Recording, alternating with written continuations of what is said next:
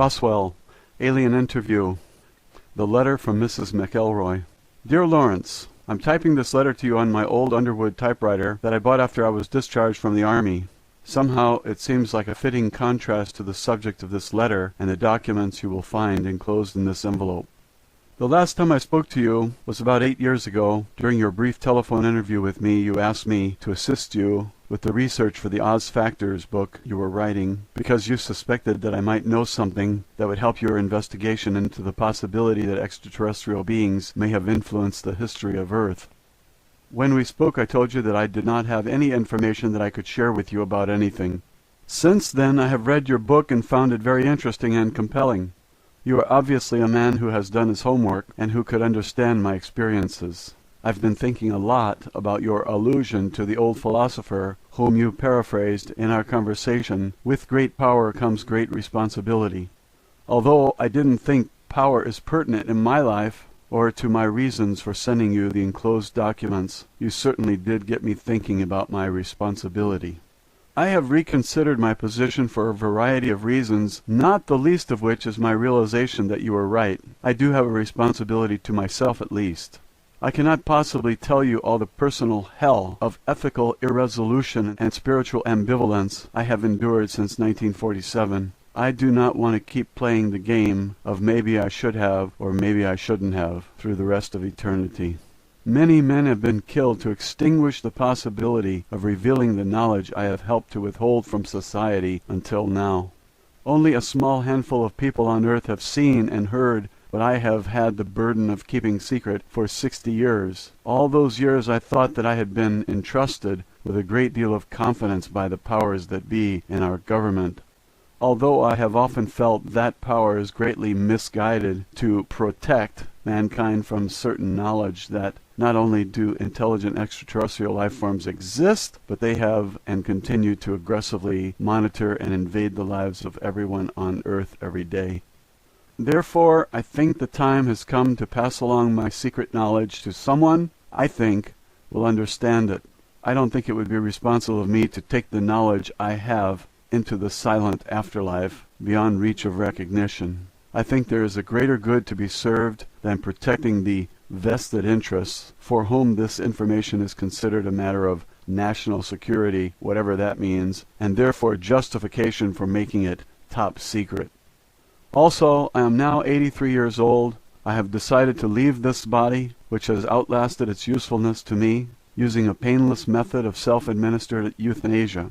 I have very few months to live and nothing to fear or lose. So I have moved away from Montana, where my husband and I lived for most of our life, to spend our remaining days in a lovely rented upstairs bedroom in a house in the homeland of my husband's family in County Meath, Ireland. I will die not far from the great mound at Noth and Doth, the fairy mound of darkness. These are sacred cairns, or massive stone structures that were erected about 3700 BCE and engraved with indecipherable hieroglyphs about the same time as the pyramids or other inexplicable stone monuments were being built all over the earth. I am also not far from the hill of Tara, that was once the ancient seat of power in Ireland, where 142 kings are said to have reigned in prehistoric and historic times. In ancient Irish religion and mythology, this was the sacred place of dwelling for the gods and was the entrance to the other world. St. Patrick came to Tara to conquer the ancient religions of the pagans. He may have suppressed the religious practices in the area, but he certainly did not have any impact on the gods who brought these civilizations to Earth, as you will discover when you read the documents enclosed. Therefore, this is a fitting location for my departure from this unholy world and final release from the burdens of this life. The crystal clear perspective of hindsight has revealed a higher purpose to me, assisting the survival of the planet, all living beings and life forms in our galaxy. The status quo of our government establishment has been to protect the people from knowledge of such matters. In fact, the only protection afforded by ignorance and secrecy is to hide the private agenda of those in power to enslave others, and by doing so, to disarm every perceived enemy and ally through superstition and stupidity. Therefore, I have enclosed the original and only existing copies of my personal notes and reflections on a matter which I have kept hidden from everyone, even my own family. I have also enclosed my copies of typed transcripts created by the stenographer who transcribed all of my interviews with the alien saucer pilot after each interview was finished. I do not have any copies of the tape recordings that were made of my interview reports. No one until now knows that I was able to secretly retain copies of the official interview transcripts. Now I'm entrusting these documents to your discretion to impart to the world in any form or manner you see fit. My only request is that you do so in a way that will not threaten your life or well-being, if possible. If you were to incorporate these notes of my experiences into a work of fiction, such as a novel, the factual nature of the material could be easily dismissed or discredited by any agency for whom the national security is used as a personal shield against scrutiny and justice. In doing so, you could disavow any knowledge of their true origin and claim that it is a fictitious work of your imagination. Whoever said that truth is stranger than fiction was right as rain. For most people, all of this will be unbelievable. Unfortunately, beliefs are not a reliable criteria for reality. Also, I'm sure that if you were to show these notes to anyone that would prefer physical, economic, or spiritual slavery over freedom, the subject matter contained in them would seem quite objectionable. If you attempted to publish the documents as a matter of factual reporting in a newspaper or on the evening TV news, they would be rejected out of hand as the work of a kook. The very nature of these documents make them unbelievable and therefore discreditable. Conversely, the release of this information is potentially catastrophic for certain political, religious, and economic vested interests. These documents contain information which is quite relevant to your interest and investigations into alien encounters and paranormal experience. To use your analogy in the Oz Factors book, I can honestly say that the few factual reports that have been made by others about alien influences are only a gentle breeze in the eye of the apocalyptic hurricane swirling around Earth. There really are wizards and wicked witches and flying monkeys in this universe. This information, which has been suspected and or speculated upon by so many for so long, has been constantly denied by mainstream media, academia, and the military-industrial complex that President Eisenhower warned us about in his farewell address. As you know, in July 1947, the Roswell Army Airfield, RAAF, issued a press release stating that personnel from the field's 509th Bomb Group had recovered a crashed flying disc from a ranch near Roswell, New Mexico, sparking intense media interest. Later that same day, the commanding general of the 8th Air Force stated that Major Jesse Marcel, who was involved with the ordinary recovery of the debris, had recovered only the tattered remnants of a weather balloon. The true facts of the incident have been suppressed by the United States government since then. You may not know that I was enlisted in the U.S. Women's Army Air Force, WAC, Medical Corps, which was a part of the U.S. Army back then. I was assigned to the 509th Bomb Group as a flight nurse at the time of the incident. When the news that there had been a crash was received at the base, I was asked to accompany Mr. Cavett, the county intelligence officer, to the crash site as the driver of his vehicle and to render any needed emergency medical assistance to any survivors, if necessary. Therefore, I briefly witnessed the wreckage of an alien spacecraft as well as the remains of the several alien personnel aboard the craft who were already dead. When we arrived, I learned that one of the personnel on board the craft had survived the crash and was conscious and apparently uninjured. The conscious alien was similar in appearance but not the same as the others. None of the other personnel present could communicate with the survivor, as the being did not communicate verbally or by any recognizable signs. However, while I examined the patient for injuries, I immediately detected and understood that the alien being was attempting to communicate with me by mental images or telepathic thought, which projected directly from the mind of the being. I immediately reported this phenomenon to Mr. Cavett. As no other person present could perceive these thoughts and the alien seemed able and willing to communicate with me, it was decided after a brief consultation with a senior officer that I would accompany the surviving alien back to the base. This was partly due to the fact that I was a nurse and could attend to the physical needs of the alien as well as serve as a non-threatening communicator and companion. After all, I was the only woman at the site and the only one who was not armed. I was thereafter assigned permanently to serve as a companion of the alien at all times. My duty was to communicate with and interview the alien and to make a complete report of all that I had discovered to command authorities. Subsequently, I was supplied with specific lists of questions provided to me by military and non-military personnel, which I was to interpret for the alien and record the responses to the questions provided. I also accompanied the alien at times during medical testing and the many other examinations to which the alien was subjected by staff from numerous government agencies. I was given a promotion in rank to Senior Master Sergeant to improve my security rating and to increase my pay grade from $54 a month to $138 per month for this very unusual assignment. I performed these duties from July 7 through August 1947, at which time the alien died or departed the body, as you will read about in my notes. Although I was never left entirely alone with the alien, as there were always military personnel, intelligence agency people, and a variety of other officials present from time to time, I did have uninterrupted access to and communication with the alien being for nearly 6 weeks. Hereinafter is an overview and summary of my personal recollections of conversations with the alien craft pilot, whom I came to know by the identity of Airl. I feel that it is my duty at this time, in the best interest of the citizens of Earth, to reveal what I have learned from my interaction with Airl during those 6 weeks, on the anniversary of her death or departure 60 years ago. Although I served as a nurse in the Army Air Force, I am not a pilot or technician. Further, I did not have any direct contact with the spacecraft or other materials recovered from the crash site at that time or thereafter.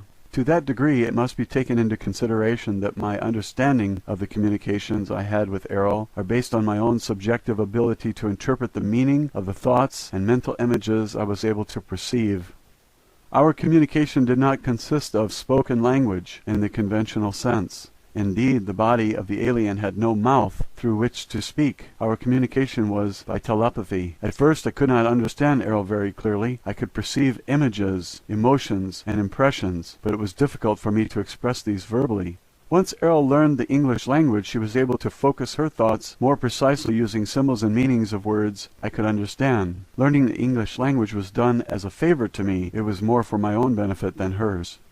By the end of our interview sessions, and increasingly since then, I have become more comfortable with telepathic communication. I have become more adept at understanding Airl's thoughts as though they are my own. Somehow her thoughts became my thoughts. Her emotions are my emotions. However, this is limited by her willingness and intention to share her own personal universe with me. She is able to be selective about what communication I am allowed to receive from her. Likewise, her experience, training, education, relationships, and purposes are uniquely her own. This is the symbol of the domain.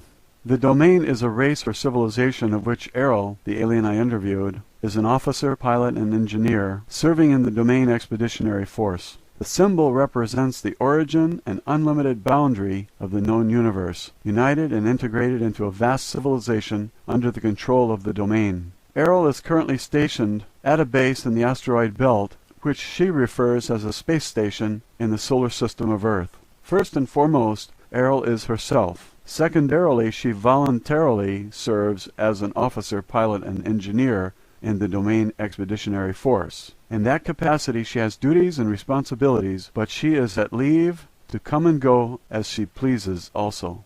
Please accept this material and make it known to as many people as possible. I repeat that it is not my intention to endanger your life with the possession of this material, nor do I really expect you to believe any of it either. However, I do sense that you can appreciate the value that such knowledge may have to those who are willing and able to face the reality of it. Mankind needs to know the answers to questions which are contained in these documents. Who are we? Where did we come from? What is our purpose on Earth? Is mankind alone in the universe? If there is intelligent life elsewhere, why have they not contacted us? It is vital that people understand the devastating consequences to our spiritual and physical survival if we fail to take effective action to undo the long-standing and pervasive effects of alien intervention on Earth. Perhaps the information in these documents will serve as a stepping stone to a better future for mankind. I hope that you can be more clever, creative, and courageous in the distribution of this information than I have been. May the gods bless you and keep you. Mrs. Matilda O'Donnell MacElroy, Senior Master Sergeant, Women's Army Air Force Medical Corps, retired. 100 Troytown Heights, Nevenmeath County, Meath, Ireland. Chapter 1. My first interview with the alien. Matilda O'Donnell MacElroy personal note. By the time the alien had been returned to the base, I had already spent several hours with her. As I mentioned, Mr. Cavett told me to stay with the alien since I was the only person among us who could understand her communication. I could not understand my ability to communicate with the being. I had never before that time experienced telepathic communication with anyone. The non-verbal communication I experienced was like the understanding you might have when a child or dog is trying to get you to understand something, but much, much more direct and powerful. Even though there were no words spoken or signs made, the intention of the thoughts were unmistakable to me. I realized later that although I received the thought, I did not necessarily interpret its meaning exactly. I think that the alien being was not willing to discuss technical matters due to the nature of her position as an officer and pilot with the duty to maintain the security and confidentiality required by her own unit or organization. Any soldier who is captured by the enemy in the line of duty has a responsibility to withhold vital information, even in the face of interrogation or torture, of course. But in spite of that, I have always felt that the alien being was not really trying to hide anything from me. I just never got that feeling. Her communication always seemed honest and sincere to me, but I suppose you can never know for sure. I definitely feel that I shared a unique bond with the alien. It was a kind of trust or empathy that you have with a patient or a child. I think it was because the alien could understand that I was really interested in her and had no harmful intention. Nor would I allow any harm to come to her if I could prevent it. This was true too. I refer to the alien as her. Actually, the being was not sexual in any way, either physiologically or psychologically. She did have a rather strong feminine presence and demeanor. However, in terms of psychology, the being was asexual and had no internal or external reproductive organs. Her body was more like the body of a doll or robot. There were no internal organs as the body was not constructed of biological cells. It did have a kind of circuit system or electrical nervous system that ran throughout the body, but I could not understand how it worked. In stature and appearance, the body was quite short and petite, about 40 inches tall. The head was disproportionately large relative to arms, legs, and torso, which were thin. There were 3 fingers on each of 2 hands and feet, which were somewhat prehensile. The head had no operational nose or mouth or ears.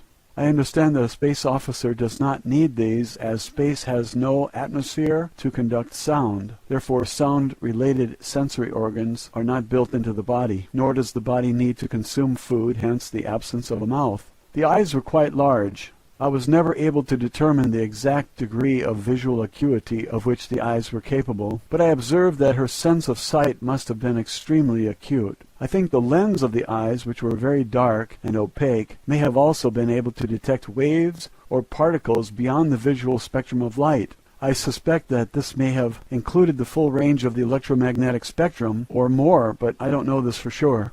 When the being looked at me, her gaze seemed to penetrate right through me, as though she had X-ray vision. I found this a little embarrassing at first, until I realized she had no sexual intentions. In fact, I don't even think she ever even had the thought that I was male or female. It became very obvious after a short time with the being that her body did not require oxygen, food, or water, or any other external source of nutrition or energy. As I learned later, this being supplied her own energy, which animated and operated the body. It seemed a little bit eerie at first, but I got used to the idea. It's really a very simple body. There's not much to it compared to our own bodies. Airl explained to me that it was not mechanical, like a robot, nor was it biological. It is animated directly by her as a spiritual being. Technically, from a medical standpoint, I would not say that Airl's body could not be called alive. Her dull body is not a biological life form, with cells and so forth. It had a smooth skin or covering which was gray in color.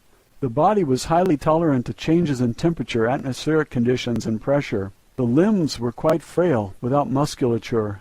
In space there is no gravity, so very little muscle strength is needed.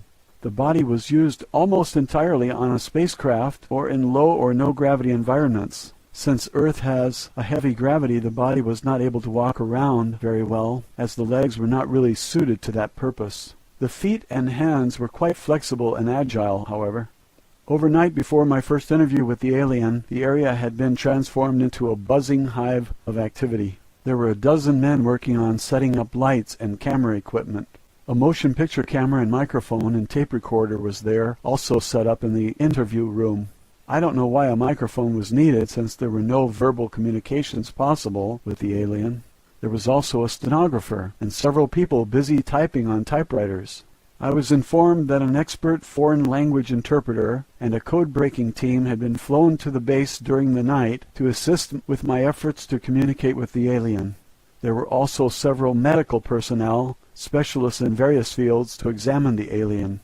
And a professor of psychology was there to help formulate questions and interpret the answers.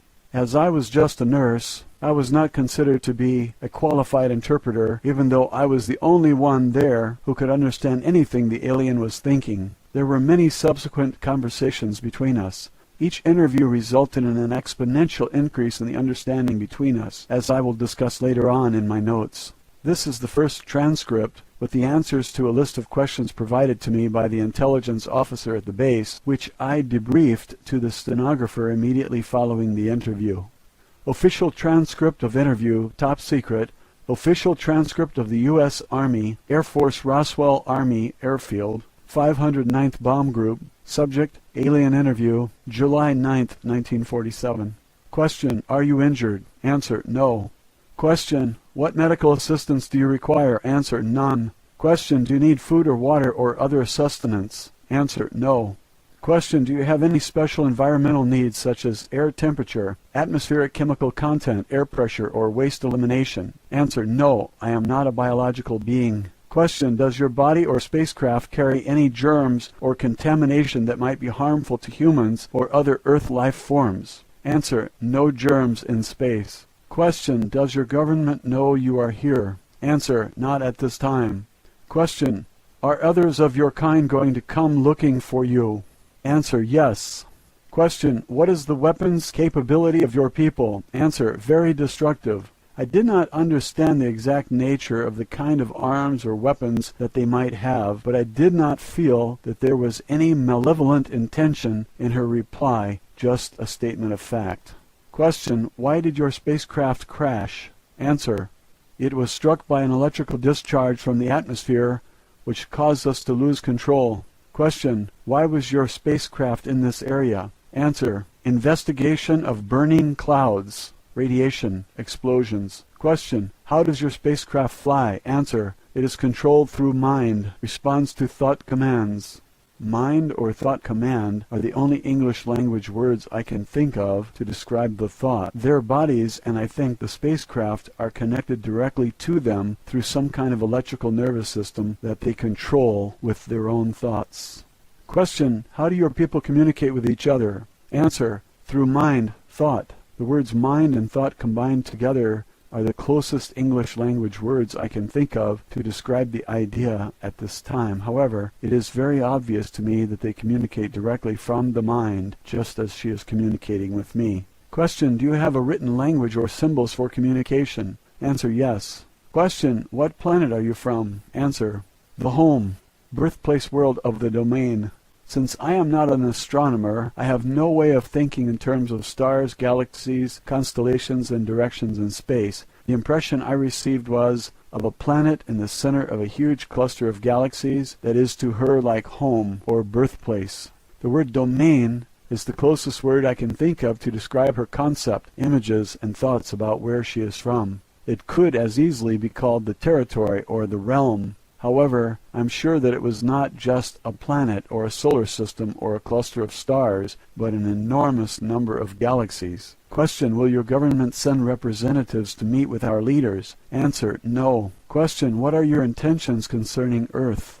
Answer, preserve, protect property of the domain. Question, what have you learned about Earth governments and military installations? Answer, poor, small, destroy planet. Question, why haven't your people made your existence known to the people of Earth? Answer, watch, observe, no contact. I got the impression that contact with people on Earth was not permitted, but I could not think of a word or idea that communicated the impression I got exactly. They are just observing us. Question: have your people visited Earth previously? Answer: periodic, repeating observations. Question: how long have you known about Earth? Answer: long before humans. I'm not sure if the word prehistoric would be more accurate, but it was definitely a very long period of time before human beings evolved. Question: what do you know about the history of civilization on Earth? Answer: small interest, attention, small time. The answer to this question seemed very vague to me. However, I perceived that her interest in Earth history is not very strong, or that she did not pay much attention to it. Or maybe, I don't know. I really didn't get an answer to the question. Question: can you describe your home world to us? Answer: place of civilization, culture, history, large planet, wealth, resources always, order, power, knowledge, wisdom, 2 stars, 3 moons. Question: what is the state of development of your civilization? Answer: ancient, trillions of years, always, above all others, plan, schedule, progress, win, high goals, ideas. I used the number trillions because I am sure that the meaning was a number larger than many billions. The idea of the length of time she communicated is beyond me. It's really closer to the idea of infinity in terms of Earth years. Question: do you believe in God?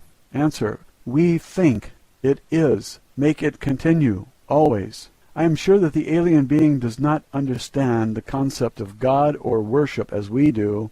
I assume that the people in her civilization were all atheists. My impression was that they think very highly of themselves and are very prideful indeed.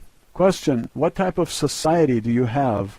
Answer: order, power, future always, control, grow. These are the closest words I can use to describe the idea she had about her own society or civilization. Her emotion when communicating her response to this question became very intense, very bright and emphatic. Her thought was filled with an emotion that gave me a feeling of jubilation or joy, but it made me very nervous also. Question: are there other intelligent life forms besides yourself in the universe? Answer: everywhere. We are greatest, highest of all. Due to her small stature, I'm sure that she did not mean tallest or biggest. Again, her prideful nature showed through in the feeling that I received from her. Matilda O'Donnell MacElroy, personal note. This was the conclusion of the first interview.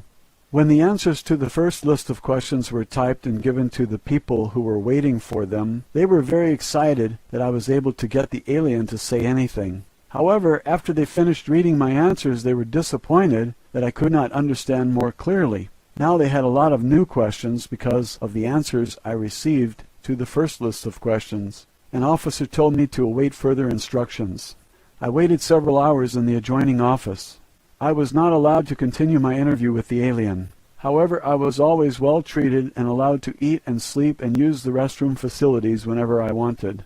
Eventually, a new list of questions was written for me to ask the alien. I gathered that quite a few other agents, government and military officials had arrived at the base by this time.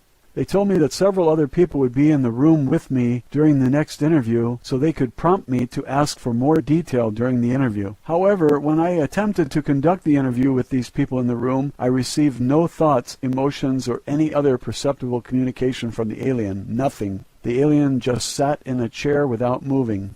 We all left the interview room. The intelligence agent became very agitated about this. He accused me of lying or making up the answers to the first questions. I insisted that all my answers were honest and as accurate as I could make them. Later that day it was decided that several other people would attempt to ask questions of the alien. However, in spite of several attempts by different experts, no one else was ever able to get any communication at all from the alien. Over the next several days, a psychic research scientist from back east was flown to the base to interview the alien. Her name was Gertrude something or other. I don't remember the last name. On another occasion, an Indian clairvoyant named Krishnamurti came to the base to try to communicate with the alien. Neither one was successful at getting the alien to communicate anything. I was personally not able to communicate telepathically with either of these people either, although I did not think that Mr. Krishnamurti was a very kind and intelligent gentleman. Finally, it was decided that I should be left with the alien by myself to see if I could get any answers. Chapter 2, my second interview. In the next interview, I was told to ask the alien only one question. Official transcript of interview. Top secret. Official transcript of the U.S. Army Air Force, Roswell Army Airfield, 509th Bomb Group. Subject, alien interview, July 10th, 1947. Question. Why have you stopped communicating? Answer. No stop. Others. Hidden. Covered. Secret fear. The alien cannot communicate with them because they were afraid of her or did not trust her. And it is clear to me that the alien is not aware that some people have secret intentions toward her and are hiding their real thoughts. It is equally obvious to me that the alien does not have even a tiny bit of fear of us, or anything else for that matter. Matilda O'Donnell MacElroy, personal note. I pondered the words I chose to convey the meaning of the alien's thoughts very carefully before reporting to the stenographer and the people who were waiting anxiously in the other room. Personally, I never suffered any fear or misapprehension about the alien whatsoever. I was very, very curious and excited to learn anything and everything I could about her and from her. However, like the aliens, I did not have much trust or confidence in the agents or authorities who were controlling my interviews. I had no idea what their intentions toward her might be. However, I am sure that the military officers were very, very nervous about having an alien spacecraft and pilot on their hands. At that moment, my greatest worry was how to more clearly understand the thoughts and ideas of the alien. I think that I was doing pretty well as a telepathic receiver, but not as good as a telepathic sender. I wanted desperately to figure out a better way to communicate with the alien, in a way that would enable the growing legion of government officials to understand her more directly, without having to rely on my interpretation of her thoughts. I did not feel very well qualified to act as an interpreter, yet I was the only person with whom the alien would communicate, so it was up to me to get the job done. I was also becoming acutely aware that this was probably the biggest news event in the history of the Earth, and that I should be proud to have had any part in it. Of course, by that time the entire incident had been officially denied in the press, and a cover-up of immense proportions by the military and the powers that be had already begun. However, I was beginning to feel the pressure of the responsibility for being the first person on Earth, as far as I knew, to communicate with an extraterrestrial life form. I think I know how Columbus must have felt when he discovered a new world the size of a continent on one small planet, but I was able to discover an entirely new unexplored universe. While I waited for my next instructions from my superiors, I went to my quarters under escort of several heavily armed MPs. Several other men dressed in black suits and ties accompanied me also. They were still there when I got up in the morning. After breakfast, which was brought to me in my own quarters, they escorted me back to the office at the base that was used for the interview. Roswell, Alien Interview, Chapter 3. My third interview. Matilda O'Donnell MacElroy, personal note. The third interview and all subsequent interviews that I had with the alien were observed and recorded, as I mentioned above, by dozens of other people. Although they were not physically present, a special room had been constructed with a window of one-way glass through which the interview could be observed from an adjoining room without intruding on the alien. The alien had been moved into a newly constructed room and was seated in an ordinary overstuffed living room chair covered with a flowery fabric. I'm sure that someone had been sent into town to buy a chair from the nearest available furniture store. The alien's body was about the same size as a very thin 5-year-old child, so she was dwarfed by the chair. Since her body was not biological, it didn't need any food, air, or heat, and apparently she didn't sleep either. There were no eyelids or eyebrows above her eyes, so the eyes didn't close. I don't think anyone could tell whether she was sleeping or awake as long as she was sitting upright in the chair. Unless she moved her body or gestured with her hand, it would be hard to tell whether she was even alive or not unless you could perceive her thoughts. Eventually, I learned that the alien was not identified by her body, but by her personality, so to speak. She was known by her fellow aliens as Airl. This is the closest word I can use to describe the name using the English alphabet. I sensed that she preferred the feminine gender. I think we shared a natural female empathy and nurturing attitude toward life and each other. I am sure she did not feel comfortable with the combative, aggressive, domineering attitude of the male officers and agents, each of whom was more concerned with their own personal self-importance and power than with discovering the secrets of the universe. When I entered the room, she was very pleased to see me. I felt a very genuine sense of recognition, relief, and a warm feeling from her. It was like the eager excitement and unconditional platonic affection one feels from a dog or a child, yet with a calm and reserved control. I must say that I was surprised that I felt the same sort of affection for the alien being, especially since we had spent so little time with each other. I was pleased that I was able to continue my interviews with her in spite of all the attention it was getting from the stream of government and military people arriving at the base. It was very obvious that the people who wrote the next series of questions for me wanted to learn how to communicate with the alien themselves without having to go through me. Here are the answers to the new list of questions. Official transcript of interview, top secret. Official transcript of the U.S. Army Air Force Roswell Army Airfield 509th Bomb Group. Subject, alien interview, July 11th, 1947. Question, can you read or write any Earth languages? Answer, no. Question, do you understand numbers or mathematics? Answer, yes, I'm an officer, pilot, engineer. Question, can you write or draw symbols or pictures that we may be able to translate into our own language? Answer, uncertain. Question, are there any other signs or means of communication you can use to help us understand your thoughts more clearly? Answer, no. Matilda O'Donnell MacElroy, personal note. I was very sure that this was not true, but I understand clearly that Airl was not willing to communicate in writing or drawing or sign language. My feeling was that she was following orders like any soldier who had been captured, not to reveal any information that might be useful to an enemy, even under torture. She was only able and willing to reveal non-confidential or personal information or name, rank, and serial number. Official transcript of interview, top secret. Official transcript of the U.S. Army Air Force Roswell Army Airfield 509th Bomb Group. Subject, alien interview, July 11th, 1947, second session.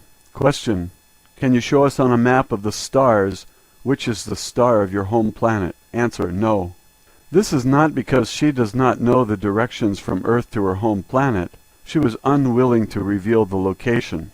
It was also due to the fact that the star system of her home planet does not exist on any star map on Earth. It's too far away. Question, how long will it take your people to locate you here? Answer, unknown. Question, how long would it take your people to travel here to rescue you? Answer, minutes or hours. Question, how can we make them understand that we do not intend to harm you? Answer, intentions are clear. See in your mind. Images, feelings. Question, if you are not a biological entity, why do you refer to yourself as feminine? Answer, I am a creator, mother, source. Matilda O'Donnell MacElroy, personal note. These questions only took me a few minutes to complete. I realized then that we may be in for some serious trouble if the alien was not willing to cooperate or reveal any information that the military or intelligence agencies or scientists consider to be useful to them. I was also sure that the alien was very certain of the actual intentions of the people who wrote these questions, as she could read their minds just as easily as she could read my thoughts and communicate with me telepathically. Because of these intentions, she was unwilling and unable to cooperate with any of them in any way under any circumstances. And I am equally sure that since she is not a biological life form, that there was no kind of torture or coercion that would change her mind. Roswell, Alien Interview, Chapter 4. The Language Barrier.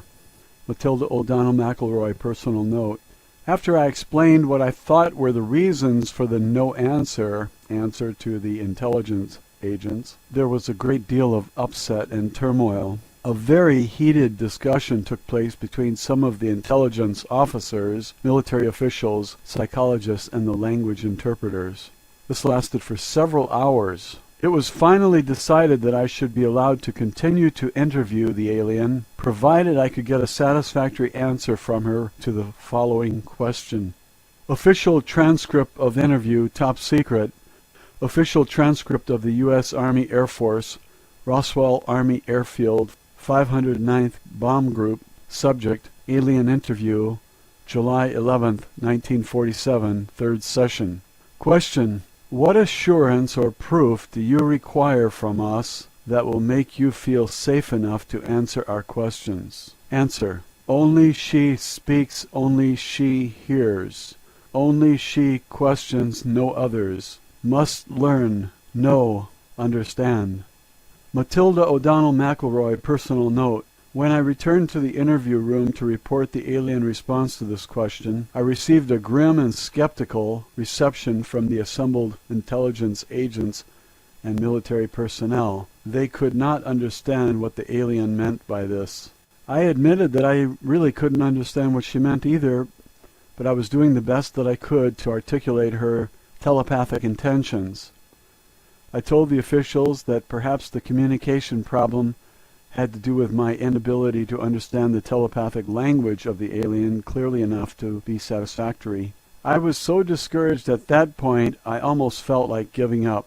And now there was even more arguments than before. I was sure I was going to be removed from my position in spite of the fact that the alien refused to communicate with anyone else, or that no one else had been found who could communicate with her. Fortunately, a very clever fellow named John Newble, who was a Japanese language specialist from the Navy, had an explanation and a solution to the problem. He explained that first the problem had very little to do with the inability of the alien to communicate. It had more to do with her unwillingness to communicate with anyone other than myself. Second, in order for any clear, comprehensive communication to happen, both parties needed to understand and communicate through a common language. Words and symbols in language convey very precise concepts and meanings. He said that the Japanese people have a lot of homonyms in their language which cause a lot of confusion in day-to-day communication. They solved this problem by using standard Chinese characters to write down the exact meaning of the word they are using. This clears up the matter for them. Without a defined nomenclature, communication was not possible beyond the rudimentary understanding between men and dogs or between two small children. The lack of a common vocabulary of clearly defined words that all parties can use fluently was the limiting factor in communication between all people, groups, or nations. Therefore, he suggested that there were only two choices. I had to learn to speak the language of the alien, or the alien had to learn to speak English. Factually, only one choice was possible, that I persuade Airl to learn English, and that I teach it to her with the guidance of the language specialist. No one had any objection to trying this approach, as there were no other suggestions. The language specialists suggested that I take several children's books and a basic reading primer and grammar text with me into the interview room. The plan was that I would sit next to the alien and read aloud to her from the books, while pointing to the text I was reading with my finger so that she could follow along.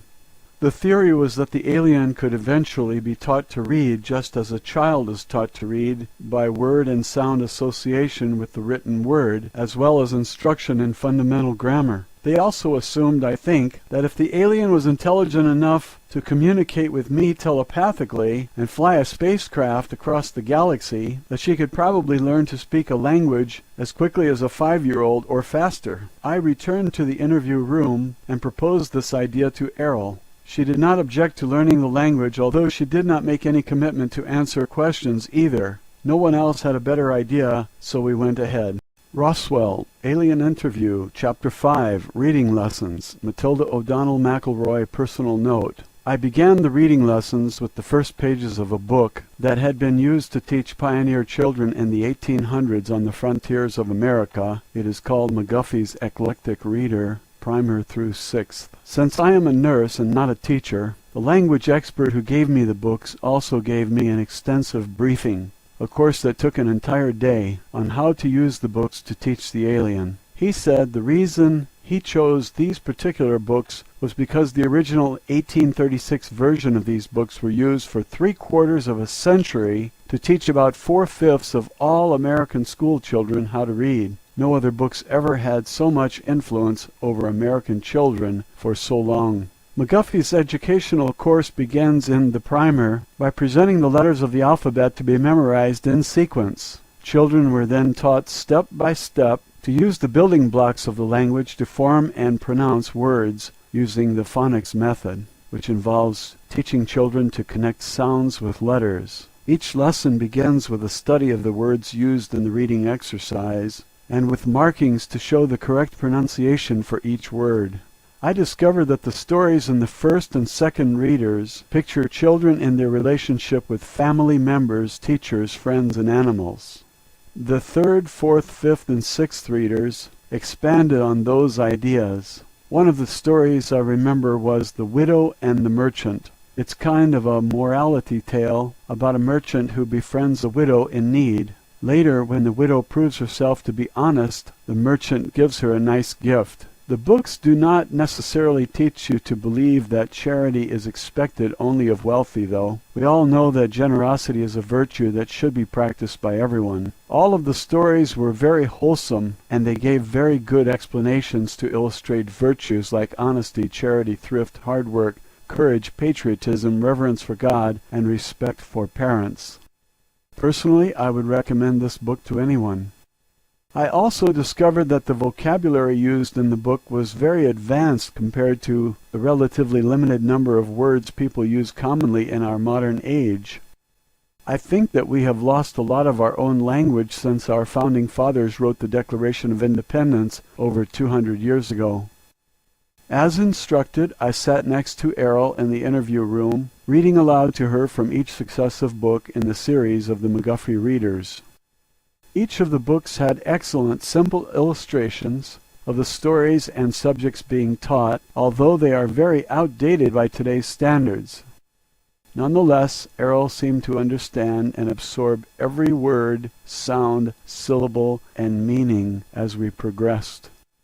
We continued this process for 14 hours a day for 3 consecutive days without interruption, except for a few meals and rest breaks on my part.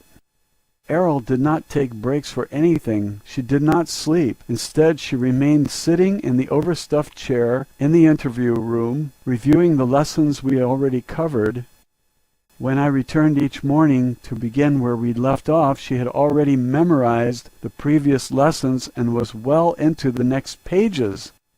This pattern continued to accelerate until it became pointless for me to continue reading to her. Although Airl did not have a mouth to speak with, she was now able to think at me in English. At the end of these lessons, Airl was able to read and study by herself. I showed her how to use a dictionary to look up new words she encountered. Airl consulted the dictionary continually after that. From then on, my job was acting as a courier for her, requesting that reference books be brought to her in a steady stream. Next, Mr. Newble brought in a set of the Encyclopedia Britannica. Airl especially enjoyed this because it had a lot of pictures. After that, she requested many more picture books and reference books with photographs and drawings, because it was much easier to understand the meaning if she could see a picture of the thing she was studying. Over the next 6 days, books were brought in from libraries all over the country, I presume, because it wasn't more than a few more days before she had read through several hundred of them. She studied every subject I could imagine, and many other very technical things I never wanted to know anything about, like astronomy, metallurgy, engineering, mathematics, various technical manuals, and so forth. Later she began to read fiction books, novels, poetry, and the classics of literature. Airl also asked to read a great many books on the subjects in the humanities, especially history. I think she must have read at least 50 books about human history and archaeology. Of course, I made sure that she received a copy of the Holy Bible also, which she read from cover to cover without comment or questions. Although I continued to stay with Airl for 12 to 14 hours each day, most of that time during the following week had been spent without much communication between us, except for an occasional question she asked me. The questions were usually meant to give her a sense of context or to clarify something in the books she was reading. Oddly, Airl told me that her favorite books were Alice's Adventures in Wonderland, Don Quixote's de la Mancha, and 1001 Nights. She said the authors of these stories showed that it is more important to have a great spirit and imagination than great skill or power. I could not answer a lot of her questions, so I consulted with people in the outer rooms for answers. Most of these had to do with technical and scientific things. A few of her questions were about the humanities. The depth of complex understanding and subtlety of her questions showed that she had a very penetrating intellect. Personally, I think she had already known a lot more about the culture and history of Earth than she was willing to admit when we started. I would soon discover how much more.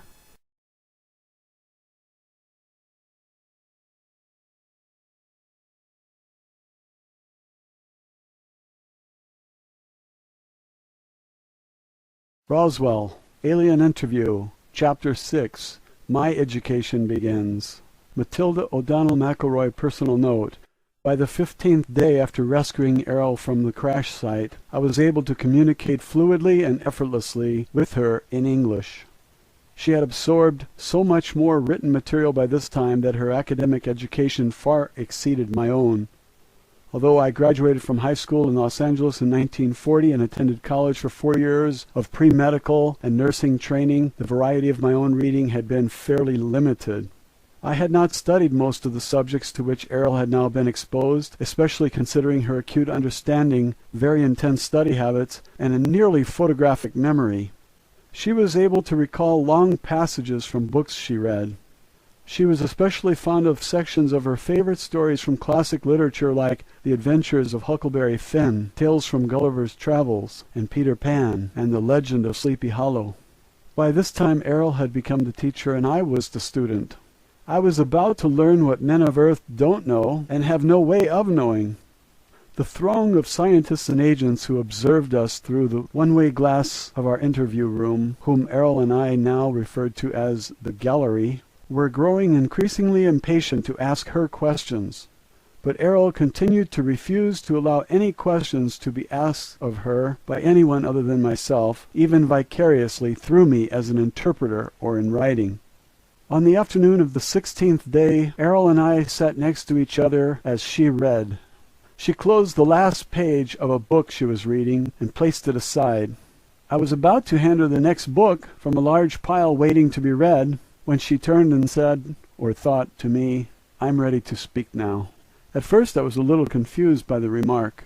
I gestured for her to continue, and she began to teach me my first lesson.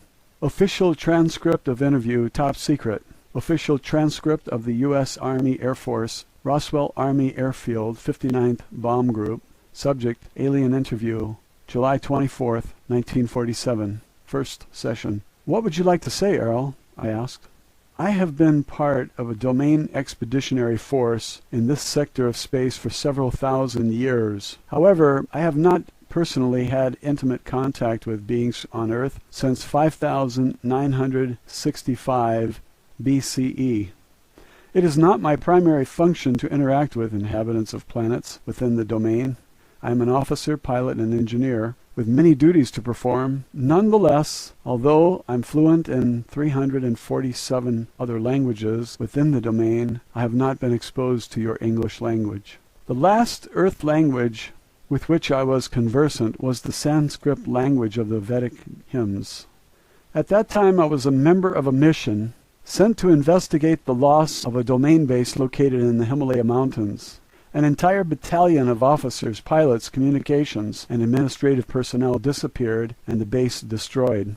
Several million years ago, I was trained and served as an investigation, data evaluation, and program development officer for the domain. Because I was experienced in that technology, I was sent to Earth as part of a search team. One of my duties involved interrogation of the human population that inhabited the adjoining area at that time.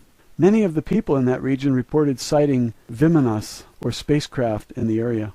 Following the logical extension of evidence, testimony, observation, as well as the absence of certain evidence, I led my team to the discovery that there were still Old Empire ships and well-hidden Old Empire installations in this solar system of which we had been completely unaware. You and I were unable to communicate in your language because I personally have not been exposed to your language. However, now that I have scanned the books and the material you provided me, this data has been relayed to our space station in this region and processed by our communications officer through our computers. It has been translated into my own language and relayed back to me in a context that I can think with. I have also received additional information from the files stored in our computers about the English language and domain records concerning Earth civilization. Now I'm prepared to give you certain information that I feel will be of great value to you. I will tell you the truth. Although truth is relative to all other truth, I wish to share with you, as honestly and accurately as possible, truth as I see it, within the boundaries of my integrity to myself, to my race, and without violating my obligations to the organization I serve and have sworn to uphold and protect. Okay, I thought. Will you answer questions from the gallery now? No, I will not answer questions. I will provide information to you that I think will be beneficial to the well-being of the immortal, spiritual beings who comprise humanity, and that will foster the survival of all the myriad life forms and the environment of Earth, as it is a part of my mission to ensure the preservation of Earth. Personally, it is my conviction that all sentient beings are immortal spiritual beings. This includes human beings.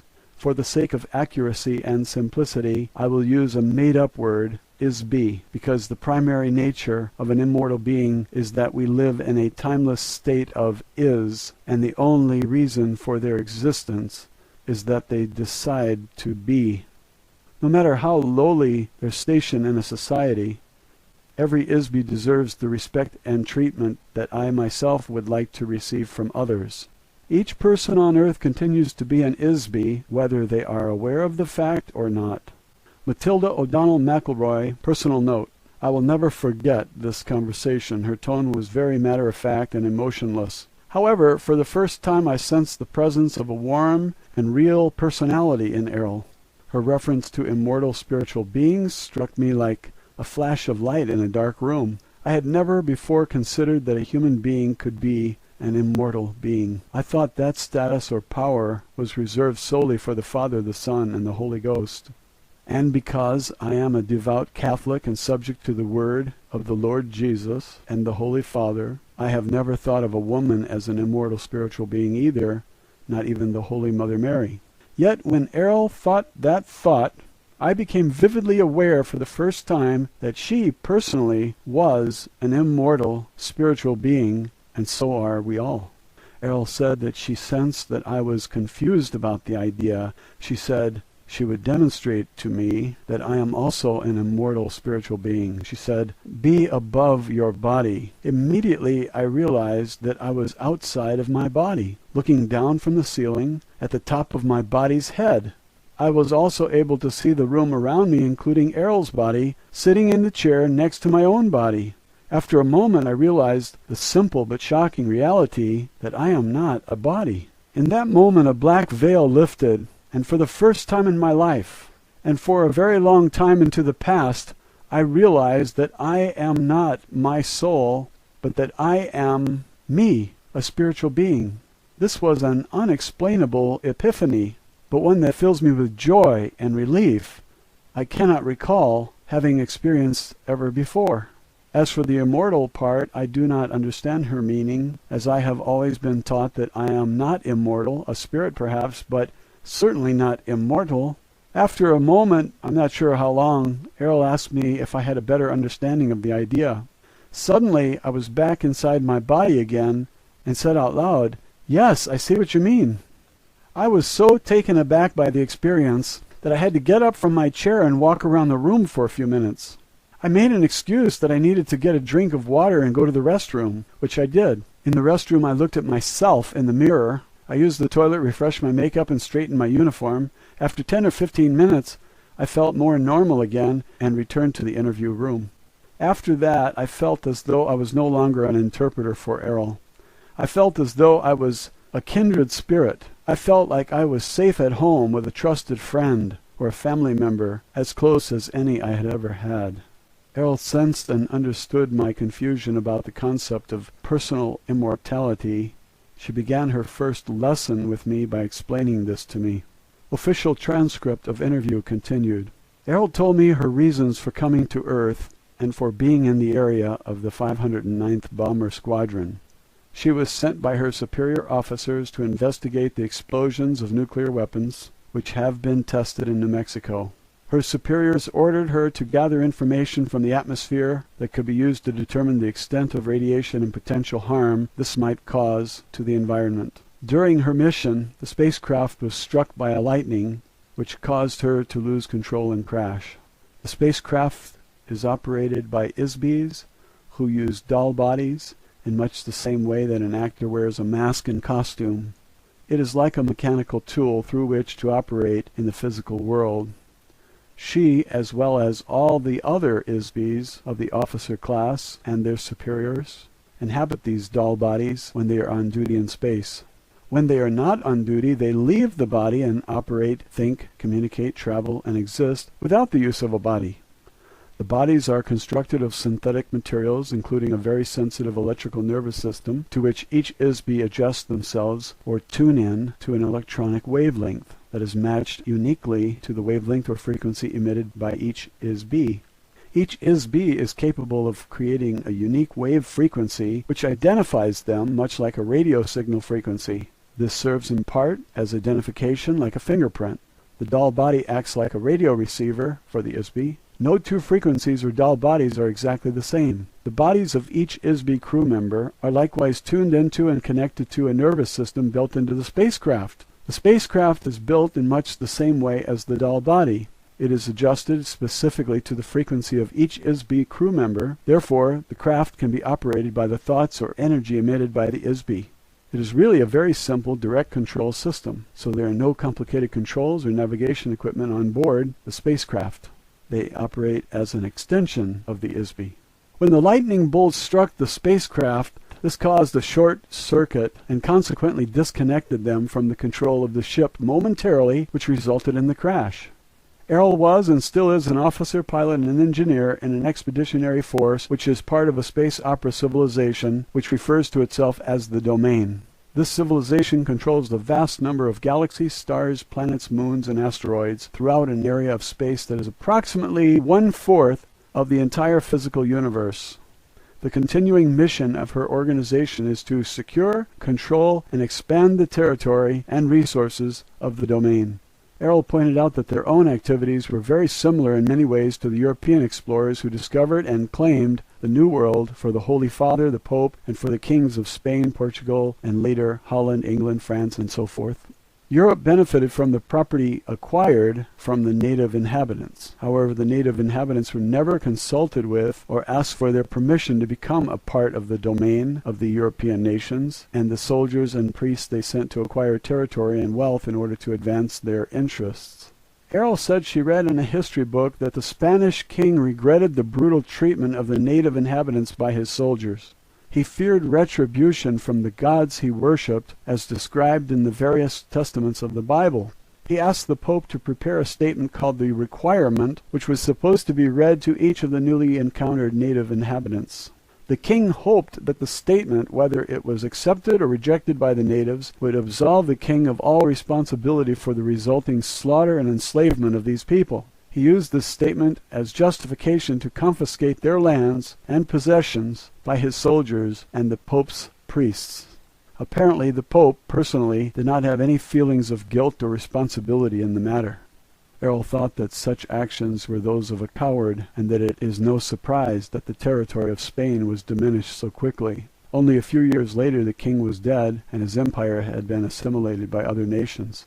Airl said that this sort of behavior does not occur in the domain. Their leaders assume full responsibility for the actions of the domain and would not denigrate themselves in this fashion. nor do they fear any gods or have any regret for their actions. This idea reinforces my earlier suggestion that Airl and her people are probably atheists. In the case of the acquisition of Earth by the domain, the rulers of the domain have chosen not to openly reveal this intention to their native inhabitants of Earth until a later time when it may or may not suit their interest to reveal themselves. For the present time, it is not strategically necessary to make the presence of the domain expeditionary force known to mankind. In fact, until now, it has been very aggressively hidden for reasons that will be revealed later. The asteroid belt near Earth is very small, but important location for the domain in this part of space. Actually, some of the objects in our solar system are very valuable for their use as low-gravity space stations. They are interested primarily in the low-gravity satellites in this solar system, which consists mainly of the side of the moon facing away from Earth and the asteroid belt, which is a planet that was destroyed billions of years ago, and to a lesser degree Mars and Venus. Dome structures synthesized from gypsum or underground bases covered by electromagnetic force fields are easily constructed to house the domain forces. Once an area of space is acquired by the domain and becomes a part of the territory under its control, it is treated as the property of the domain. The space station near the planet Earth is important only because it lay along a path of the domain expansion route toward the center of the Milky Way galaxy and beyond. Of course, everyone in the domain is aware of this, except for the people of Earth. Roswell, Alien Interview, Chapter 7, A Lesson in Ancient History. Matilda O'Donnell MacElroy, Personal Note. My instruction with Airl continued through the night until dawn of the next morning. I must say that I was fascinated, skeptical, shocked, alarmed, dismayed, and disgruntled by the lesson I was getting from Airl. I could never have imagined any of what she was telling me, not even in my wildest dreams and nightmares. The next afternoon, after I had slept, showered, and eaten, I was debriefed about my interview session the previous evening by members of the gallery who recorded my account of what Airl told me. There was a stenographer present for the session as usual, to whom I debriefed after each interview, and there were also 6 or 7 men who asked for clarification of my statements.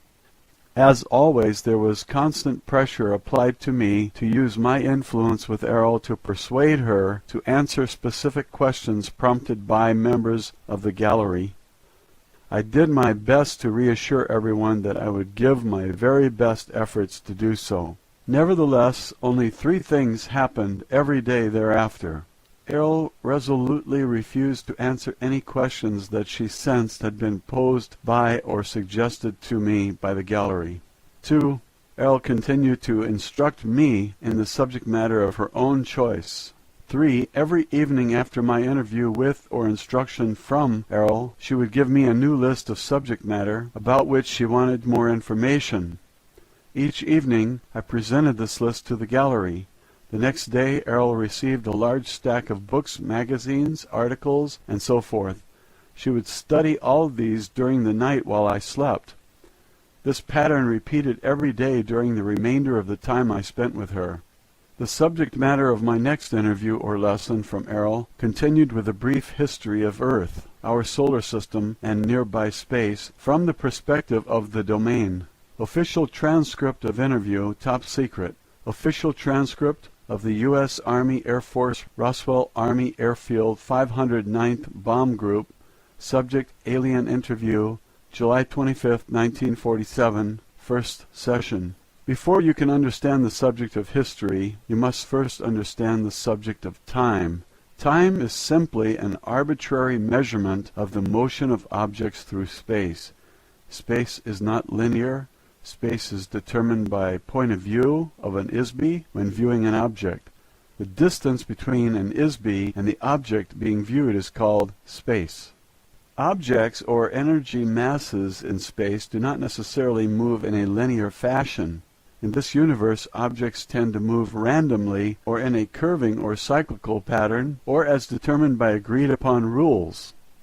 History is not only a linear record of events, as many authors of Earth history books imply, because it is not a string that can be stretched out and marked like a measuring tool. History is a subjective, observation of the movement of objects through space, recorded from the point of view of a survivor rather than those who succumbed. Events occur interactively and concurrently, just as the biological body has a heart that pumps blood while the lungs provide oxygen to the cells, which reproduce using energy from the sun and chemicals from plants at the same time as the liver strains toxic wastes from the blood and eliminates them through the bladder and the bowels. All of these interactions are concurrent and simultaneous.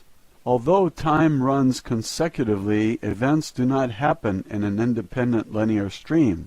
In order to view and understand the history or reality of the past, one must view all the events as part of an interactive whole. Time can also be sensed as a vibration, which is uniform throughout the entire physical universe.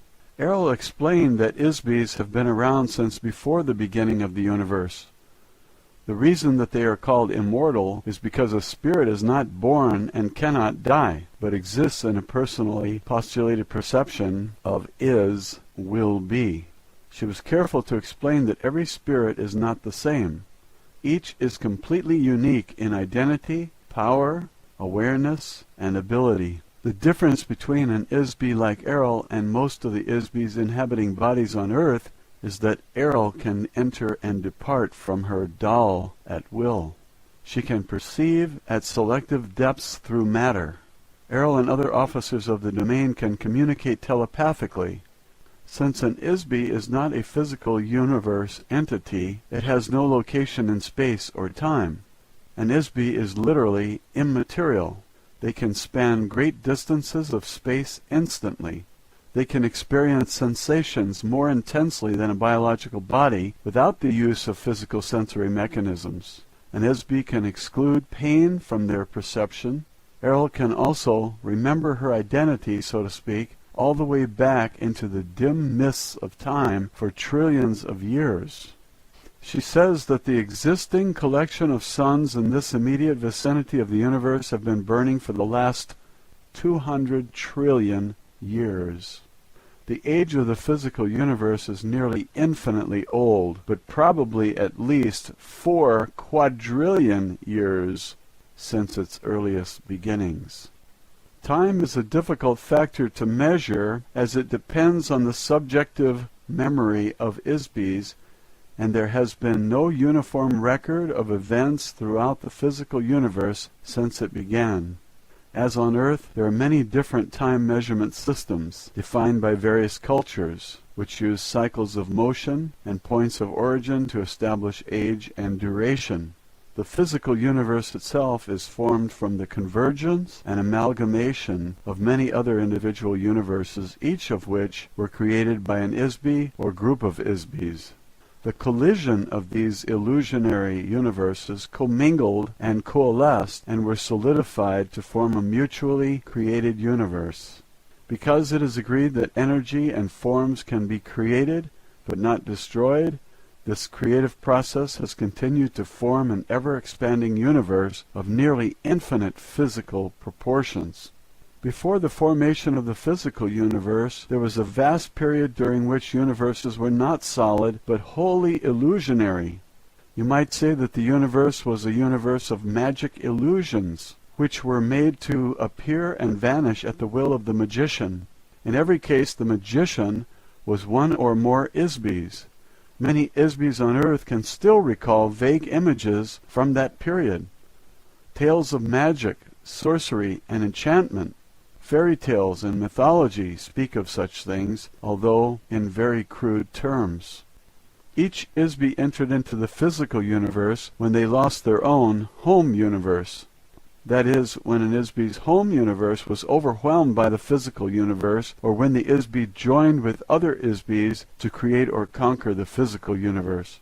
On Earth, the ability to determine when an ISB entered the physical universe is difficult for 2 reasons. 1, the memory of ISBs on Earth have been erased, and 2, ISB's arrival or invasion into the physical universe took place at different times, some 60 trillion years ago, and others only 3 trillion. Every once in a short while, a few million years, an area or planet will be taken over by another group of ISBs entering into the area. Sometimes they will capture other ISBs as slaves. They will be forced to inhabit bodies to perform menial or manual work, especially mining mineral ores on heavy gravity planets such as Earth. Airl says that she has been a member of the Domain Expeditionary Force for more than 625 million years. When she became a pilot for a biological survey mission, which included occasional visits to Earth. She can remember her entire career there and for a very long time before that. She told me that Earth scientists do not have an accurate measuring system to gauge the age of matter. They assume that because certain types of materials seem to deteriorate rather quickly, such as organic or carbon-based matter, that there is a deterioration of matter. It is not accurate to measure the age of stone based on the measurement of the age of wood or bone. This is a fundamental error. Factually, matter does not deteriorate. It cannot be destroyed. Matter can only be altered in form, but it is never truly destroyed. The Domain has conducted a periodic survey of the galaxies in this sector of the universe since it developed space travel technologies about 80 trillion years ago. A review of changes in the complexion of Earth revealed that mountain ranges rise and fall, continents change location, the poles of the planet shift, ice caps come and go, oceans appear and disappear, rivers, valleys, and canyons change. In all cases the matter is the same. It is always the same sand. Every form and substance is made of the same basic materials which never deteriorates. Matilda O'Donnell MacElroy, personal note. I cannot even begin to imagine how advanced a civilization may have become technically and mentally after trillions of years. Just think of how advanced our own country has become compared to only 150 years ago. Only a few generations ago, transportation was on foot, horseback, or boat. Reading was done by candlelight, heating and cooking were done over a fireplace, and there wasn't any indoor plumbing. Official transcript of interview. Airl described the abilities of an ISB officer of the Domain to me, and she demonstrated one to me when she contacted telepathically a communications officer of the Domain who was stationed in the asteroid belt. The asteroid belt is composed of thousands of broken-up pieces of a planet that once existed between Mars and Jupiter. It serves as a good low-gravity jumping-off point for incoming spacecraft traveling toward the center of our galaxy. She requested that this officer consult information stored in the files of the Domain concerning the history of Earth. She asked the communications officer to feed this information to Airl. The communications officer immediately complied with the request. Based on the information stored in the files of the Domain, Airl was able to give me a brief overview of our history lesson. This is what Airl told me that the Domain had observed about the history of Earth. She told me that the Domain Expeditionary Force first entered into the Milky Way galaxy very recently, only about 10,000 years ago. Their first action was to conquer the home planets of the Old Empire. This is not the official name, but a nickname given to the conquered civilization by the Domain forces, that served as the seat of central government for this galaxy and other adjoining regions of space. These planets are located in the stars systems in the tail of the Big Dipper constellation. She did not mention which stars exactly. About 1,500 years later, the Domain began the installation bases for their own forces along the path of invasion which leads towards the center of the galaxy and beyond. About 8,200 years ago, the Domain forces set up a base on Earth in the Himalaya Mountains near the border of modern Pakistan and Afghanistan. This was a base for the battalion of the Domain Expeditionary Force, which included about 3,000 members. They set up a base under or inside the top of the mountain. The mountain top was drilled into and made hollow to create an area large enough to house the ships and personnel of that force. An electronic illusion of the mountaintop was created to hide the base by projecting a false image from inside the mountain against a force screen. The ships could then enter and exit through the force screen, yet remain unseen by Homo sapiens. Shortly after they settled there, the base was surprised by an attack from a remnant of the military forces of the old empire. Unbeknownst to the domain, a hidden underground base on Mars, operated by the old empire, had existed for a very long time. The domain base was wiped out by a military attack from the Mars base, and the ISBs of the domain expeditionary force were captured. You can imagine that the domain was very upset about losing such a large force of officers and crew, so they sent other crews to Earth to look for them. Those crews were also attacked. The captured ISBs from the domain forces were handled in the same fashion as all other ISBs who have been sent to Earth. They were each given amnesia, had their memories replaced with false pictures and hypnotic commands, and sent to Earth to inhabit biological bodies. They are still a part of the human population today.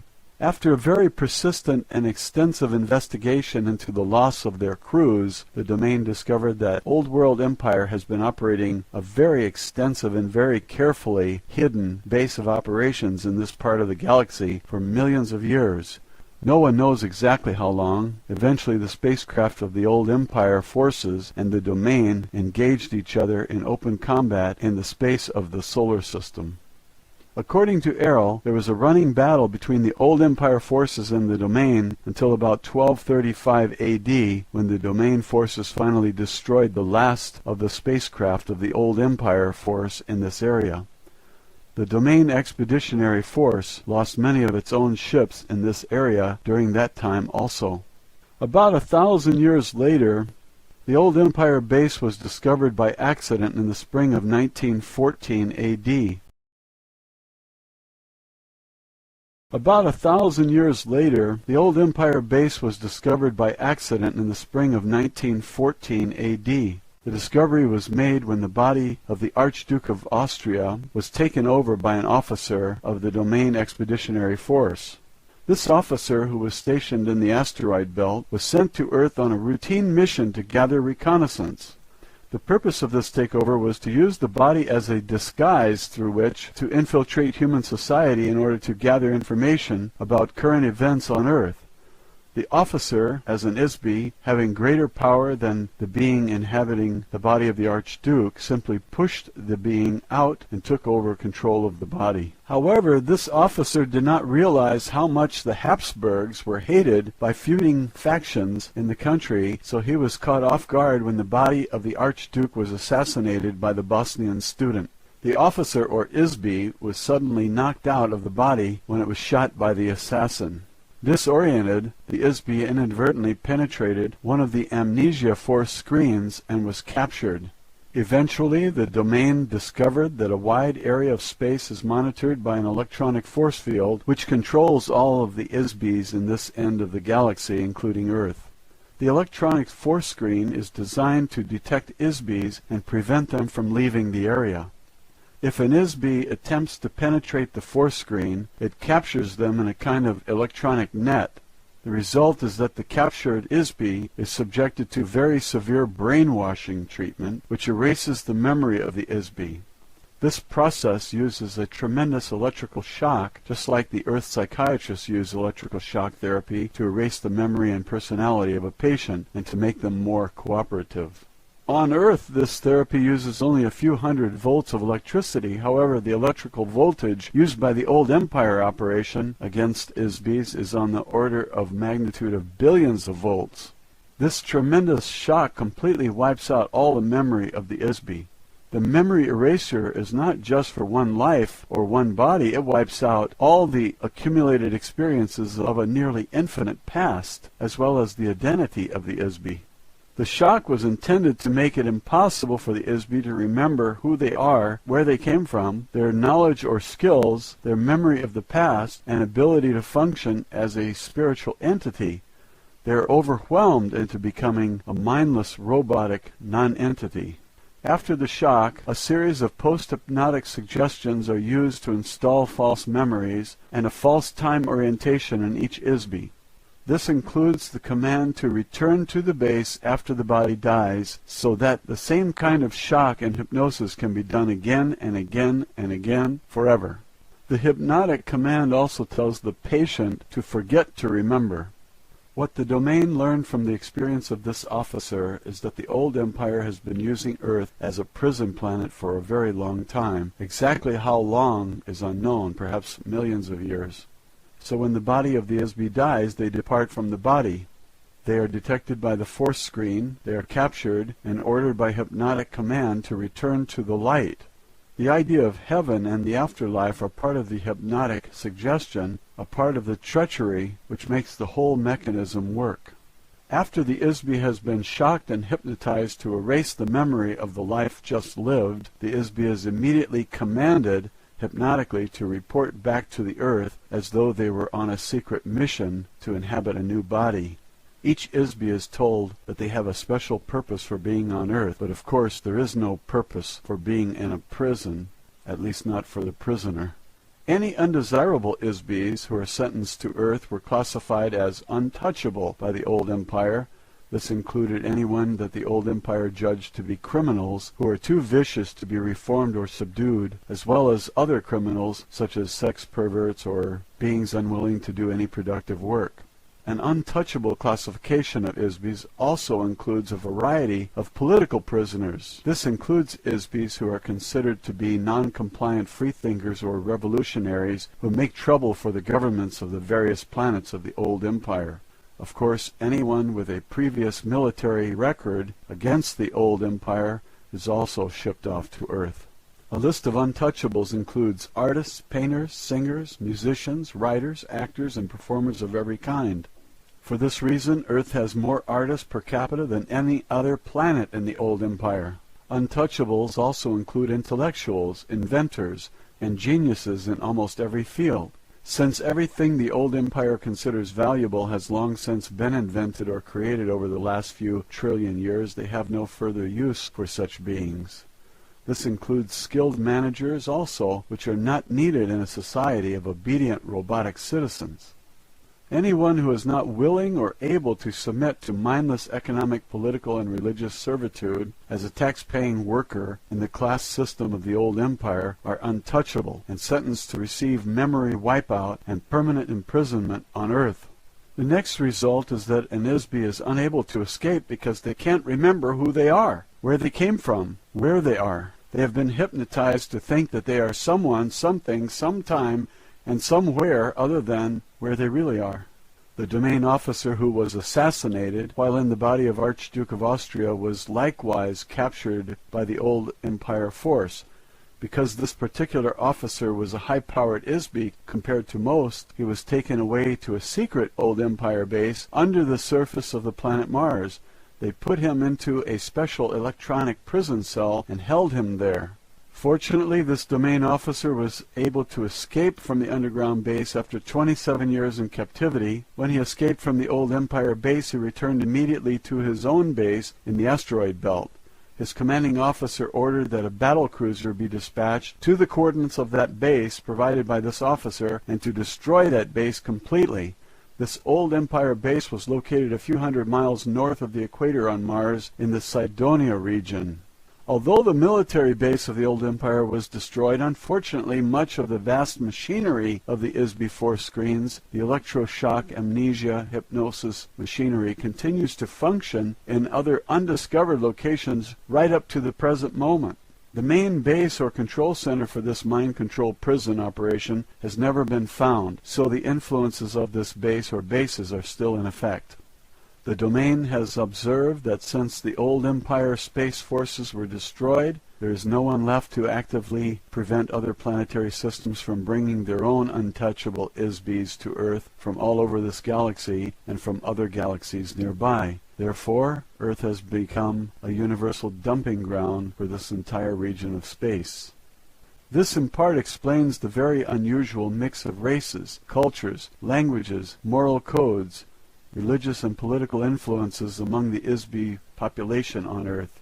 The number and variety of heterogeneous societies on Earth are extremely unusual on a normal planet. Most Sun-type 12 Class 7 planets are inhabited by only one humanoid body type or race, if any. In addition, most of the ancient civilizations of Earth and many of the events of Earth have been heavily influenced by the hidden hypnotic operation of the old Empire base. So far, no one has figured out exactly where and how this operation is run, or by whom, because it is so heavily protected by screens and traps. Furthermore, there has been no operation undertaken to seek out, discover, and destroy the vast and ancient network of electronics machinery that create the ISB force screens at this end of the galaxy. Until this has been done, we are not able to prevent or interrupt the electric shock operation, hypnosis, and remote thought control of the old Empire prison planet. Of course, all the crew members of the Domain Expeditionary Force now remain aware of this phenomena at all times while operating in this solar system space, so as to prevent detection and the capture by old Empire traps. Roswell, Alien Interview, Chapter 8, A Lesson in Recent History. Matilda O'Donnell MacElroy, personal note. This interview taught me a history lesson I will never read in any textbook written on Earth. The Domain has a much different view of events than we do. Official transcript of interview, top secret. Official transcript of the U.S. Army Air Force, Roswell Army Airfield, 509th Bomb Group. Subject, Alien Interview, July 26, 1947, first session. The Domain Expeditionary Force has observed the resurgence in science and culture of the Western world since 1150 AD, when the remaining remnants of the space fleet of the old empire in this solar system were destroyed. The influence of the remote control hypnosis operation diminished slightly after that time, but still remains largely in force. Apparently a small amount of damage was done to the old world remote mind control operation, which resulted in a small decrease in the power of this mechanism. As a result, some memory of technologies that ISBs already knew before they came to Earth started to be remembered. Thereafter, the oppression of knowledge that is called the Dark Ages in Europe began to diminish after that time. Since then, the knowledge of the basic laws of physics and electricity have revolutionized Earth culture virtually overnight. The ability to remember technology by many of the geniuses in the ISB population of Earth was partially restored, when not so actively suppressed as it was before 1150 AD. Sir Isaac Newton is one of the best examples of this. In only a few decades, he single-handedly reinvented several major and fundamental scientific and mathematic principles. The men who remembered these sciences already knew them before they were sent to Earth. Ordinarily, no one would ever observe or discover as much about science and mathematics in a single lifetime, or even a few hundred lifetimes. These subjects have taken civilians billions and billions of years to create. ISBs on Earth have only just begun to remember small fragments of all the technologies that exist throughout the universe. Theoretically, if the amnesia mechanisms being used against Earth could be broken entirely, ISBs would regain all their memory. Unfortunately, similar advances have not been seen in the humanities, as the ISBs of Earth continue to behave very badly toward each other. This behavior, however, is heavily influenced by the hypnotic commands given to each ISB between lifetimes, and the very unusual combination of inmates on Earth, criminals, perverts, artists, revolutionaries, and geniuses, is the cause of a very restive and tumultuous environment. The purpose of the prison planet is to keep ISBs on Earth forever. Promoting ignorance, superstition, and war between ISBs helps keep the prison population crippled and trapped behind the wall of electronic force screens. ISBs have been dumped on Earth from all over the galaxy, adjoining galaxies, and from planetary systems all over the old empire, like Sirius, Aldebaran, the Pleiades, Orion, Draconis, and countless others. There are ISBs on Earth from unnamed races, civilizations, cultural backgrounds, and planetary environments. Each of the various ISB populations have their own language, belief systems, moral values, religious beliefs, training, and unknown and untold histories. These ISBs are mixed together with earlier inhabitants of Earth who came from another star system more than 400,000 years ago to establish the civilizations of Atlantis and Lemuria. Those civilizations vanished beneath the tidal waves caused by a planetary polar shift many thousands of years ago, before the current prison population started to arrive. Apparently, the Isbys from those star systems were the source of the original Oriental races of Earth, beginning in Australia. On the other hand, the civilizations set up on Earth by the Old Empire prison system were very different from the civilization of the Old Empire itself, which is an electronic space opera, atomic-powered conglomeration of earlier civilizations that were conquered with nuclear weapons and colonized by Isbys from another galaxy. The bureaucracy that controlled the former Old Empire was from an ancient space opera society run by a totalitarian confederation of planetary governments, regulated by a brutal social, economic, and political hierarchy, with a royal monarch as its figurehead. This type of government emerges with regularity on planets where the citizens abandon personal responsibility for autonomous self-regulation. They frequently lose their freedom to demented Isbys who suffer from an overwhelming paranoia that every other Isby is their enemy who must be controlled or destroyed. Their closest friends and allies, whom they espouse to love and cherish, are literally loved to death by them. Because such Isbys exist, the domain has learned that freedom must be won and maintained through eternal vigilance and the ability to use defensive force to maintain it. As a result, the domain has already conquered the governing planet of the Old Empire. The civilization of the domain, although considerably younger and smaller in size, is already more powerful, better organized, and united by an egalitarian esprit de corps never known in the history of the Old Empire. The recently despoiled German totalitarian state on Earth was similar to the Old Empire, but not nearly as brutal, and about 10,000 times less powerful. Many of the Isbys on Earth are here because they are violently opposed to the totalitarian government, or because they were so psychotically vicious that they could not be controlled by the Old Empire government. Consequently, the population of Earth is disproportionately comprised of a very high percentage of such beings. The conflicting cultural and ethical moral codes of the Isbys on Earth is unusual in the extreme. The domain conquest of the central Old Empire planets was fought with electronic cannon. The citizens of the planet forming the core of government for the Old Empire are a filthy, degraded, slave society of mindless, tax-paying workers who practice cannibalism. Violent automotive racetracks and bloody Roman circus-type entertainments are their only amusements. Regardless of any reasonable justification we may have had for using atomic weapons to vanquish the planets of the Old Empire, the domain is careful not to ruin the resources of those planets by using weapons of crude radioactive force. The current U.S. civilization is beginning to mimic some of the trappings of that civilization, especially in the design of airplanes, automobiles, ships, trains, and telephones. Likewise, buildings in the cities of Earth are thought to be modern or futuristic if their design resembles the architecture of the Old Empire. The government of the Old Empire, before being supplanted by the domain, was comprised of beings who possessed a very craven intelligence, very much like the Axis powers during your recent World War. Those beings manifested precisely the same behavior as the galactic government that exiled them to external imprisonment on Earth. They were a gruesome reminder of the ageless maxim that an Isby will often manifest the treatment they have received from others.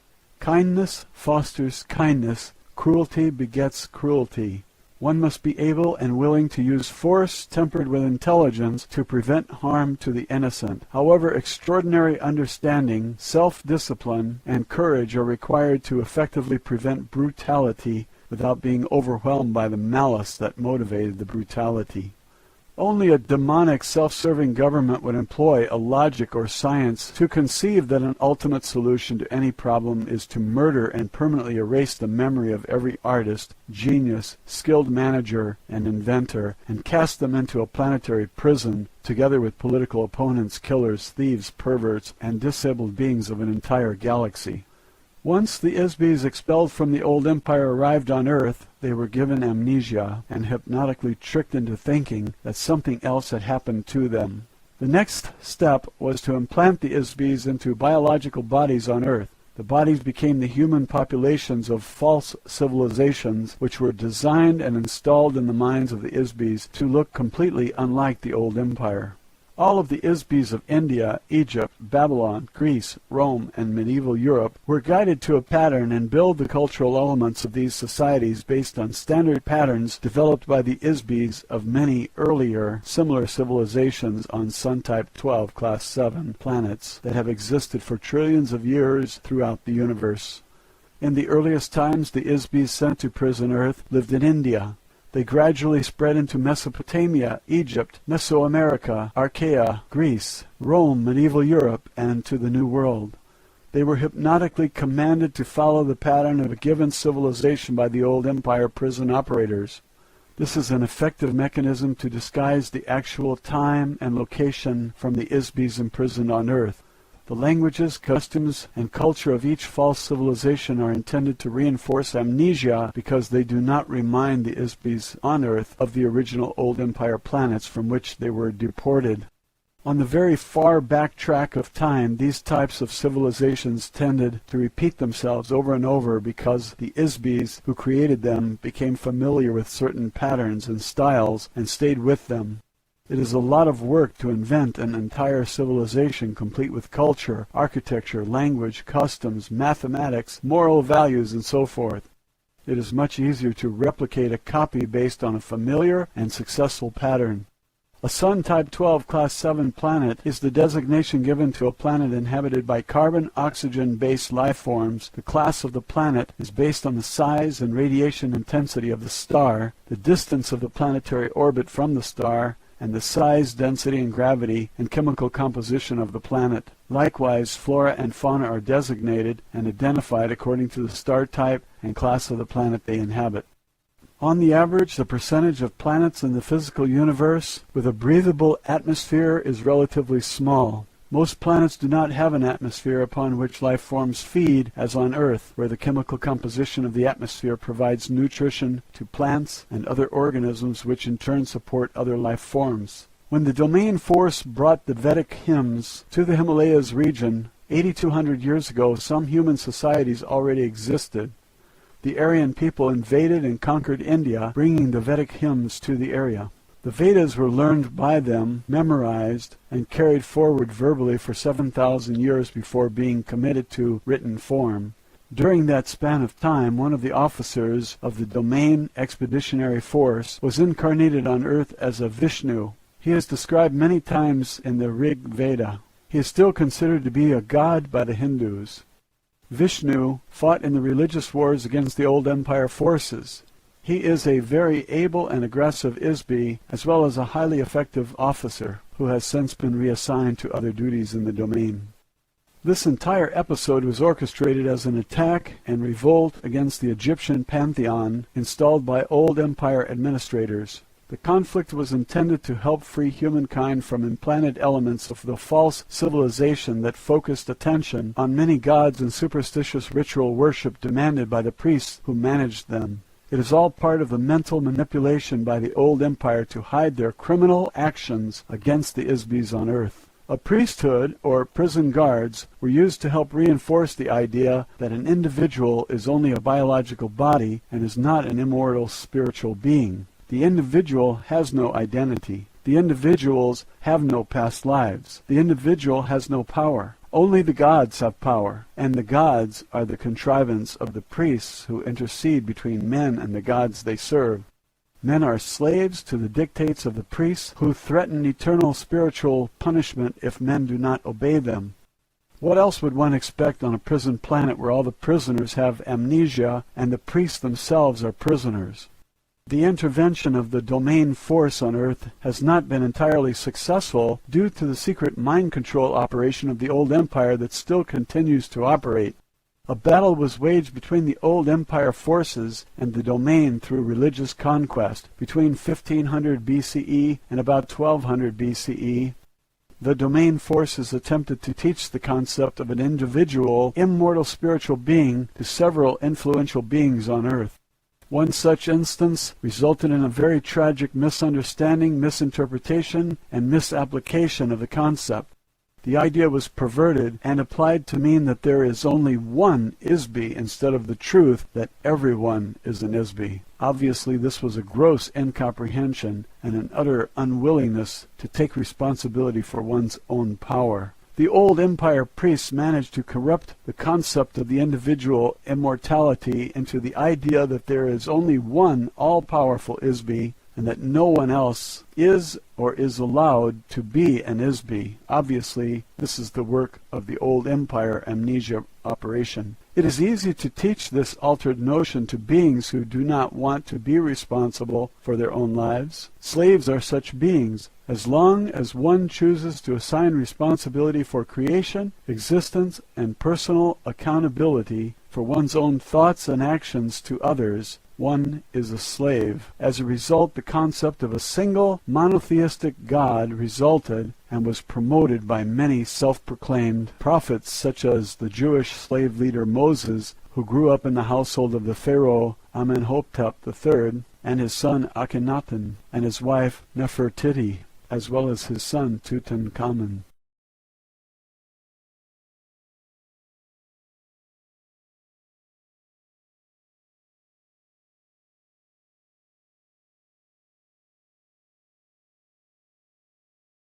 As a result, the concept of a single monotheistic God resulted and was promoted by many self-proclaimed prophets, such as the Jewish slave leader Moses, who grew up in the household of the Pharaoh Amenhotep III, and his son Akhenaten, and his wife Nefertiti, as well as his son Tutankhamun. The attempt to teach certain beings on earth the truth that they are themselves Isbys was part of a plan to overthrow the fictional, metaphorical, anthropomorphic panoply of gods created by the old empire mystery cult called the Brothers of the Serpent, known in Egypt as the Priests of Amun. They were a very ancient secret society within the old empire.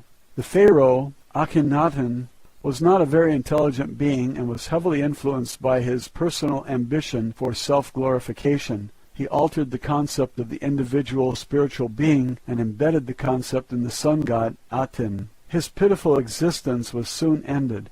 He was assassinated by Maya and Paranepher, two of the priests of Amun, or Amen, which the Christians still say, who represented the interests of the old empire forces. The idea of one God was perpetuated by the Hebrew leader Moses while he was in Egypt. He left Egypt with his adopted people, the Jewish slaves. While they were crossing the desert, Moses was intercepted by an operative of the old empire near Mount Sinai. Moses was tricked into believing that this operative was the one God through the use of hypnotic commands, as well as technical and aesthetic tricks, which are commonly used by the old empire to trap Isbys. Thereafter, the Jewish slaves who trusted the word of Moses implicitly have worshipped a single God they call Yahweh. The name Yahweh means anonymous, as the Isby who worked with Moses could not use an actual name or anything that would identify himself or blow the cover of the amnesia prison operation. The last thing the covert amnesia hypnosis prison system wants to do is reveal themselves openly to the Isbys on Earth. They feel that this would restore the inmates' memories. This is the reason that all traces of physical encounters between operatives of space civilizations and humans is very carefully hidden, disguised, covered up, denied, or misdirected. This old empire operative contacted Moses on a desert mountaintop and delivered the 10 hypnotic commands to him. These commands are very forcefully worded and compel the Isby into utter subservience to the will of the operator.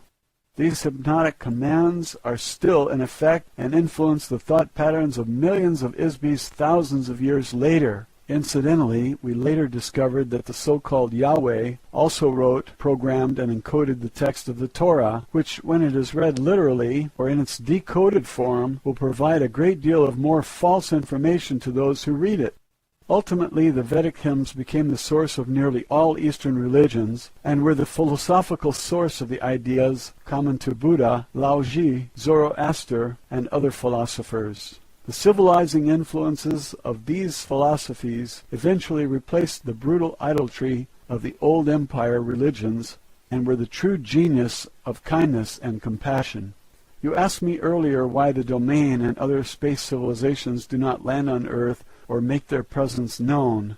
Land on Earth? Do you think we are crazy or want to be crazy? It takes a very brave ISBE to come down through the atmosphere and land on Earth because this is a prison planet with a very uncontrolled psychotic population, and no ISBE is entirely proof against the risk of entrapment, as with the members of the Domain Expeditionary Force who were captured in the Himalayas 8,200 years ago. No one knows what ISBEs on Earth are going to do. We are not scheduled to invest the resources of the domain to take control of all the space surrounding the area at this time. This will occur in the not-too-distant future, about 5,000 Earth years, according to the time schedule of the domain. At this time, we do not prevent transports from other planetary systems or galaxies from continuing to drop ISBEs into the amnesia force screen area. Eventually, this will change. In addition, Earth inherently is a highly unstable planet. It is not suitable for settlement or permanent habitation for any sustainable civilization. This is part of the reason why it is being used as a prison planet. No one else would seriously consider living here for a variety of simple and compelling reasons. 1. The continental landmasses of Earth are floating on a sea of molten lava beneath the surface, which causes the landmasses to crack, crumble, and drift continually. 2. Because of the liquid nature of the core, the planet is largely volcanic and subject to earthquakes and volcanic explosions. 3. The magnetic poles of the planet shift radically about once every 20,000 years. This causes a greater or lesser degree of devastation as a result of tidal waves and climate changes. 4. Earth is very distant from the center of the galaxy and from any other significant galactic civilization. This isolation makes it unsuitable for use except as a pit stop or jumping off point along the way between galaxies. The moon and asteroids are far more suitable for this purpose because they do not have any significant gravity. 5. Earth is a heavy gravity planet with heavy metallic soil and a dense atmosphere. This makes it treacherous for navigational purposes. The fact that I am in this room as a result of an in-flight accident, in spite of the technology of my craft and my extensive expertise as a pilot, are proof of these facts. 6. There are approximately 60 billion Earth-like Sun-type 12 Class 7 planets in the Milky Way galaxy alone, not to mention the vast expanses of the domain and the territories we claim in the future. It is difficult to stretch our resources to do much more than a periodic reconnaissance of Earth, especially when there are no immediate advantages to invest resources here. On Earth, most beings are not aware that they are ISBEs, or that there are spirits of any kind. Many other beings are aware of this, but nearly everyone has very limited understanding of themselves as an ISBE. One of the reasons for this is that ISBEs have been waging war against each other since the beginning of time. The purpose of these wars has always been to establish domination by one ISBE or group of ISBEs over another. Since an ISBE cannot be killed, the objective has been to capture and immobilize ISBEs. This has been done in a nearly unlimited variety of ways. The most basic method to capture and immobilize an ISBE is through the use of various kinds of traps. ISBE traps have been made and put in place by many invading societies, such as the one that established the old empire beginning about 64 trillion years ago. Traps are often set up in the territory of the ISBEs being attacked. Usually a trap is set up with the electronic wave of beauty to attract the interest and attention of the ISBE. When the ISBE moves toward the source of the aesthetic wave, such as a beautiful building or beautiful music, the trap is activated by the energy put out by the ISBE. One of the most common trap mechanisms uses the ISBE's own thought energy output when the ISBE tries to attack or fight back against the trap. The trap is activated and energized by the ISBE's own thought energy. The harder the ISBE fights against the trap, the more it pulls the ISBE toward it and keeps them stuck in the trap. Throughout the entire history of this physical universe, vast areas of space have been taken over and colonized by ISBE societies who invade and take over new areas of space in this fashion. In the past, these invasions have always shared common elements. 1. the overwhelming use of force of arms, usually with nuclear or electronic weapons. 2. Mind control of the ISBs in the invaded area through the use of electroshock, drugs, hypnosis, erasure of memory, and the implantation of false memory or false information intended to subjugate and enslave the local ISB population. 3. Takeover of natural resources by the invading ISBs. 4. Political, economic, and social slavery of the local population. These activities continue in present time. All of the ISBs on Earth have been members of one or more of these activities in the past, both as an invader or as part of the population being invaded. There are no saints in this universe. Very few have avoided or been exempted from warfare between ISBs. ISBs on Earth are still the victims of this activity at this very moment. The between lives amnesia administered to ISBs is one of the mechanisms of an elaborate system of old world ISB traps that prevent an ISB from escaping. This operation is managed by an illicit renegade secret police force of the old empire using false provocation operations to disguise their activities in order to prevent detection by their own government, the domain, and by the victims of their activities. They are mind control methods developed by government psychiatrists. Earth is a ghetto planet. It is the result of an intergalactic holocaust. ISBs have been sentenced to Earth either because 1. They are too viciously insane or perverse to function as part of any civilization no matter how degraded or corrupt. 2. Or they may be a revolutionary threat to the social, economic, and political caste system that has been so carefully built and brutally enforced in the old empire. Biological bodies are specifically designed as the lowest order of the entity of the old empire caste system. When an ISB is sent to Earth and then tricked or coerced into operating in a biological body, they are actually in a prison inside a prison. 3. In an effort to permanently and irreversibly rid the old empire of such untouchables, the external identity, memory, and abilities of every ISB is forcefully erased. This final solution was conceived and carried out by the psychopathic criminals who are controlled by the old empire. The mass extermination of untouchables in prison camps created by Germany during World War II were recently revealed. Likewise, the ISBs of Earth are the victims of spiritual eradication and eternal slavery inside frail biological bodies inspired by the same kind of craven hatred in the old empire. The kind and creative inmates of Earth are continuously tortured by butchers and lunatics who are controlled by the old empire prison operators. The so-called civilizations of Earth, far from the age of useless pyramids to the age of nuclear holocaust, have been a colossal waste of natural resources, a perverted use of intelligence, and an overt oppression of the spiritual essence of every single ISB on the planet. If the domain sent ships to every corner of the universe in search of hell, their quest could end on Earth. What greater brutality can be inflicted on anyone than to erase the spiritual awareness, identity, ability, and memory that is in the essence of oneself? The domain has as yet been unable to rescue the 3,000 ISBs of the Expeditionary Force Battalion either. They are forced to inhabit biological bodies on Earth. We have been able to recognize and track most of them for the past 8,000 years. However, our attempts to communicate with them are usually futile, as they are unable to remember their true identity. The majority of lost members of the domain force have followed the general progression of Western civilization from India into the Middle East, then to Chaldea and Babylon, into Egypt, through Achaia, Greece, Rome, into Europe, to the Western Hemisphere, and then around the world. The members of the Lost Battalion and many other ISBs on Earth could be valuable citizens of the domain, not including those who are vicious criminals or perverts. Unfortunately, there has been no workable method conceived to emancipate the ISBs from Earth.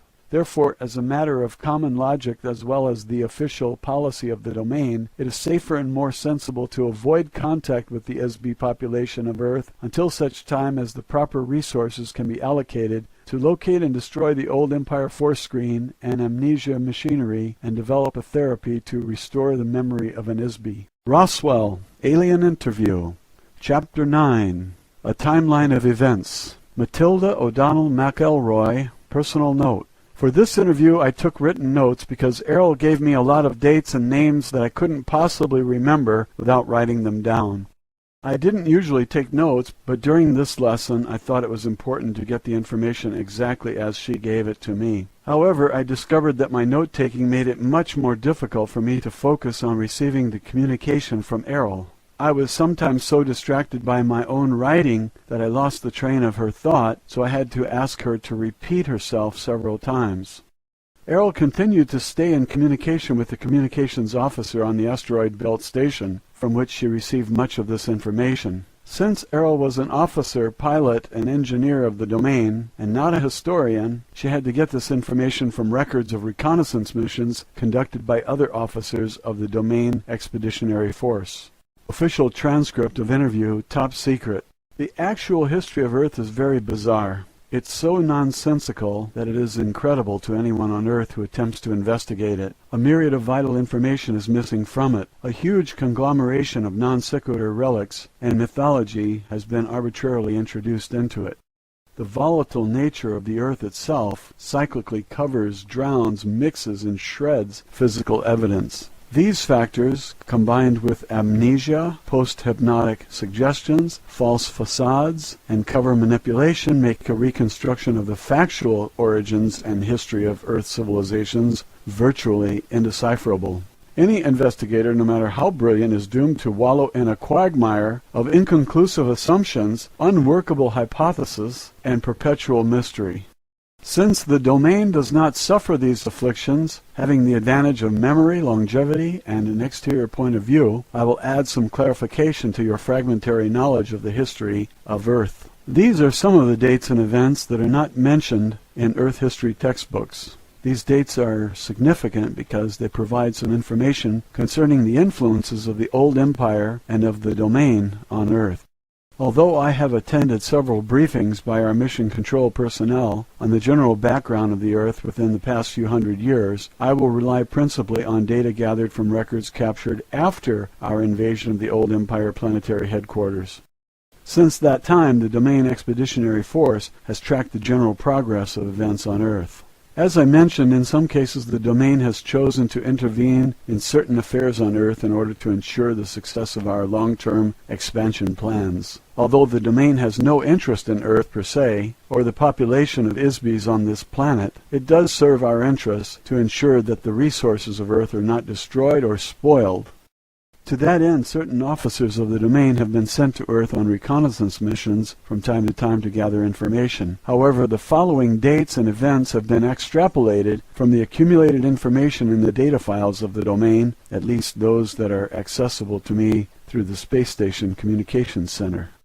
208,000 BCE. The establishment of the old empire, whose headquarters were located near one of the tail stars of the Ursa Major Big Dipper constellation of this galaxy. The old empire invasion force conquered the area with nuclear weapons sometime earlier. After the radioactivity subsided and the cleanup and restoration were completed, it received the immigration of beings from another galaxy into this galaxy. Those beings set up a society that kept going until about 10,000 years ago, when it was superseded by the domain. Very recently, Earth civilization has come to resemble aspects of that civilization now that it has fallen out of its immediate control. In particular, the appearance and technology of transportation such as planes, trains, ships, fire engines, and automobiles, as well as what you consider to be modern or futuristic architecture, which emulate the design of buildings in the major cities of the old empire. Before 75,000 BCE, the domain records contain very little information about the civilizations on the continental landmasses of Atlanta and Lemur, except to note that they did coexist on Earth at more or less the same time. Apparently both civilizations were founded by remnants of electronic space opera cultures who fled from their native planetary systems to escape political or religious persecution. The domain knows that a long-standing edict of the old empire prohibits unauthorized colonization of planets. Therefore, it is possible that their destruction was caused by police or military forces who pursued the colonists as criminals and destroyed them. Although this seems a likely supposition, no conclusive evidence exists that explains the complete destruction and disappearance of two entire electronic civilizations. Another possibility is that a massive submarine volcanic eruption in the region of Lake Toba in Sumatra and Mount Krakatoa in Java caused the destruction of Lemur. The floodwaters caused by the eruption overwhelmed all the land masses, including the highest mountains. Survivors of the destruction of the civilization, the Lemurians, are the earliest ancestors of the Chinese. Australia and the ocean areas to the north were the center of the Lemurian civilization and are the source of the Oriental races. Both civilizations possessed electronics, flight, and similar technologies of space opera cultures. Apparently, the volcanic eruption expelled such a significant mass of molten rock that the resulting vacuum beneath the crust of Earth caused great areas of the land masses to sink below the oceans. The continental areas occupied by both civilizations were covered with volcanic matter and then submerged, leaving very little evidence that they ever existed except for legends of a global flood which prevail in every culture of the earth, and for survivors who are the genus of the Oriental races and cultures. That kind of colossal volcanic explosion fills the stratosphere with toxic gases which are carried around the whole planet. The usual refuse of these volcanic eruptions can easily cause a rain that lasts 40 days and 40 nights due to atmospheric pollution, as well as an extensive period during which radiation from the sun is deflected back into space and causes global cooling. Certainly such an event would cause an ice age, extinctions of life forms, and many other relatively long-term changes lasting thousands of years. Due to the myriad types of naturally occurring global cataclysmic events which are indigenous to Earth, it is not a suitable planet for habitation by ISBs. In addition, there have been occasional global cataclysms caused by ISBs, such as the one that destroyed the dinosaurs more than 70 million years ago. That destruction was caused by an intergalactic warfare, during which time Earth and many other neighboring moons and planets were bombarded by atomic weapons. Atomic explosions cause atmospheric fallout much like that of volcanic eruptions.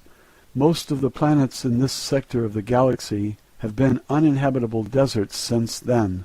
Earth is undesirable for many other reasons: heavy gravity and dense atmosphere, floods, earthquakes, volcanoes, polar shifts, continental drift, meteor impacts, atmospheric and climatic changes, to name a few.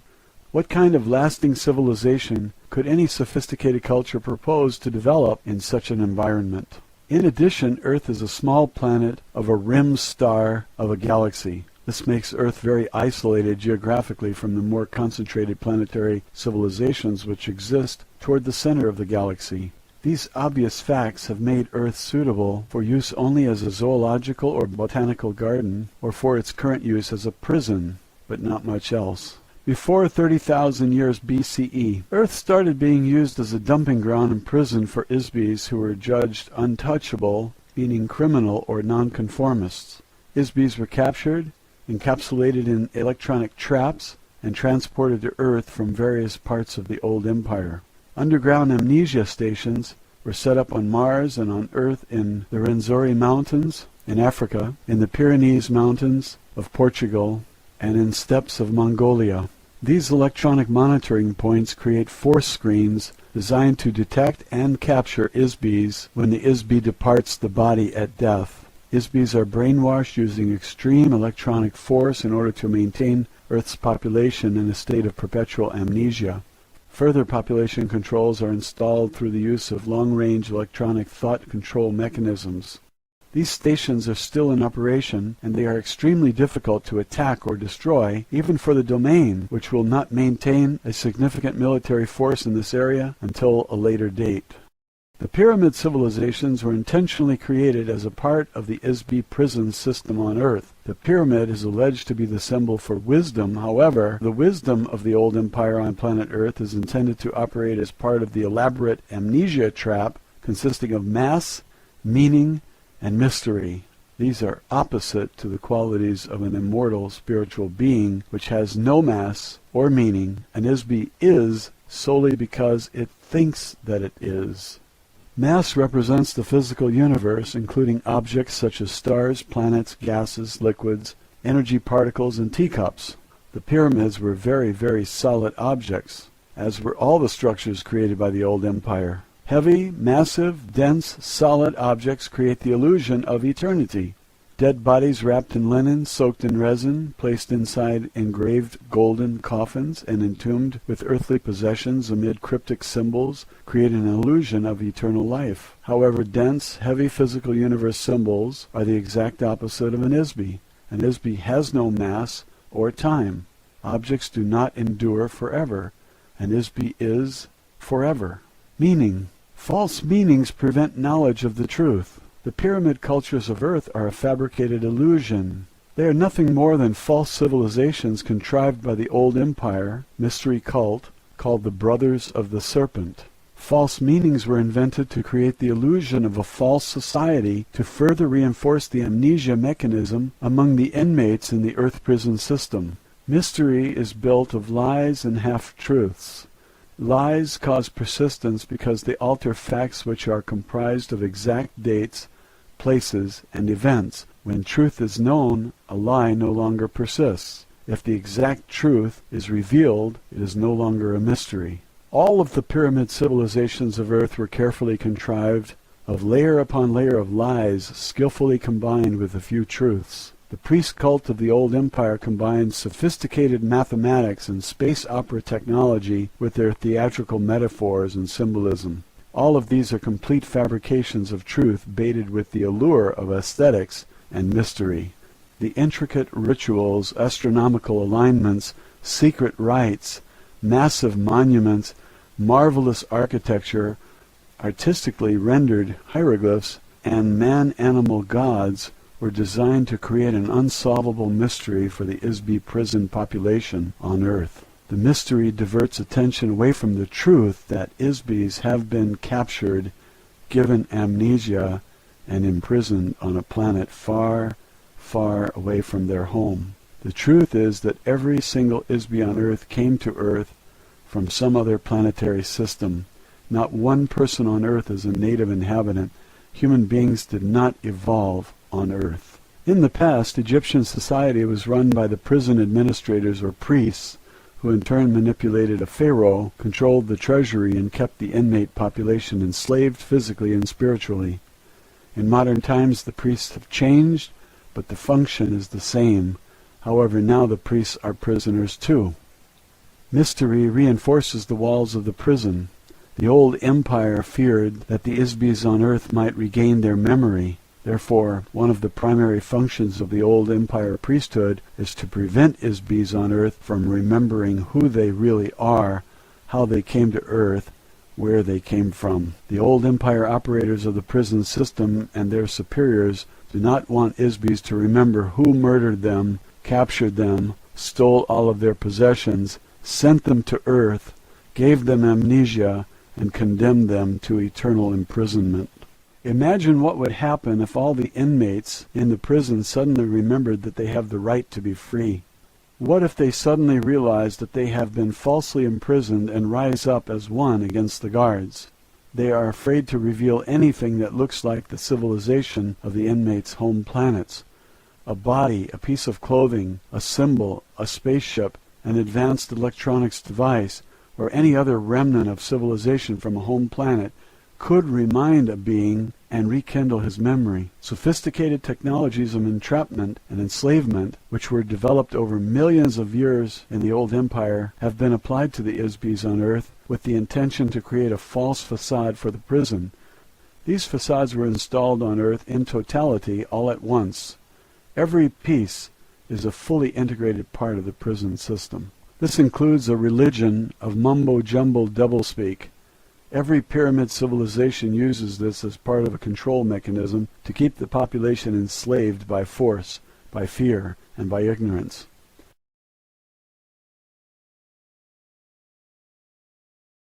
This includes a religion of mumbo-jumbo doublespeak. Every pyramid civilization uses this as part of a control mechanism to keep the population enslaved by force, by fear, and by ignorance.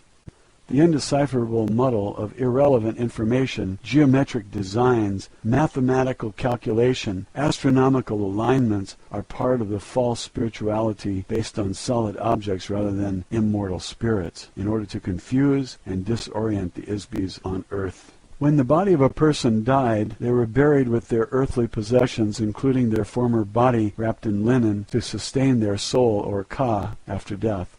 An Isbi does not have a soul. An Isbi is a soul.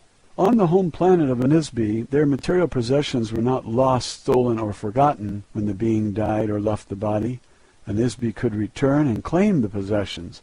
However, if the Isbi has amnesia, they will not remember that they had any possession. So governments, insurance companies, bankers, family members, and other vultures can pick their possessions clean without fear of retribution from the deceased.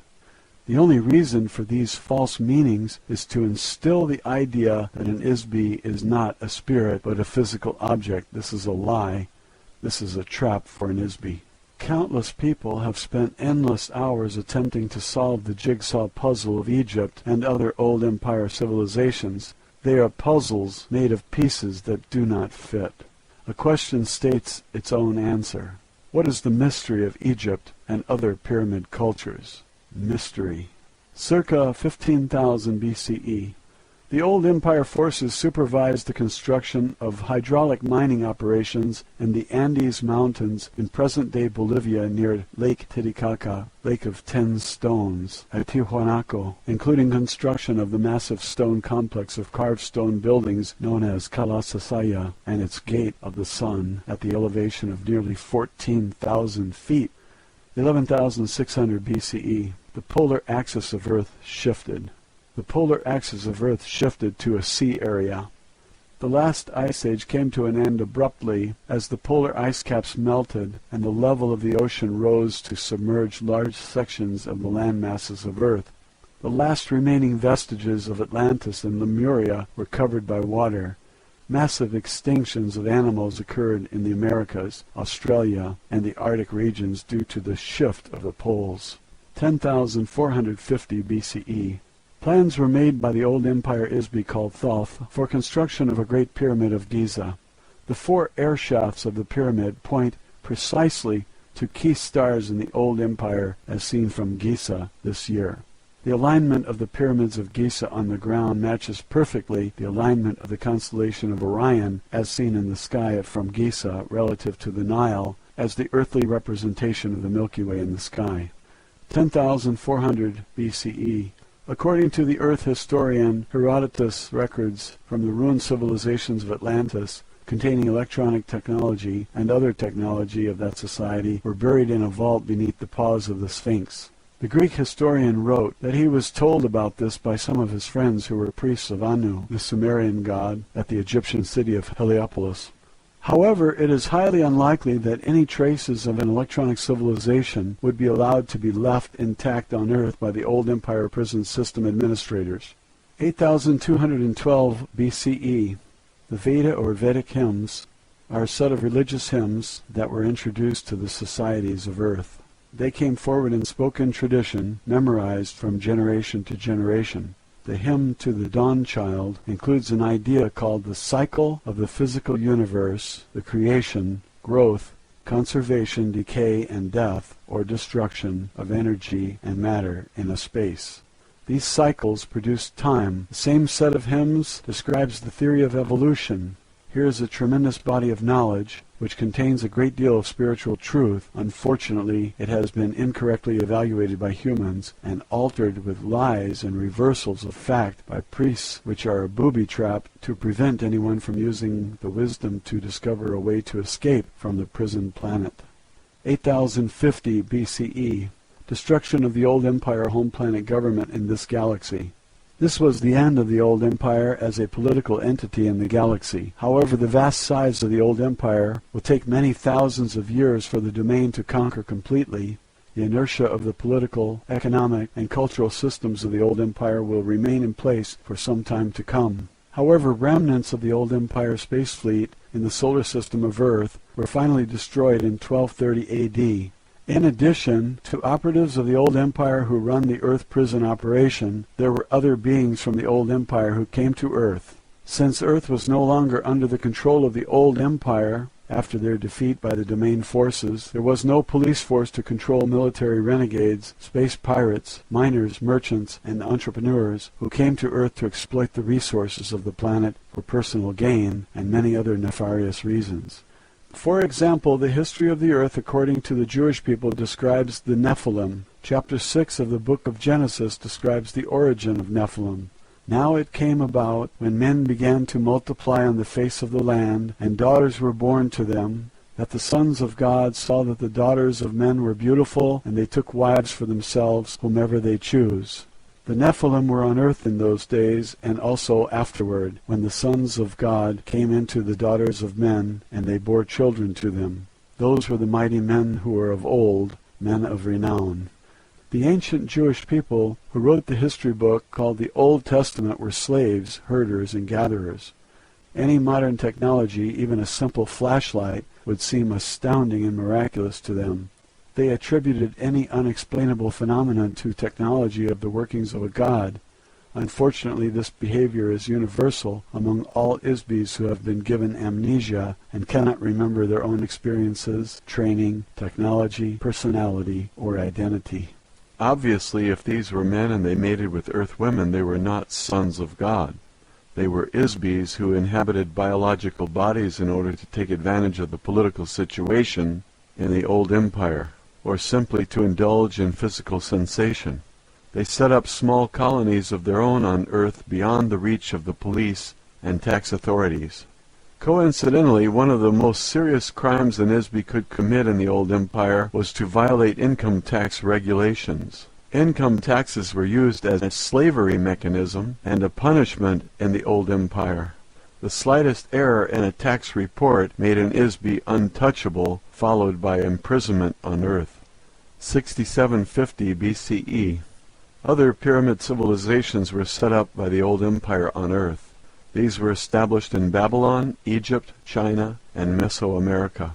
The Mesopotamian area provided service facilities, communication stations, spaceports, and stone quarry operations for these false civilizations. Ptah was the name given to the first in a succession of administrators from the old empire who represented themselves to Earth population as divine rulers. Ptah's importance may be understood when one learns that the word Egypt is a Greek corruption of the phrase Het-ka Ptah, or House of the Spirit of Ptah. Ptah was nicknamed the Developer. He was a construction engineer. His high priest was given the title Great Leader of Craftsmen. Ptah was also the god of reincarnation in Egypt. He originated the opening of the mouth ceremony, which was performed by priests at funerals to release souls from their corpses. Of course, when the souls were released, they were captured, given amnesia, and returned to Earth again. The so-called divine rulers who followed Ptah on Earth were called Neter, meaning guardians or watchers by the Egyptians. Their symbol was the serpent, or dragon, which represented a secret priesthood of the old empire called the Brothers of the Serpent. Old empire engineers used cutting tools of highly concentrated light waves to quickly carve and excavate stone blocks. They also used force fields and spacecraft to lift and transport blocks of stone weighing hundreds or thousands of tons each. The placement on the ground of some of these structures will be found to have geodesic or astronomical significance relative to various stars in this galactic region. The buildings are crude and impractical compared to building standards on most planets. As an engineer of the domain, I can attest that makeshift structures like these would never pass inspection on a planet in the domain. Stone blocks such as those used in pyramid civilizations can still be seen, partially excavated in the stone quarries in the Middle East and elsewhere. Most of the structures were hastily built props, much like the false facades of the Western town on a set of a motion picture. They appear to be real and to have some use or value, however they have no value, they have no useful purpose.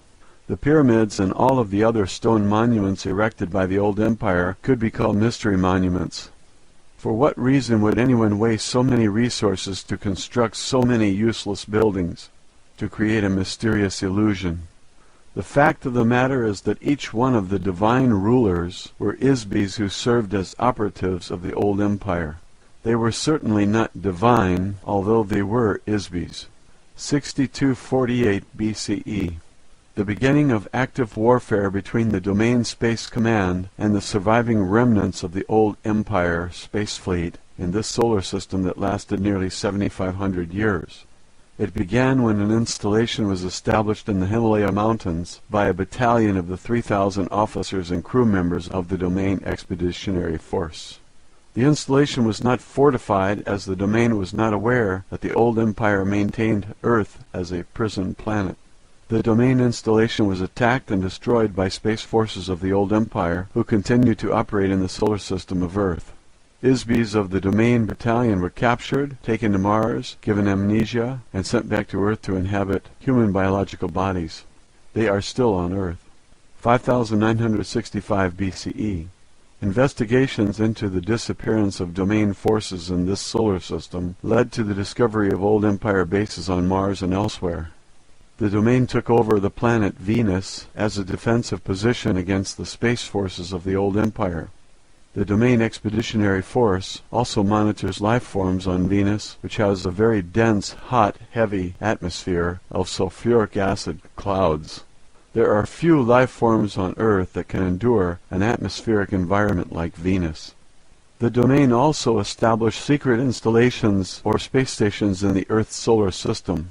This solar system has a planet that is broken up, the asteroid belt. It provides a very useful low-gravity platform for takeoff and landing of spacecraft. It is used as a galactic jump between the Milky Way and adjoining galaxies. There aren't any planets at this end of the galaxy that can serve as a good galactic entering spot for incoming transport and other ships. But this broken-up planet makes a very ideal space station. As a result of our war against the old Empire, this area of the solar system is now a valuable possession of the Domain. 3450 to 3100 BCE. The intervention into the affairs of Earth by the old Empire operatives, or divine gods, was disrupted at this time by the Domain forces. They were forced to replace themselves with human rulers. The first dynasty of human pharaohs, who united Upper and Lower Egypt, began with the rule of a pharaoh who coincidentally was named Men. He established the capital city called Men-Nefer, the beauty of Men, in Egypt. This started the first succession of 10 human pharaohs and a period of 350 years of chaos that followed in the administrative ranks of the old empire. 3200 BCE. As I mentioned earlier, Earth was under attack between the Domain and the old empire forces during this period. Of course, this does not make any sense to archaeologists or historians on Earth, because the Egyptian period is a space opera era period. Since Earth historians have amnesia, they assume that this was only a religious period.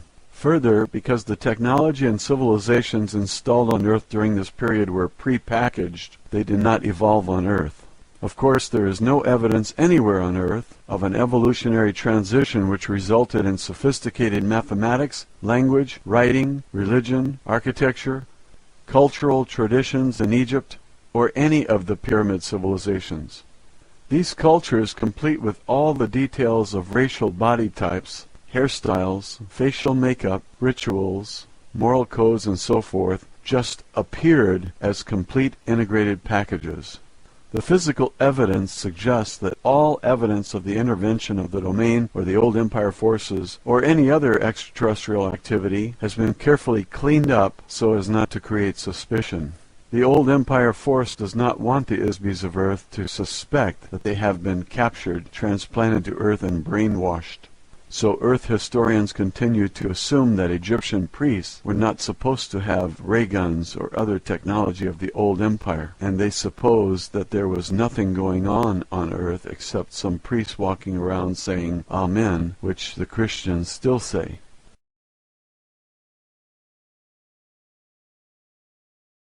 (3172 BCE). Layout of the astronomical grid that joins the key mining sites and astronomical buildings of the gods in the Andes Mountains, such as Tiwanaku, Cusco, Quito, the cities of Ollantaytambo, Machu Picchu, and Pachacamac for the mining of rare metals, including tin for use in making bronze. Metals were the property of the gods, of course. A great variety of entrepreneurial mining was done on Earth at that time, due to the war between the old Empire force and the Domain. These miners did carve a few sculptures of themselves. They were seen wearing mining helmets. The Ponce Stela sculpture in the sunken courtyard of the Kalasasaya temple is a crude rendering of a stone worker using an electronic light wave emitting stone cutter and carving tools held in a holster. The old empire has also maintained mining operations on planets throughout the galaxy for a very long time. The mineral resources of Earth are now a property of the Domain. 2450 BCE, the Great Pyramid and complex of Pyramid near Cairo were completed. An inscription created by the old empire administrators can be seen in the so-called pyramid texts. The texts say that the pyramid was built under the direction of Thoth, son of Ptah. Of course, there was never a king buried in the chamber, since the pyramids were never intended to be used as a burial chamber. The Great Pyramid was located precisely at the exact center of all land masses of Earth, as viewed from space. Obviously, such precise measurements require aerial perspective and a view of the land masses of Earth from space. Purely mathematical calculations of the geodetic center of the continents of Earth could not be made otherwise. Shafts were constructed inside the pyramid to align the configuration of stars in the constellation of Orion, Canis Majora, and specifically Sirius. The shafts are also aligned to the Big Dipper, where the home planet of the old empire existed. Also Anutak, Alpha Draconis, and Beta Ursa Minor. These stars are each one of the key systems in the old empire from which Isbis were brought to Earth and dumped as unwanted merchandise. The configuration of all the pyramids of the Giza Plateau was intended to create a mirror image on Earth of the solar system and certain constellations within the old empire. 2181 BCE. Min became the god of fertility in Egypt. The Isbi, also known as Pan, was also a Greek god. Min, or Pan, was an Isbi who somehow managed to escape from the old empire amnesia system. 2160 to 2040 BCE. One of the results of the intensifying battle between the Domain forces and the old empire forces was that the control of the divine rulers was broken at this time. They finally left Egypt and returned to the heavens, so to speak, in defeat. Human beings took over the ruling role as pharaohs. The first human pharaoh moved the capital city of Egypt from Memphis to Heracleopolis, 1500 BCE. This is the date for the destruction of Atlantis, given by the Egyptian high priests, Synopsis of Heliopolis and Sonchus of Sais, to the Greek sage Solon. The priests of Anu recorded that the Mediterranean area was invaded by Atlantean people about this time. Of course, these people were not from the ancient continent of Atlanta and the Atlantic Ocean, which existed more than 70,000 years earlier. These were refugees from the Minoan civilization on Crete, escaping from the volcanic eruption and tidal waves of Mount Thera that destroyed their civilization. Plato's references to Atlantis were borrowed from the writings of the Greek philosopher Solon, who was given the information by the Egyptian priest who called Atlantis Kepchu, which also happens to be the Egyptian name for the people of Crete. Some of the survivors of the Minoan volcanic disaster asked Egypt for help, since they were the only other civilization with high culture in the Mediterranean area at the time. 1351 BCE to 1337 BCE.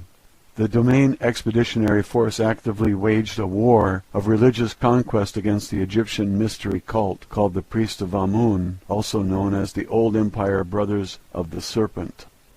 During this time, the pharaoh Akhenaten abolished the priesthood of Amun and moved the capital of Egypt from Thebes to the new location at Amarna, at the exact geodetic center of Egypt. However, this plot to overthrow the old empire religious control was quickly spoiled. 1193 BCE. In the Near East, Achaea, the Greeks and Trojans fought for supremacy, which ended in the destruction of Troy as the finale of the Trojan War. During this same time, war was being fought out in the space of the solar system between two forces for control of the space stations surrounding Earth. That period of 300 years was a very violent resistance to the domain forces by the remnants of the old empire forces. It did not last long, however, as it is futile to resist the domain. 850 BCE.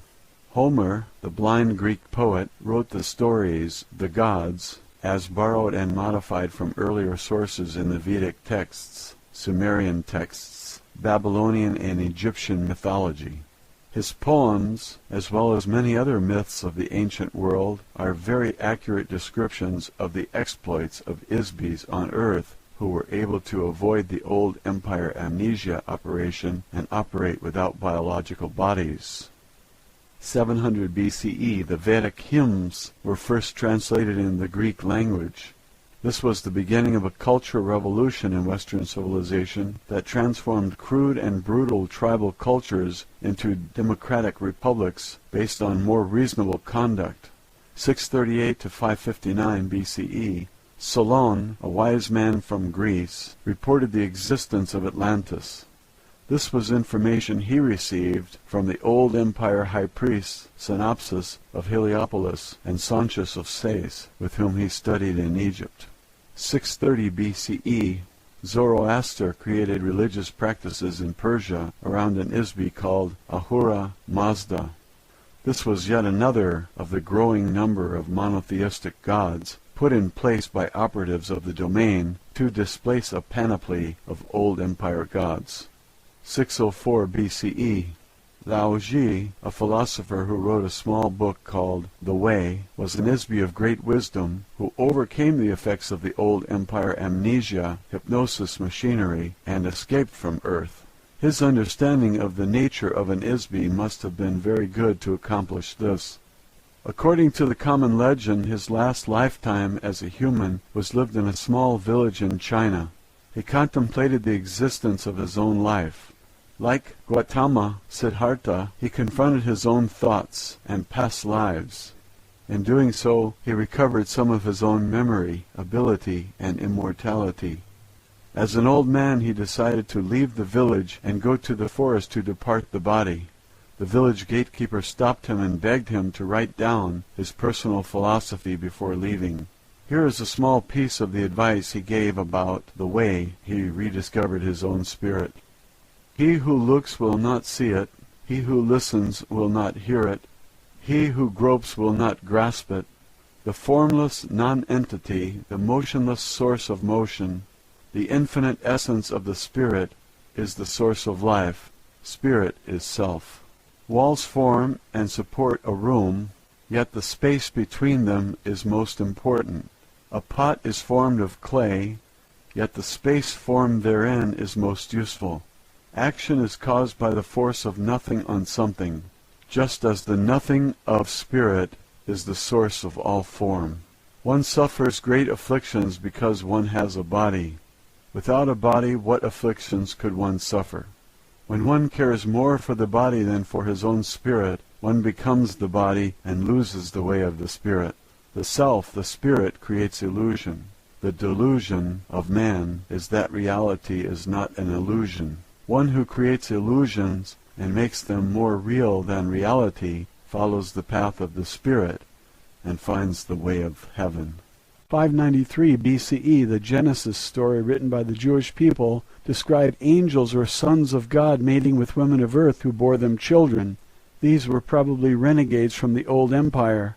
They may also have been space pirates or merchants from a system outside the galaxy who came to steal mineral resources or smuggle drugs. The domain has observed that there are many visitors to Earth from neighboring planets and galaxies, but they rarely stop and live here. What kind of beings would live on a prison planet if they were not forced to do so? The same book also reports the story of a human named Ezekiel, who witnessed the spacecraft or aircraft landing near Chabar River in Chaldea. His description of the craft uses very archaic language, technically, but is nevertheless quite an accurate description of an old empire saucer or scout craft. It is similar to the sightings of Vimanas by the people in the foothills of the Himalayas. Their Genesis story also mentions that Yahweh designed biological bodies to live for 120 years on Earth. Biological bodies on most Sun-type 12 Class 7 planets are usually engineered to last for an average of about 150 years. Human bodies on Earth last only about one-half as long. We suspect this is because the prison administrators have altered the biological material of human bodies on Earth to die more frequently so that the Isbis who inhabit them will recycle through the amnesia mechanism more frequently. It should be noted that much of the Old Testament was written during the captivity of the Jews who were enslaved in Babylon, which was very heavily controlled by priests of the Old Empire. The book introduces a false sense of time and a false concept of the origin of the creation. The serpent is the symbol of the Old Empire. It appears in the beginning of their creation story, or as the Greeks say, Genesis, and causes the spiritual destruction of the first human beings, who are metaphorically represented by Adam and Eve. The Old Testament, clearly influenced by the Old Empire forces, gives a detailed description of the Isbis being induced into biological bodies on Earth. This book also describes many of the Old Empire brainwashing activities, including the installation of false memories, lies, superstitions, commands to forget, and all manner of tricks and traps designed to keep Isbis on Earth. Most importantly, it destroys the awareness that humans are immortal spiritual beings. 580 BCE. The oracle at Delphi was one temple in a network of many oracle temples. Each temple was a communication center. The Old Empire priests designated a local god for each temple. Each of the temples in this network were located at precisely 5 degrees of latitude intervals from the capital city of Thebes throughout the Mediterranean area as far north as the Baltic Sea. The shrines served, among other things, as a grid housing electronic beacons, later called omphalos stones. The grid arrangement of the oracle sites can only be seen from miles above the Earth. The original network of electronic communications beacons were displayed when the priesthood was dispersed and were replaced by carved stones. The symbol of the Old Empire priesthood is the python, dragon, or serpent. It was called the earth dragon at Delphi, which is always represented in sculpture and vase paintings as a serpent. In Greek mythology, the guardian of the omphalos stone at the temple at Delphi was an oracle whose name was Python the serpent. She was an Isbi who was conquered by a god named Apollo. He buried her under the omphalos stone. This is a case of one god setting up his temple on the grave of another. This is a very accurate euphemism for the domain force that detected and disabled the Old Empire temple network on Earth.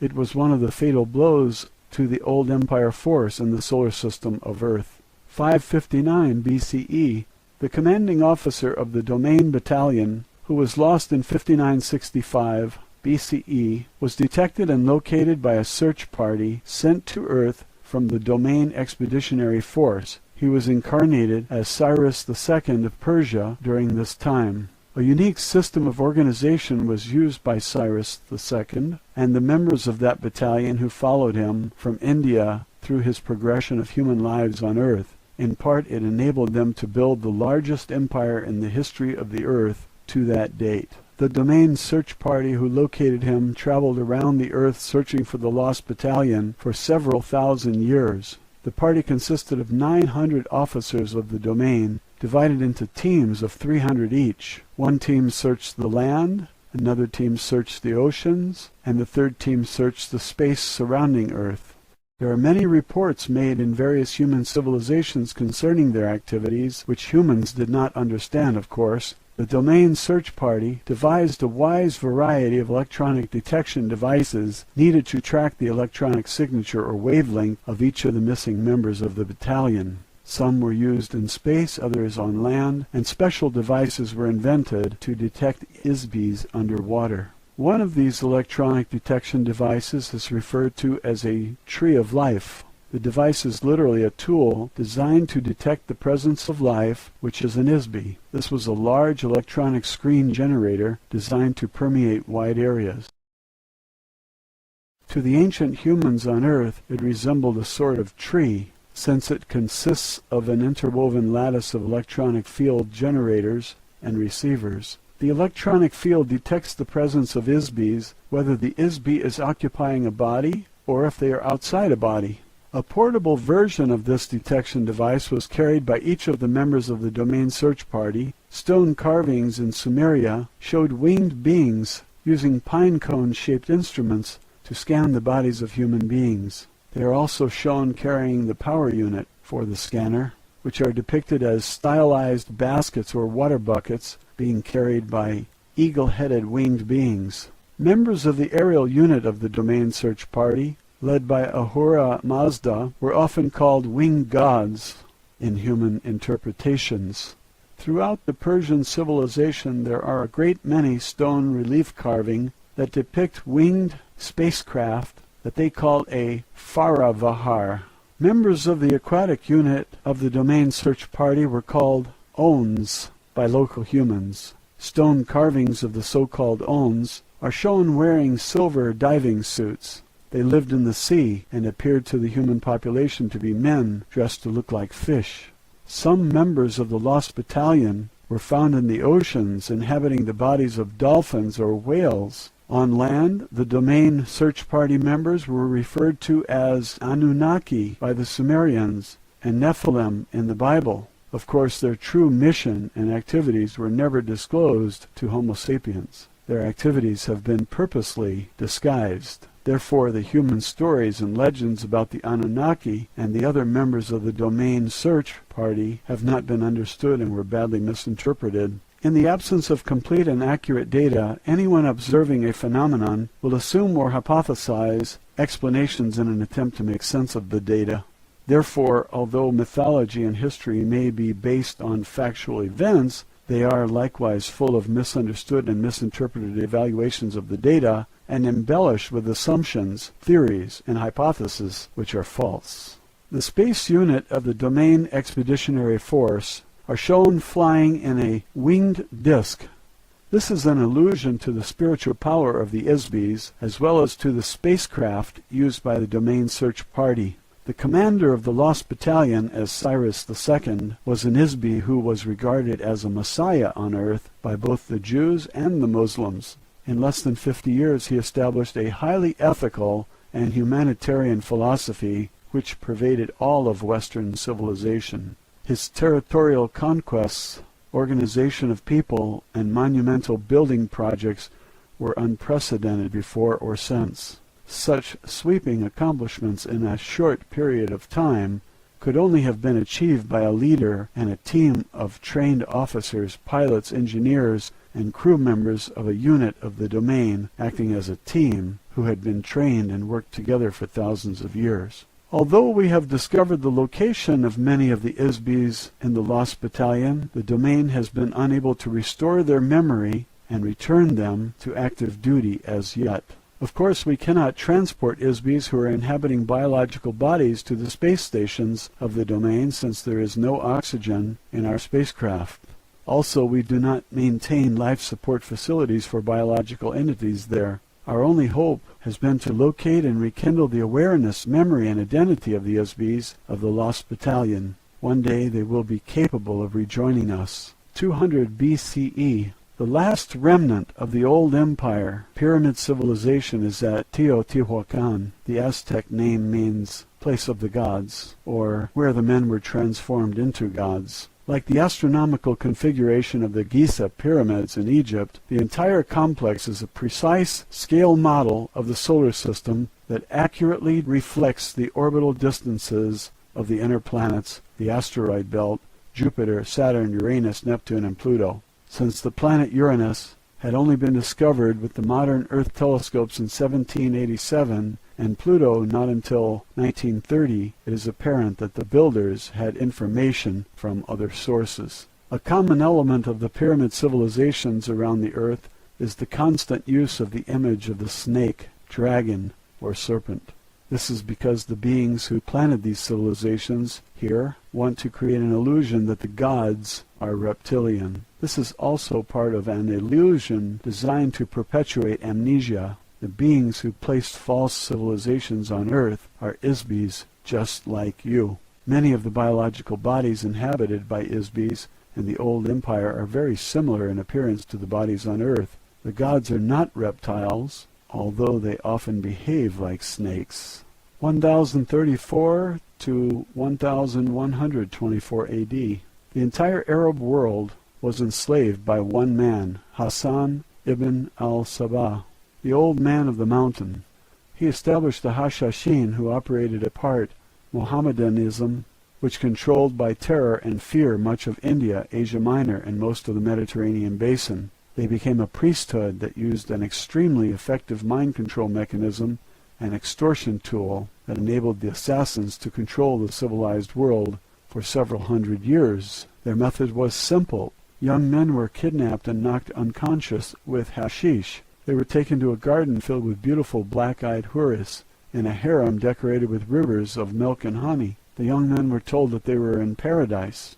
They were promised they could return and live there forever if they sacrificed themselves as an assassin of whomever they were commanded to kill. The men were knocked out again and shoved out of the world to carry out the assassination mission. Meanwhile, the old man of the mountain sent a messenger to the caliph, or whatever wealthy ruler from whom they demanded a payment, demanding camel-loads of gold, spices, incense, or other valuables. If payment did not arrive on time, the assassin would be sent to kill the offending party. There was virtually no defense against the unknown assailant, who wanted nothing more than to carry out his mission, be killed, and return to heaven. This is a very crude example of how simple and effective a brainwashing and mind control operation can be when it is used skillfully and forcefully. It is a small-scale demonstration of how the amnesia mind control operation is used against the entire Isbi population of Earth by the old empire. 1119 AD, the Knights Templar was established as a Christian military unit after the First Crusade, but quickly transformed into the basis for the international banking system to accumulate money to conduct the agenda of operatives for vestiges of the old empire on Earth. 1135 to 1230 AD, the Domain Expeditionary Force completed the annihilation of the remaining remnants of the old empire space fleet operating in the solar system around Earth. Unfortunately, their long-established thought control operation remains largely intact. 1307 AD, the Knights Templar was disbanded by King Philip IV of France, who was deeply in debt to the order. He pressured Pope Clement V to condemn the order's members, have them arrested, tortured them into giving false confessions, and burned them at the stake in an effort to erase his debt by seizing all of their wealth.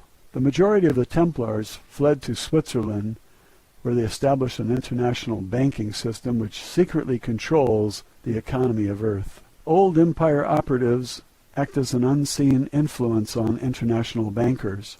The banks are operated covertly as an on-combatant provocateur to covertly promote and finance weapons and warfare between the nations of Earth. Warfare is an internal mechanism of control over the inmate population. The purpose of the senseless genocide and carnage of wars financed by these international banks is to prevent the Isbis of Earth from sharing open communication, cooperate together in activities that might enable Isbis to prosper, become enlightened, and escape their imprisonment. Roswell, Alien Interview, Chapter 10, A Lesson in Biology. Matilda O'Donnell MacElroy. Personal note: my debrief was also tape recorded as a backup and to add clarification to the stenographic notes. I debriefed immediately after my interview so that everything that was said was still fresh in my mind. When I recounted these stories to the gallery stenographer, I was still reeling a bit. The perspective on Earth history from the point of view of the domain is very strange, to say the least. I wasn't sure if my uncomfortable feeling came from being disoriented or if it came from being reoriented. Either way, I felt unsteady and confused. Yet at the same time, there was a ring of truth to it. I was elated and incredulous at the same time. The stenographer looked askance at me more than a few times as she recorded the history lesson I passed on to her. I'm sure she thought I'd lost my mind. Maybe she was right. However, if my mind had been filled with hypnotic suggestions and false memories by the old empire, as Airl suggested, perhaps losing my mind would be a good idea. I didn't have much time to ponder my personal thoughts about these things at the time. It was my duty to get all the information I could from Airl and pass it on to the stenographer as soon as Airl was finished. My job was not to analyze the information, just report it as accurately as possible. The analysis would be left to the men in the gallery, or whomever else was receiving copies of the transcripts. I also delivered a list of books and materials requested by Airl to the agent in the gallery room, so these could be gathered and delivered to Airl. Each night after I left Airl, she spent the rest of the night reading or scanning the materials which had been delivered to her. The members of the gallery each received a transcript of the stenographic dictation to study, each looking for information that was of interest to them. In the morning after breakfast, I reported back to the interview room to continue my interviews or lessons with Airl.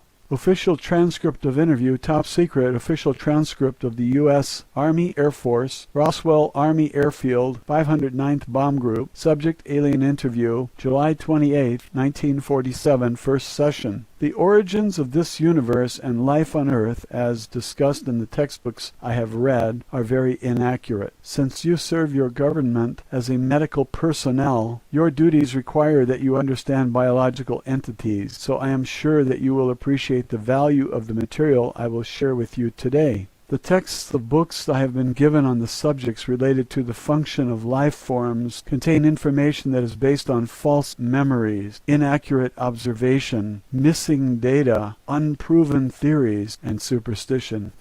For example, just a few hundred years ago, your physicians practiced bloodletting as a means to release supposed ill humors from the body in an attempt to relieve or heal a wide variety of physical and mental afflictions. Although this has been corrected somewhat, many barbarisms are still being practiced in the name of medical science. In addition to the application of incorrect theories concerning biological engineering, many primary errors that Earth scientists make are the result of an ignorance of the nature and relative importance of ISBs as the source of energy and intelligence which animate every life form. Although it is not a priority of the domain to intervene in the affairs of Earth, the Domain Communications Office has authorized me to provide you with some information in an effort to provide more accurate and complete understanding of these things, and thereby enable you to discover more effective solutions to the unique problems you face on Earth. The correct information about the origins of biological entities has been erased from your mind, as well as from the minds of your mentors. In order to help you regain your own memory, I will share with you some factual material concerning the origin of biological entities. I asked Airl if she was referring to the subject of evolution. Airl said, "No, not exactly." You will find evolution mentioned in the ancient Vedic hymns. The Vedic texts are like folk tales or common wisdoms and superstitions gathered throughout the systems of the domain. These were compiled into verses like a book of rhymes. For every statement of truth, the verses contain many half-truths, reversals of truth, and fanciful imaginings blended without qualification or distinction. The theory of evolution assumes that the motivational source of energy that animates every life form does not exist. It assumes that an inanimate object or chemical concoction can suddenly become alive or animate accidentally or spontaneously, or perhaps an electrical discharge into a pool of chemical ooze will magically spawn a self-animated entity. There is no evidence whatsoever that this is true, simply because it's not true. Dr. Frankenstein did not really resurrect the dead into a marauding monster, except in the imagination of the Isbys, who wrote a fictitious story one dark and stormy night. No Western scientist ever stopped to consider who, what, where, when, or how this animation happens. Complete ignorance, denial, or unawareness of the spirit as the source of life force required to animate inanimate objects or cellular tissue is the sole cause of failures in Western medicine. In addition, evolution does not occur accidentally. It requires a great deal of technology, which must be manipulated under the careful supervision of ISBs. Very simple examples are seen in the modification of farm animals or in the breeding of dogs. However, the notion that human biological organisms evolved naturally from earlier ape-like forms is incorrect. No physical evidence will ever be uncovered to substantiate the notion that modern humanoid bodies evolved on this planet. The reason is simple. The idea that human bodies evolved spontaneously from the primordial ooze of chemical interactivity in the dim mists of time is nothing more than a hypnotic lie instilled in the amnesia operation to prevent your recollection of the true origins of mankind. Factually, humanoid bodies have existed in various forms throughout the universe for trillions of years. This was compounded by the fact that the Vedic hymns were brought to Earth 8,200 years ago by the Domain Expeditionary Force. While they were based in the Himalaya Mountains, the verses were taught to some of the local humans who memorized them. However, I should note that this was not an authorized activity for the crew of the Domain installation, although I am sure it seemed like an innocent diversion for them at the time.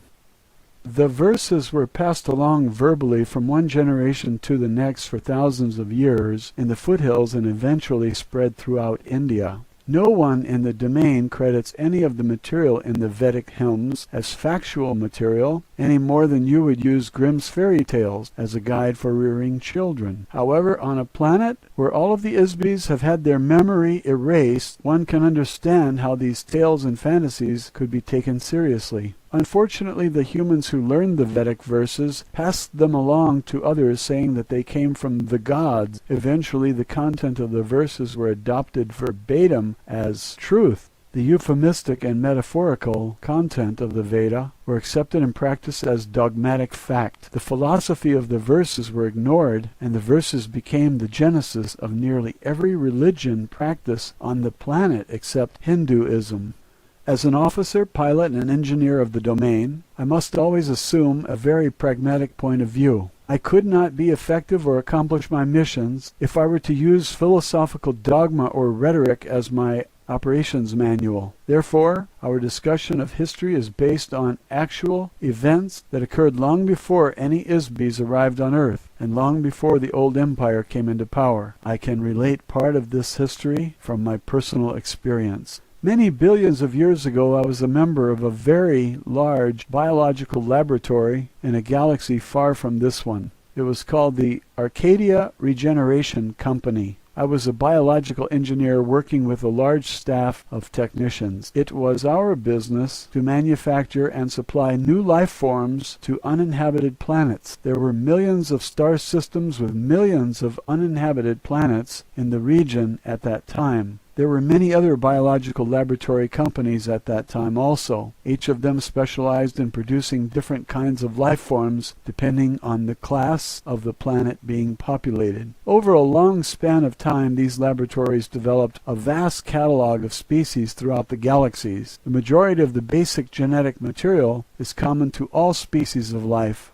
Therefore, most of their work was concerned with manipulating alterations of the basic genetic pattern to produce variations of life forms that would be suitable inhabitants for various planetary classes.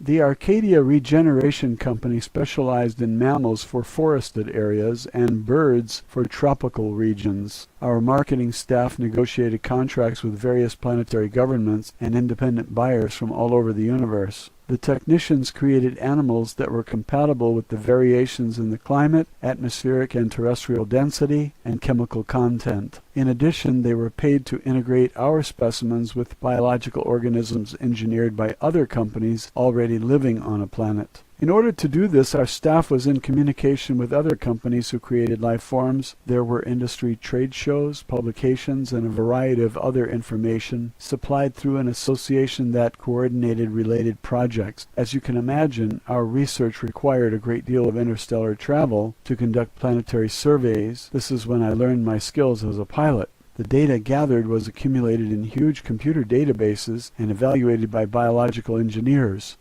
A computer is an electronic device that serves as an artificial brain or complex calculating machine. It is capable of storing information, making computations, solving problems, and performing mechanical functions. 1947. In most of the galactic systems of the universe, very large computers are commonly used to run the routine administration, mechanical services, and maintenance activities of the entire planet or planetary system. Based on the survey data gathered, designs and artistic renderings were made for new creatures. Some designs were sold to the highest bidder. Other life forms were created to meet the customized requests of our clients. The design and technical specifications were passed along an assembly line through a series of cellular, chemical, and mechanical engineers to solve the various problems. It was their job to integrate all the component factors into a workable, functional, and aesthetic finished product. Prototypes of these creatures were then produced and tested in artificially created environments. Imperfections were worked out, modifications made, and eventually a new life form was endowed or animated with a life force or spiritual energy before being introduced into the actual planetary environment for final testing. After a new life form was introduced, we monitored the interaction of these biological organisms with the planetary environment and with other indigenous life forms. Conflicts resulting from the interaction between incompatible organisms were resolved through negotiation between ourselves and other companies. The negotiations usually resulted in compromises requiring further modification to our creatures or to theirs, or both. This is a part of science or art you call eugenics. In some cases, changes were made in a planetary environment, but not often, as planet building is much more complex than making changes to an individual life form. Coincidentally, a friend and engineer with whom I used to work with at the Arcadia Regeneration Company a long time after I left the company told me that one of the projects they contracted to do in more recent times was to deliver life forms to Earth to replenish them after a war in this region of the galaxy devastated most of the life on the planets in this region of space. This would have been about 70 million years ago.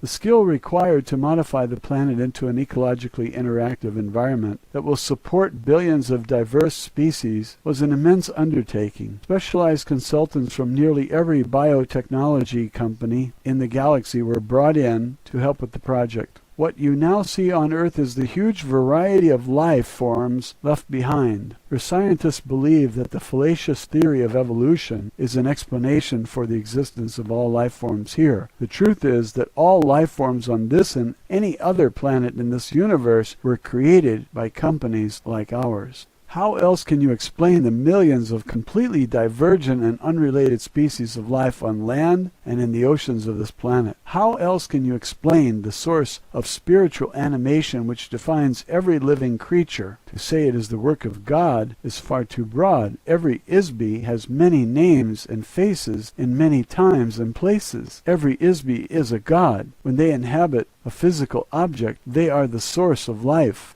For example, there are millions of species of insects. About 350,000 of these are species of beetles. There may be as many as 100 million species of life forms on Earth at any given time. In addition, there are many times more extinct species of life on Earth than there are living life forms. Some of these will be rediscovered in the fossil or geological records of Earth. The current theory of evolution of life forms on Earth does not consider the phenomena of biological diversity. Evolution by natural selection is science fiction. One species does not accidentally or randomly evolve to become another species, as the Earth textbooks indicate, without manipulation of genetic material by an Isby. A simple example of Isby intervention is the selective breeding of a species on Earth. Within the past few hundred years, several hundred dog breeds and hundreds of varieties of pigeons and dozens of koi fish have been evolved in just a few years, beginning with one original breed. Without active intervention by Isbys, biological organisms rarely change. The development of an animal like the duck-billed platypus required a lot of very clever engineering to combine the body of a beaver with the bill of a duck and make a mammal that lays eggs. Undoubtedly, some wealthy client placed a special order for it as a gift for some curious amusement. I'm sure that the laboratory of some biotechnical company worked on it for years to make it a self-replicating life form. The notion that the creation of any life form could have resulted from a coincidental chemical interaction moldering up from some primordial ooze is beyond absurdity. Factually, some organisms on Earth, such as proteobacteria, are modifications of a phylum designed primarily for the star Type 3 Class C planets. In other words, the domain designation for a planet with an anaerobic atmosphere nearest a large, intensely hot blue star, such as those in the constellation of Orion's belt in this galaxy. Creating life forms is very complex, highly technical work for ISBs who specialize in this field. Genetic anomalies are very baffling to Earth biologists who have had their memory erased. Unfortunately, the false memory implantations of the old empire prevent Earth scientists from observing obvious anomalies. The greatest technical challenge of biological organisms was the invention of self-generation or sexual reproduction. It was invented as the solution to the problem of having to continually manufacture replacement creatures for those that have been destroyed or eaten by other creatures. Planetary governments did not want to keep buying replacement animals. The idea was contrived trillions of years ago as a result of a conference held to resolve arguments between disputing vested interests within the biotechnology industry. The infamous Council of Yumi Krum was responsible for coordinating creature production. A compromise was reached after certain members of the council were strategically bribed or murdered to author an agreement which resulted in the biological phenomenon which we now call the food chain. The idea that a creature would need to consume the body of another life form as an energy source was offered as a solution by one of the biggest companies in the biological engineering business. They specialized in creating insects and flowering plants. The connection between the two is obvious. Nearly every flowering plant requires a symbiotic relationship with an insect in order to propagate. The reason is obvious. Both the bugs and the flowers were created by the same company. Unfortunately, the same company also had a division which created parasites and bacteria. The name of the company, roughly translated into English, would be Bugs and Blossoms. They wanted to justify the fact that the old valid purpose of the parasitic creatures they manufactured was to aid the decomposition of organic material. There was a very limited market for such creatures at that time. In order to expand their business, they hired a big public relations firm and a powerful group of political lobbyists to glorify the idea that life forms should feed from other life forms. They invented a scientific theory to use as a promotion gimmick. The theory was that all creatures needed to have food as a source of energy. Before that, none of the life forms being manufactured required any external energy. Animals did not eat other animals for food, but consumed sunlight, minerals, or vegetable matter only. Of course, Bugs and Blossoms went into the business of designing and manufacturing carnivores. Before long, so many animals were being eaten as food that the problem of replenishing them became very difficult. As a solution, Bugs and Blossoms proposed, with the help of some strategically placed bribes in high places, that other companies begin using sexual reproduction as the basis for replenishing life forms. Bugs and Blossoms was the first company to develop blueprints for sexual reproduction, of course. As expected, the patent licenses for the biological engineering process required to implant stimulus-response mating, cellular division, and pre-programmed growth patterns for self-regenerating animals were owned by Bugs and Blossoms too. Throughout the next few million years, laws were passed that required that these programs be purchased by the other biological technology companies. These were required to be imprinted into the cellular design of all existing life forms. It became a very expensive undertaking for other biotechnology companies to make such an awkward and impractical idea work. This led to the corruption and downfall of the entire industry. Ultimately, the food and sex idea completely ruined the biotechnology industry, including Bugs and Blossoms. The entire industry faded away as the market for manufactured life forms disappeared. Consequently, when a species became extinct, there is no way to replace them because the technology of creating new life forms has been lost. Obviously, none of this technology was ever known on Earth and probably never will be. There are still computer files on some planets far from here which record the procedures for biological engineering. Possibly the laboratories and computers still exist somewhere. However, there is no one around doing anything with them. Therefore, you can understand why it is so important for the domain to protect the dwindling number of creatures left on Earth. The core concept behind sexual reproduction technology was the invention of a chemical-electronic interaction called cyclical stimulus response generators. This is a programmed genetic mechanism which causes a seemingly spontaneous recurring impulse to reproduce. The same technique was later adapted and applied to biological flesh bodies, including Homo sapiens. Another important mechanism used in the reproductive process, especially with Homo sapien-type bodies, is the implantation of a chemical electrical trigger mechanism in the body. The trigger which attracts ISBs to inhabit a human body, or any kind of flesh body, is the use of an artificially imprinted electronic wave which uses aesthetic pain to attract the ISB. Every trap in the universe, including those used to capture ISBs who remain free, is baited with an aesthetic electronic wave. The sensations caused by the aesthetic wavelength are more attractive to an ISB than any other sensation. When the electronic waves of pain and beauty are combined together, this causes the ISB to get stuck in the body. The reproductive trigger for lesser life forms, such as cattle and other animals, is triggered by chemicals emitted from scent glands. The scent glands, combined with reproductive chemical electrical impulses stimulated by testosterone or estrogen.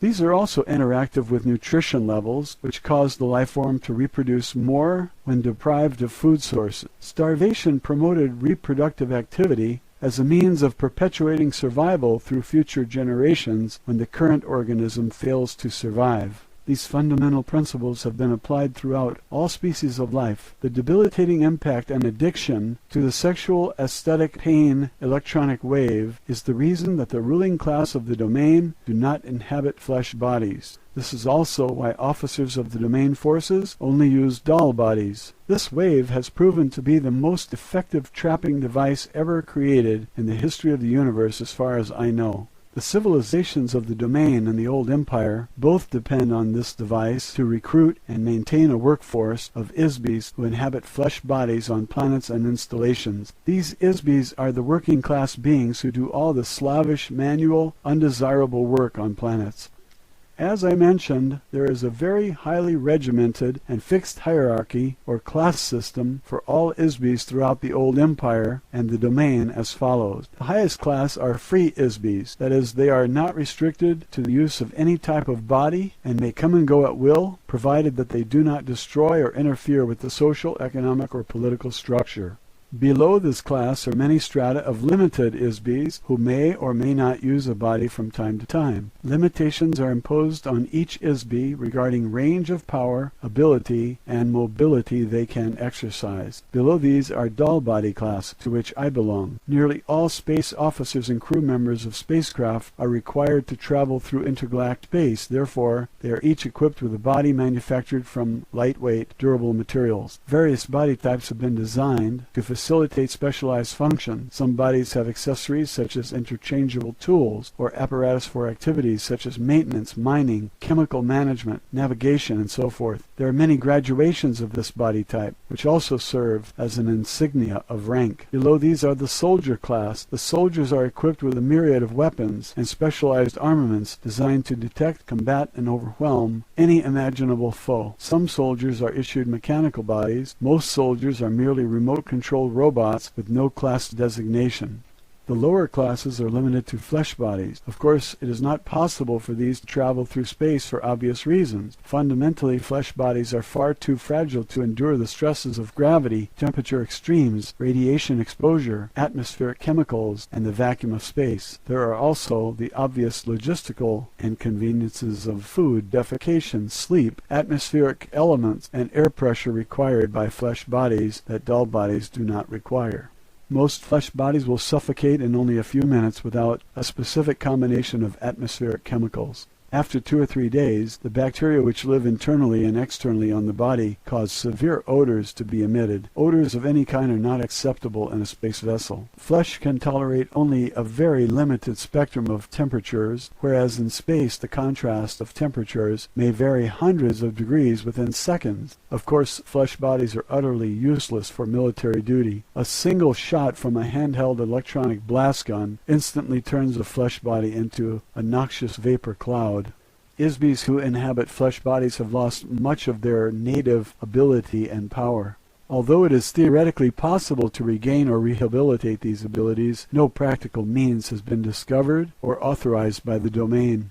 Even though spacecraft of the domain travel trillions of light years in a single day, the time required to traverse the space between galaxies is significant, not to mention the length of time to complete just one set of mission orders, which may require thousands of years. Biological flesh bodies live for only a very short time, only 60 to 150 years at most, whereas doll bodies can be reused and repaired almost indefinitely. The first development of biological bodies began in this universe about 74 trillion years ago. It rapidly became a fad for ISBEs to create and inhabit various types of bodies for an assortment of nefarious reasons. Especially for amusement, this is to experience various physical sensations vicariously through the body. Since that time there has been a continuing de-evolution in the relationship of ISBEs to bodies. As ISBEs continue to play around with these bodies, certain tricks were introduced to cause ISBEs to get trapped inside a body so they were unable to leave again. This was done primarily by making bodies that appeared sturdy but were actually very fragile. An ISBE, using their natural power to create energy, accidentally injured a body when contacting it. The ISBE was remorseful about having injured this fragile body. The next time they encountered a body, they began to be careful with them. In so doing, the ISBE would withdraw or minimize their own power so as not to injure the body. A very long and treacherous history of this kind of trickery, combined with similar misadventures, eventually resulted in a large number of ISBEs becoming permanently trapped in bodies. Of course, this became a profitable enterprise for some ISBEs who took advantage of the situation to make slaves of others. The resulting enslavement progressed over trillions of years and continues today. Ultimately, the dwindling ability of ISBEs to maintain a personal state of operational freedom and ability to create energy resulted in the vast and carefully guarded hierarchy or class system. Using bodies as a symbol of each class is used throughout the old empire as well as the domain. The vast majority of ISBEs throughout the galaxies of this universe inhabit some form of flesh body. The structure, appearance, operation, and habitat of these bodies vary according to the gravity, atmosphere, and climatic conditions of the planet they inhabit. Body types are predetermined largely by the type and size of the star around which the planet revolves, the distance from the star, the geological as well as the atmospheric components of the planet.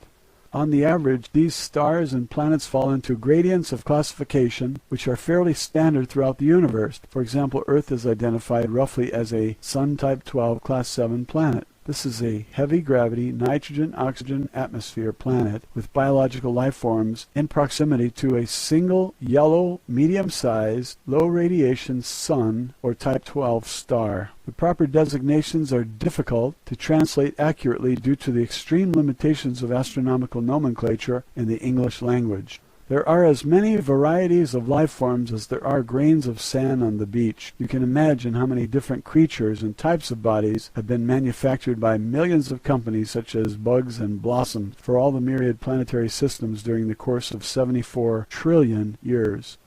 Matilda O'Donnell MacElroy, personal note. When Airl finished telling me this story, there was a long, silent pause while I muddled through all this in my mind. Had Airl been reading science fiction books and fantasy stories during the night? Why would she tell me something so incredibly far-fetched? If there had not been a 40-inch tall alien with gray skin and 3 fingers on each hand and foot sitting directly across from me, I would not have believed a single word of it. In retrospect, over the 60 years since Airl gave me this information, Earth doctors have begun to develop some of the biological engineering technology that Airl told me about right here on Earth. Heart bypasses, cloning, test tube babies, organ transplants, plastic surgery, genes, chromosomes, and so on. One thing is for sure, I have never looked at a bug or flower in the same way since then, not to mention my religious belief in Genesis.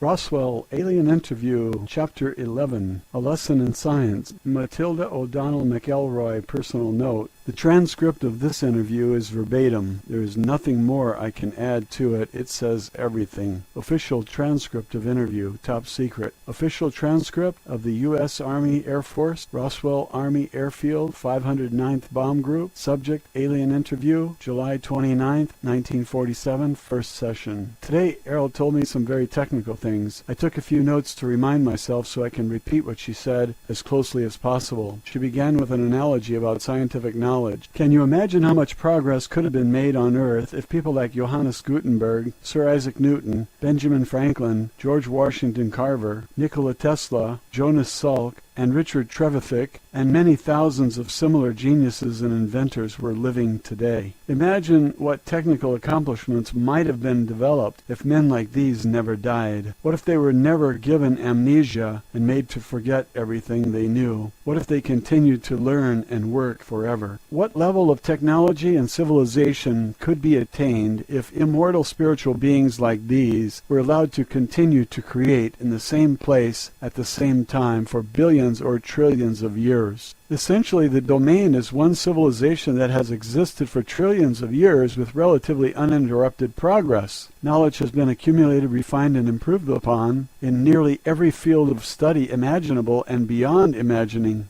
Originally, the interaction of ISB illusions or inventions created the very fabric of the physical universe, the microcosm and the macrocosm. Originally, the interaction of ISB illusions or inventions created the very fabric of the physical universe, the microcosm and the macrocosm. Every single particle of the universe has been imagined and brought into existence by an ISB. Everything created from an idea, a thought, with no weight or size or location in space. Every speck of dust in space, from the size of the tiniest subatomic particle to the size of a sun or Magellanic cloud, the size of many galaxies, was created from the nothingness of a thought. Even the tiniest individual cells were contrived and coordinated to enable a microbial entity to sense and navigate through infinitesimally small spaces. These also came from an idea thought up by an ISB. You and every ISB on Earth have participated in the creation of this universe, even though you are now confined to a fragile body made of flesh. You live only 65 short rotations of your planet around a star. You have been given overwhelming electric shock treatments to wipe out your memory. You must learn everything all over again each lifetime, in spite of all these circumstances. You are who you are and will always be, and deep down you still know that you are and what you know. You are still the essence of you. How else could anyone understand the child prodigy? An ISB who plays concertos on a piano at 3 years of age without formal training? Impossible if they do not simply remember what they have already learned from thousands of lives spent in front of a keyboard in times untold or on planets far away. They may not know how they know, they just know. Humankind has developed more technology in the past 100 years than in the past 2,000 years. Why? The answer is simple. The influence of the old empire over the mind and over the affairs of mankind has been diminished by the domain. A renaissance of invention of Earth began in 1250 A.D. with the destruction of the old Empire space fleet in the solar system. During the next 500 years, Earth may have the potential to regain autonomy and independence, but only to the degree that humankind can apply the concentrated genius of the ISBs on Earth to solve the amnesia problem. However, on a cautionary note, the inventive potential of the ISBs who have been exiled to this planet is severely compromised by the criminal elements of the Earth population, specifically politicians, warmongers, and irresponsible physicists who create unlimited weapons such as nuclear bombs, chemicals, disease, and social chaos. These have the potential to extinguish all life forms on Earth forever. Even the relatively small explosions that were tested and used in the past 2 years on Earth have the potential to destroy all life, if deployed in sufficient quantity. Larger weapons could consume all the oxygen in the global atmosphere in a single explosion. Therefore, the most fundamental problems that must be solved in order to ensure that Earth will not be destroyed by technology are social and humanitarian problems. The greatest scientific minds of Earth, in spite of mathematical or mechanical genius, have never addressed these problems. Therefore, do not look to scientists to save Earth or the future of humanity. Any so-called science that is solely based on the paradigm that existence is composed of energy and objects moving through space is not a science. Such beings utterly ignore the creative spark originated by an individual ISB and collective work of the ISBs who continually create physical universe and all universes. Every science will remain relatively ineffective or destructive negative to the degree that it omits or devaluates the relative importance of the spiritual spark that ignites all creation and life. Unfortunately, this ignorance has been carefully and forcefully instilled in human beings by the old empire to ensure that Isbys on this planet will not be able to recover their innate ability to create space, energy, matter, and time, or any other component part of universes. As long as awareness of the immortal, powerful, spiritual self is ignored, humanity will remain imprisoned until the day of its own self-destruction and oblivion. Do not rely on the dogma of physical sciences to master the fundamental forces of creation any more than you would trust the chanted incantations of an incense-burning shaman. The next result of both of these is entrapment and oblivion. Scientists pretend to observe, but they only suppose what they see and call it fact. Like the blind man, a scientist cannot learn to see until he realizes that he's blind. The facts of earth science do not include the source of creation. They include only the result or byproducts of creation. The facts of science do not include any memory of the nearly infinite past experience of existence. The essence of creation and existence cannot be found through the lens of a microscope or telescope or by any other measurement of the physical universe. One cannot comprehend the perfume of a flower or the pain felt by an abandoned lover with meters and calipers. Everything you will ever know about the creative force and ability of a God can be found within you, an immortal spiritual being. How can a blind man teach others to see the nearly infinite gradients that comprise the spectrum of light? The notion that one can understand the universe without understanding the nature of an Isby is as absurd as conceiving that an artist is a speck of paint on his own canvas, or that the lace on a ballet shoe is the choreographer's vision, or the grace of a dancer, or the electric excitement of opening night. Study of the spirit has been booby-trapped by the thought control operation through religious superstitions they instill in the minds of men. Conversely, the study of the spirit and the mind have been prohibited by science, which eliminates anything that is not measurable in the physical universe. Science is the religion of matter. It worships matter. The paradigm of science is that creation is all and the creator is nothing. Religion says the creator is all and the creation is nothing. These two extremes are the bars of a prison cell. They prevent observation of all phenomenon as an interactive whole. Study of creation without knowing the Isby, the source of creation, is futile. When you sail to the edge of a universe conceived by science, you fall off the end into an abyss of dark, dispassionate space and lifeless, unrelenting force. On earth you have been convinced that the oceans of the mind and spirit are filled with gruesome, ghoulish monsters that will eat you alive if you dare to venture beyond the breakwater of superstition. The vested interest of the old empire prison system is to prevent you from looking at your own soul. They fear that you will see in your own memory the slave masters who kept you imprisoned. The prison is made of shadows in your mind. The shadows are made of lies and pain and loss and fear. The true geniuses of civilization are those Isbys who will enable other Isbys to recover their memory and regain self-realization and self-determination. This issue is not solved through enforcing moral regulation on behavior, or through the control of beings through mystery, faith, drugs, guns, or other dogma of a slave society, and certainly not through the use of electric shock and hypnotic commands. The survival of Earth and every being on it depends on the ability to recover the memory of skills you have accrued through the trilenia, to recover the essence of yourself. Such an art, science, or technology has never been conceived in the old empire. Otherwise, they would not have restored to the solution that brought you to your current conditions on Earth. Neither has such technology ever been developed by the domain. Until recently, the necessity of rehabilitating an Isby with amnesia has not been needed. Therefore, no one has ever worked on solving this problem. So far, unfortunately, the domain has no solution to offer.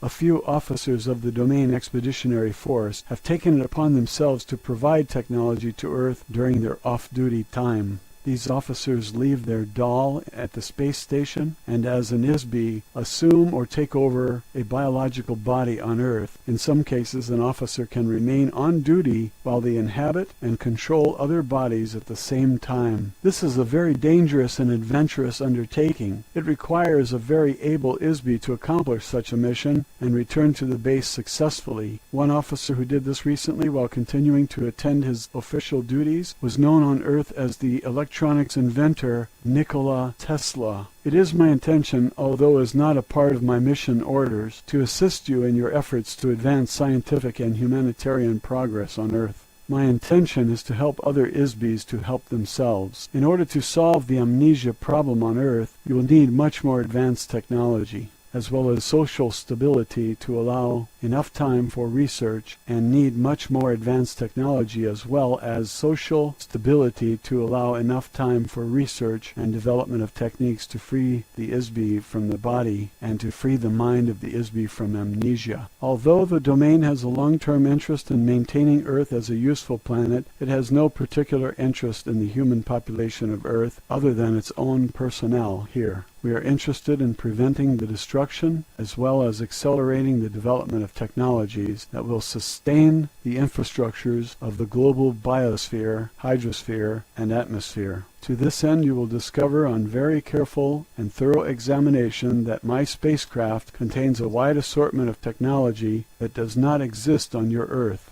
If you distribute pieces of this craft to various scientists for study, they will be able to reverse engineer some of the technology to the extent that Earth has the raw materials required to replicate these components. Some features will be indecipherable. Other features cannot be duplicated as Earth does not have the natural resources required to replicate them. This is especially true of the metals used to construct the craft. Not only do these metals not exist on Earth, the refining process required to produce these metals took billions of years to develop. It is also true of the navigation system, which requires an ISB whose own personal wavelength has been specifically attuned to the neural network of the craft. The pilot of the craft must possess a very high order of energy, volition, discipline, training, and intelligence to manipulate such a craft. ISBs on Earth are incapable of this expertise because it requires the use of an artificial body specifically created for this purpose. Certain individual Earth scientists, some of whom are among the most brilliant minds in the history of the universe, will have their memory of this technology jogged when they examine the craft components, just as some of the scientists and physicists on Earth have been able to remember how to recreate electronic generators, internal combustion, and steam locomotion, refrigeration, aircraft, antibiotics, and other tools of your civilization. They will also rediscover other vital technology in my craft. The following are the specific systems embodied in my craft that contain useful components. There is an assortment of microscopic wiring or fibers within the walls of the craft that control such things as communications, information storage, computer function, and automatic navigation. The same wiring is used for light, sublight, and ultralight spectrum detection and vision. The fabrics of the interior of the craft are far superior to any on Earth at this time and have hundreds of thousands of applications. You will also find mechanisms for creating, amplifying, and channeling light particles or waves as a form of energy. As an officer, pilot, and engineer of the domain forces, I am not at liberty to discuss or convey the detailed operation or construction of the craft in any way other than what I have just disclosed. However, I am confident that there are many competent engineers on Earth who will develop useful technology with these resources. I am providing these details to you in the hope that the greater good of the domain will be served. Roswell, Alien Interview, Chapter 12, A Lesson in Immortality. Matilda O'Donnell MacElroy, Personal Note. I think the following transcript is pretty much self-explanatory. Official transcript of interview, top secret. Official transcript of the U.S. Army Air Force, Roswell Army Airfield, 509th Bomb Group.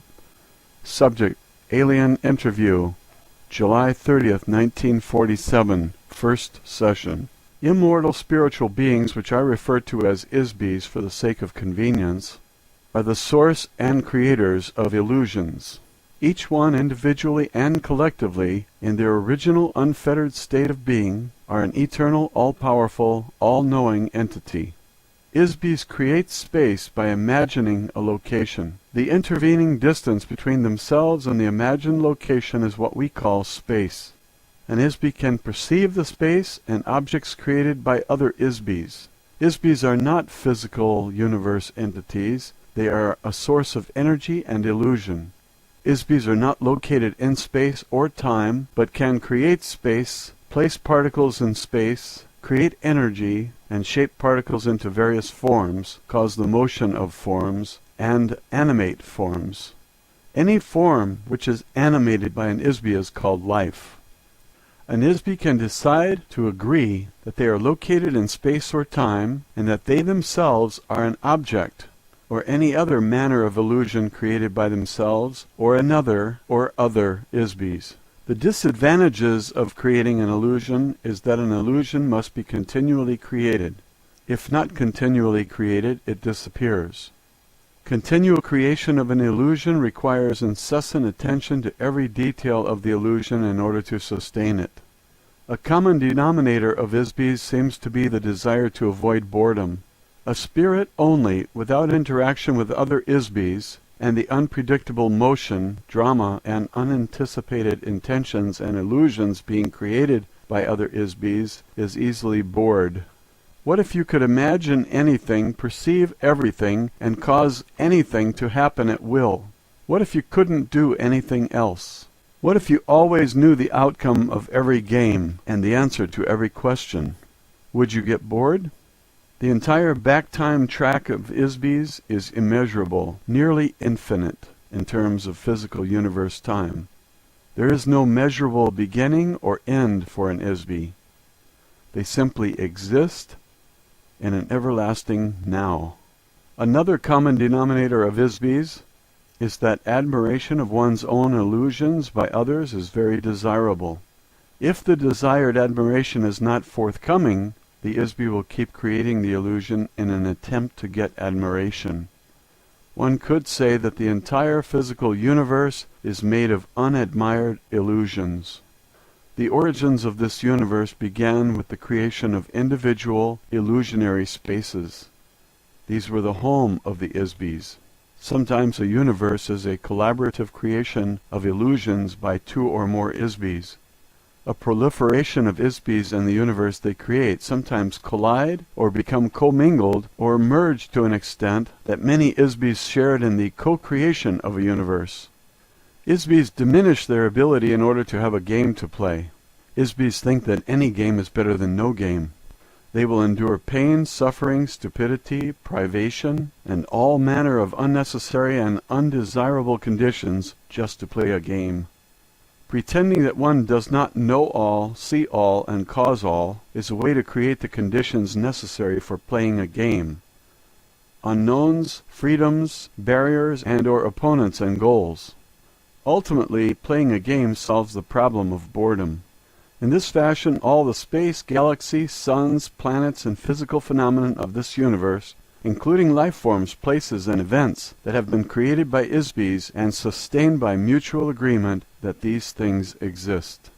There are as many universes as there are ISBs to imagine, build, and perceive them, each existing concurrently with its own continuum. Each universe is created using its own unique set of rules as imagined, altered, preserved, or destroyed by one or more ISBs who created it. Time, energy, objects, and space, as defined in terms of the physical universe, may or may not exist in other universes. The domain exists in such a universe as well as in the physical universe. One of the rules of the physical universe is that energy can be created but not destroyed. So the universe will keep expanding as long as ISBs keep adding more new energy to it. It's nearly infinite. It is like an automobile assembly line that never stops running, and none of the cars are ever destroyed. Every ISB is basically good, therefore an ISB does not enjoy doing things to other ISBs which they themselves do not want to experience. For an ISB, there is no inherent standard for what is good or bad, right or wrong, ugly or beautiful. These ideas are all based on the opinion of each individual ISB. The closest concept that human beings have to describe an ISBE is as a god, all-knowing, all-powerful, infinite. So how does a god stop being a god? They pretend not to know. How can you play a game of hide and seek if you always know where the other person is hiding? You pretend not to know where the other players are hiding, so you can go off and seek them. This is how games are created. You have forgotten that you are just pretending. In so doing, ISBEs become entrapped and enslaved inside a maze of their own devising. How does one create a cage, lock one's own self inside the cage, throw away the key, and forget there is a key or cage, and forget there is an inside or outside, and even forget that there is a self? Create the illusion that there is no illusion, the entire universe is real, and that no other universe exists or can be created. On earth, the propaganda taught and agreed upon is that the gods are responsible and that human beings are not responsible. You are taught that only God can create universes. So the responsibility for every action is assigned to another ISBE or God, never oneself. No human being ever assumes personal responsibility for the fact that they themselves, individually and collectively, are gods. This fact alone is the source of entrapment for every ISBE. Roswell, Alien Interview, Chapter 13, A Lesson in the Future. Matilda O'Donnell MacElroy, Personal Note. I think this transcript speaks for itself also. I relayed Airl's exact communication as faithfully as possible. My superior officers became very alarmed about the possible military implications of what Airl said in this interview. Official transcript of interview, top secret. Official transcript of the U.S. Army Air Force. Roswell Army Airfield, 509th Bomb Group. Subject, Alien Interview, July 31st, 1947, first session. It is my personal belief that the truth should not be sacrificed on the altar of political, religious, or economic expediency. As an officer, pilot, and engineer of the domain, it is my duty to protect the greater good of the domain and its possessions. However, we cannot defend ourselves against forces of which we are not aware. The isolation of Earth from the rest of civilization prevents me from discussing many subjects with you at this time. Security and protocol prevent me from revealing any but the broadest general statements about the plans and activities of the domain. However, I can give you some information that you might find useful. I must return to my assigned duties on the space station now. I have provided as much help as I feel ethically able to offer, given the requirements and constraints of my duties as an officer, pilot, and engineer of the domain forces. Therefore, I will depart as an ISBE from Earth within the next 24 hours. Editor's note: the following several paragraphs appear to be personal comments made by Matilda to the stenographer regarding her interview with Airl. What this means is that Airl will leave her doll with us, as her craft is damaged beyond repair. We can examine, dissect, and study the body at our leisure. She does not have any further use for it, nor does she have any personal feelings or attachments to it, as others are readily available for her to use. Airl does not recommend that there are any technology in the body that Earth scientists will find useful, however. The technology of the body is simple, yet vastly beyond the reckoning of our current ability to analyze or reverse engineer any facet of it. The body is neither biological or mechanical, but a unique fabrication of materials and ancient technologies not found on any Earth-type planet. As Airl mentioned previously, a very rigid and distinctive hierarchy of social, economic, and cultural classes exists throughout the domain, which has remained unvaried and inviolate for many millennia. The body type and function assigned to an ISBE officer varies specifically according to the rank, class, longevity, training level, command level, service record, and meritorious citations earned by each individual ISBE, as with any other military insignia. The body used by Airl is specifically designed for an officer, pilot, and engineer of her rank and class. The bodies of her companions, which were destroyed in the crash, were not the same rank or class, but of a junior rank. Therefore, the appearance, features, composition, and functionality of those bodies were specialized and limited to the requirements of their duties. The junior officers whose bodies were damaged in the crash have left their bodies and returned to their duties in the space station. The damage suffered by their bodies was due primarily to the fact that they were officers of lower rank. They used bodies which were partially biological and therefore far less durable and resilient than hers. Editor's note: at this point the transcript appears to resume with statements made by Airl. Although the domain will not hesitate to destroy any active vestiges of the old Empire operations wherever they are discovered, this is not our primary mission in this galaxy. I'm sure that the old Empire mind control mechanisms can be deactivated and destroyed eventually. However, it is not possible to estimate how long this may take, as we do not understand the extent of this operation at this time. We do know that the old Empire force screen is vast enough to cover this end of the galaxy at least. We also know from experience that each force generator and trapping device is very difficult to detect, locate, and destroy. Also, it is not the current mission of the Domain Expeditionary Force to commit resources to this endeavor. The eventual destruction of these devices may make it possible for your memory to be restored simply by virtue of not having it erased after each lifetime. Fortunately, the memory of an ISB cannot be permanently erased. There are many other active space civilizations who maintain various nefarious operations in this area, not the least of which is dumping unwanted ISBs on Earth. None of these craft are hostile or in violent opposition to the domain forces. They know better than to challenge us. For the most part, the domain ignores Earth and its inhabitants, except to ensure that the resources of the planet itself are not permanently spoiled. This sector of the galaxy was annexed by the domain and is the possession of the domain to do with or dispose of it as deems best. The moon of Earth and the asteroid belt have become a permanent base of operations for the domain forces. Needless to say, any attempt by humans or others to interfere in the activities of the domain in this solar system, even if it were possible, which it definitely is not, will be terminated swiftly. This is not a serious concern, as I mentioned earlier, since Homo sapiens cannot operate in open space. Of course, we will continue with the next steps of the domain expansion plan, which has remained on schedule for billions of years. Over the next 5,000 years, there will be increasing traffic and activity of the domain forces as we progress toward the center of this galaxy and beyond to spread our civilization through the universe. If humanity is to survive, it must cooperate to find effective solutions to the difficult conditions of your existence on Earth.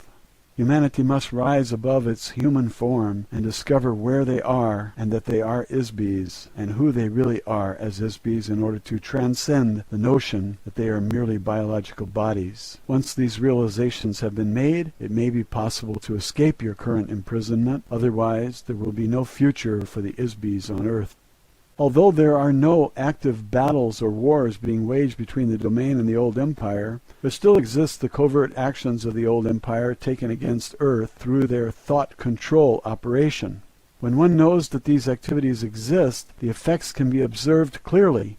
The most obvious examples of these actions against the human race can be seen as incidents of sudden, inexplicable behavior. A very recent instance of this occurred in the United States military just before the Japanese attack on Pearl Harbor. Just 3 days before the attack, someone in authority ordered all the ships in Pearl Harbor to go into port and secure for inspection. The ships were ordered to take all the ammunition out of their magazines and store it below. On the afternoon before the attack, all of the admirals and generals were attending parties, even though 2 Japanese aircraft carriers were discovered standing right off Pearl Harbor.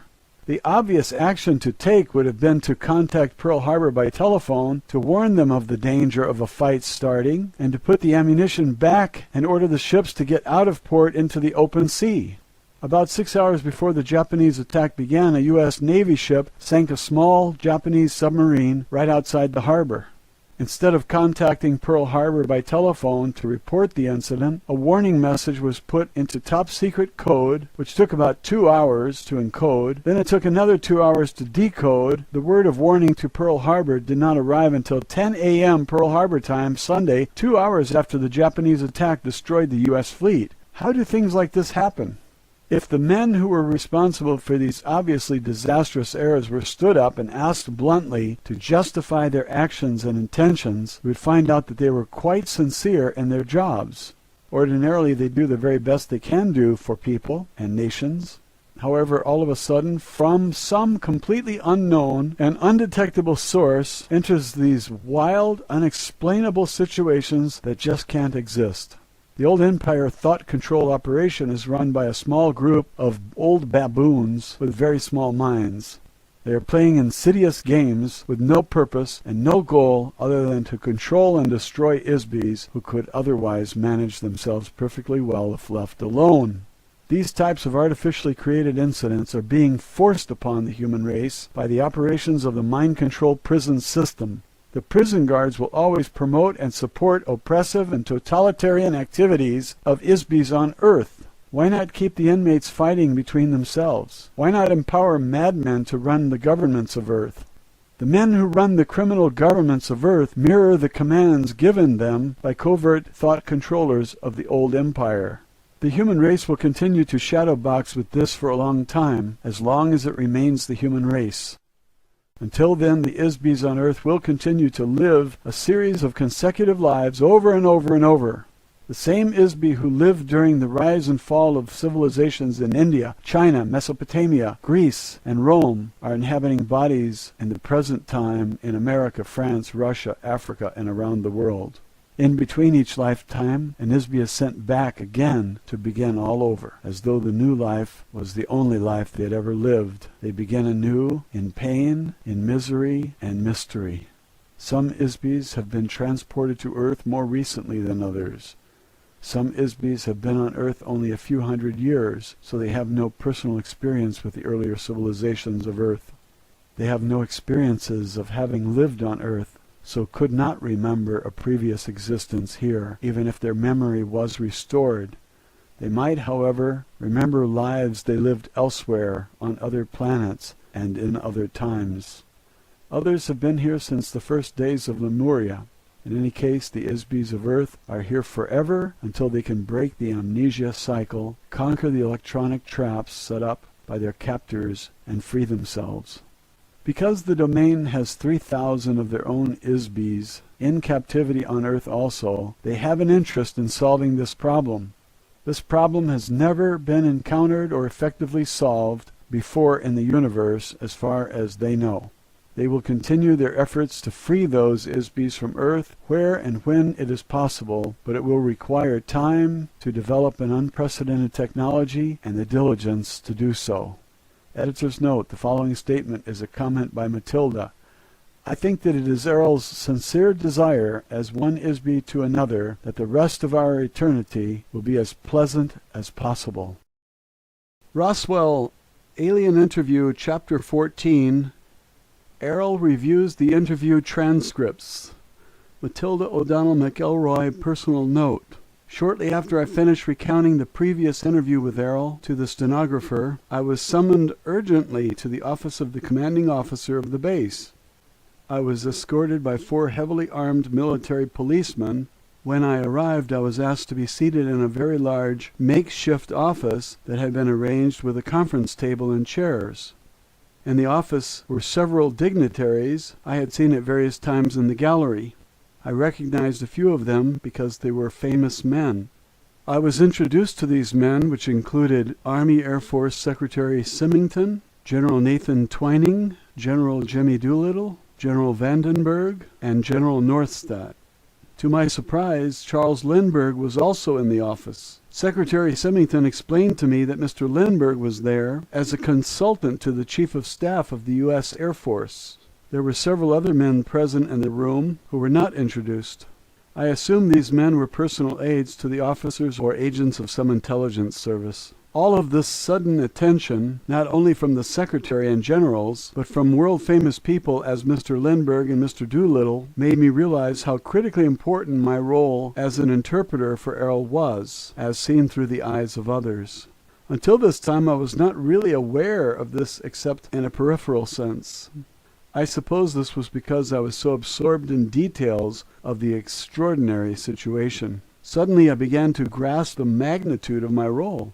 I think that the presence of these men in that meeting was intended in part to impress me with this fact. The secretary instructed me not to be nervous. He said that I was not in any trouble. He asked me if I thought the alien would be willing to answer a list of questions they had prepared. He explained that they were very eager to discover many more details about Airl, the flying disc, the domain, and many other subjects that Airl had disclosed in the interview transcripts. Of course, they were mainly interested in questions relating to the military security and the construction of the flying disc. I told them that I was very sure that Airl had not changed her mind about answering questions, as nothing had changed that would cause her to trust the intentions of the men in the gallery. I repeated that Airl had communicated everything that she was willing and at liberty to discuss already. In spite of this, they insisted that I would ask Airl again if she would answer questions, and the answer was still no. I was to ask her if she would be willing to read the written copies of the transcripts of my interview translations. They wanted to know if Airl would verify that my understanding and translation of our interviews was correct. Since Airl could not read English very fluently, the secretary asked if they could be allowed to observe for themselves while Airl read the transcripts and verify that they were correct in writing. They wanted her to write a copy of the transcripts, whether the translation were correct or not, and make a note of anything that was not accurate in the transcripts. Of course, I had no choice but to obey orders, and I did exactly what the secretary requested. I was given a copy of the transcripts with a signature page, which I was to show to Airl. After Airl completed her review, I was also directed to request that Airl sign the cover page, attesting that all the translations in the transcripts were correct as amended by her. About an hour later, I entered the interview room, as instructed, with copies of the transcripts and signature page to deliver to Airl, as the members of the gallery, including the generals, and Mr. Lindbergh also, I presume, and others watched through the glass of the gallery room. I went to my usual seat, sitting 4 or 5 feet across from Airl. I presented the envelope of transcripts to Airl and passed on the instructions I had received from the secretary telepathically. Airl looked at me and looked at the envelope without accepting it. Airl said, "If you have read them and they are accurate in your own estimation, there is no need for me to review them also. The translations are correct. You can tell your commander that you have faithfully conveyed a record of our communication." I assured Airl that I had read them, and they were exact recordings of everything I told the transcription typist. "Will you sign the page then?" I asked. "No, I will not," said Airl. "May I ask you why not?" I said. I was a little confused as to why she wasn't willing to do such a simple thing. "If your commander does not trust his own staff to make an honest and accurate report to him, what confidence will my signature on the page give him? Why will he trust an ink mark on a page made by an officer of the domain if he does not trust his own loyal staff?" I didn't quite know what to say to that. I couldn't argue with Airl's logic, and I couldn't force her to sign the document either. I sat in my chair for a minute, wondering what to do next.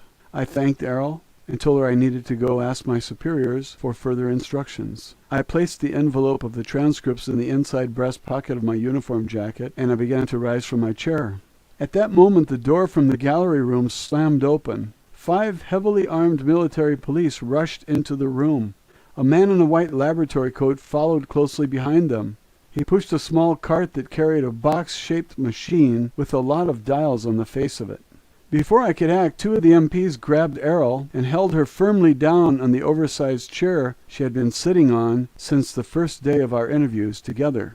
The other 2 MPs grabbed my shoulders and pushed me back down on my chair and held me there. The other MP stood directly in front of Airl, pointing a rifle directly at her, no more than 6 inches from her head. The man in the lab coat quickly wheeled the cart behind Airl's chair. He deftly placed a circular headband over Airl's head and turned back to the machine on the cart. Suddenly, he shouted the word, "Clear!" The soldiers who were holding Airl released her. At that instant, I saw Airl's body stiffen and shudder. This lasted for about 15 or 20 seconds. The machine operator turned a knob on the machine and Airl's body slumped back into the chair. After a few seconds, he turned the knob again and Airl's body stiffened as before. He repeated the same process several more times. I sat in my chair being held down all the while by the MPs, and I didn't understand what was going on. I was terrified and transfixed by what was happening. I couldn't believe it. After a few minutes, several other men wearing white lab coats entered the room. They briefly examined Airl, who was now slumped listlessly in the chair. They mumbled a few words to each other. One of the men waved to the gallery window. A gurney was immediately rolled into the room by 2 attendants. These men lifted Airl's limp body onto the gurney, strapped her down across the chest and arms, and rolled it out of the room. I was immediately escorted out of the interview room by the MPs and taken directly to my quarters, where I was locked in my room with the MPs remaining at guard outside the door. After about half an hour there was a knock at the door of my quarters. When I opened it, General Twining entered, together with the machine operator in the white lab coat. The general introduced the man to me as Dr. Wilcox. He asked me to accompany him and the doctor. We left the room, followed by the MPs. After several twists and turns through the complex, we entered a small room where Airl had been wheeled on the gurney. The general told me that Airl and the domain were considered to be a very important military threat to the United States. Airl had been immobilized so that she could not depart and return to her base, as she said she would do in the interview. It would be a very grave risk to national security to allow Airl to report what she observed during her time at the base, so it had been determined that decisive action was needed to prevent this. The general asked me if I understood why this was necessary. I said that I did, although I most certainly did not agree that it was the least bit necessary, and I certainly did not agree with the surprise attack on Airl and me in the interview room. However, I said nothing about this to the general because I was very afraid of what might happen to me and Airl if I protested. Dr. Wilcox asked me to approach the gurney and stand next to Airl. Airl lay perfectly still and unmoving on the bed. I could not tell whether she was alive or dead. Several other men in white lab coats, who I assumed were also doctors, stood on the opposite side of the bed. They had connected 2 pieces of monitoring equipment to Airl's head, arms, and chest. One of these devices I recognized from my training as a surgical nurse as an EEG machine, which is used to detect electrical activity in the brain. The other device was a normal hospital room vital signs monitor, which I knew would be useless since Airl did not have a biological body. Dr. Wilcox explained to me that he had administered a series of mild electroshocks to Airl in an attempt to subdue her long enough to allow military authorities time to evaluate the situation and determine what to do with Airl. He asked me to attempt to communicate with Airl telepathically. I tried for several minutes but couldn't sense any communication from Airl. I couldn't even sense whether Airl was present in the body any longer. "I think you must have killed her," I said to the doctor. Dr. Wilcox told me that they would keep Airl under observation and I would be asked to return later to establish communication with Airl again. Roswell. Alien Interview. Chapter 15. My Interrogation.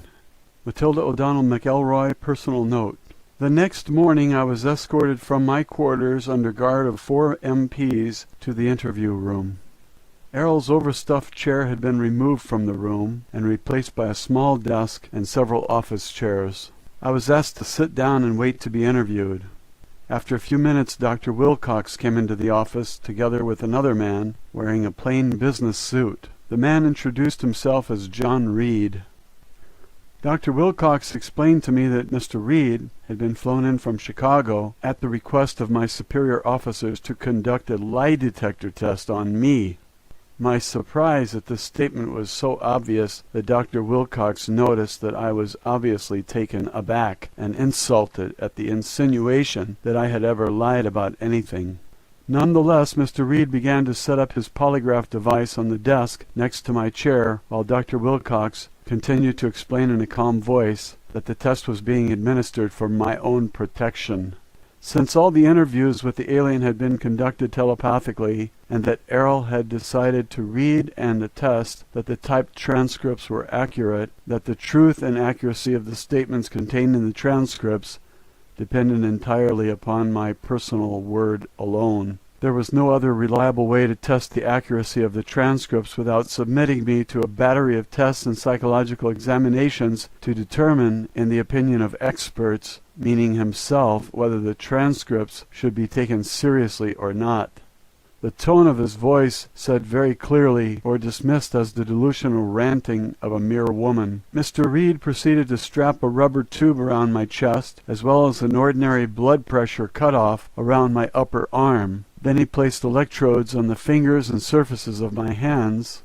He explained that he would be very objective during the interview because he had been thoroughly trained in scientific interrogation.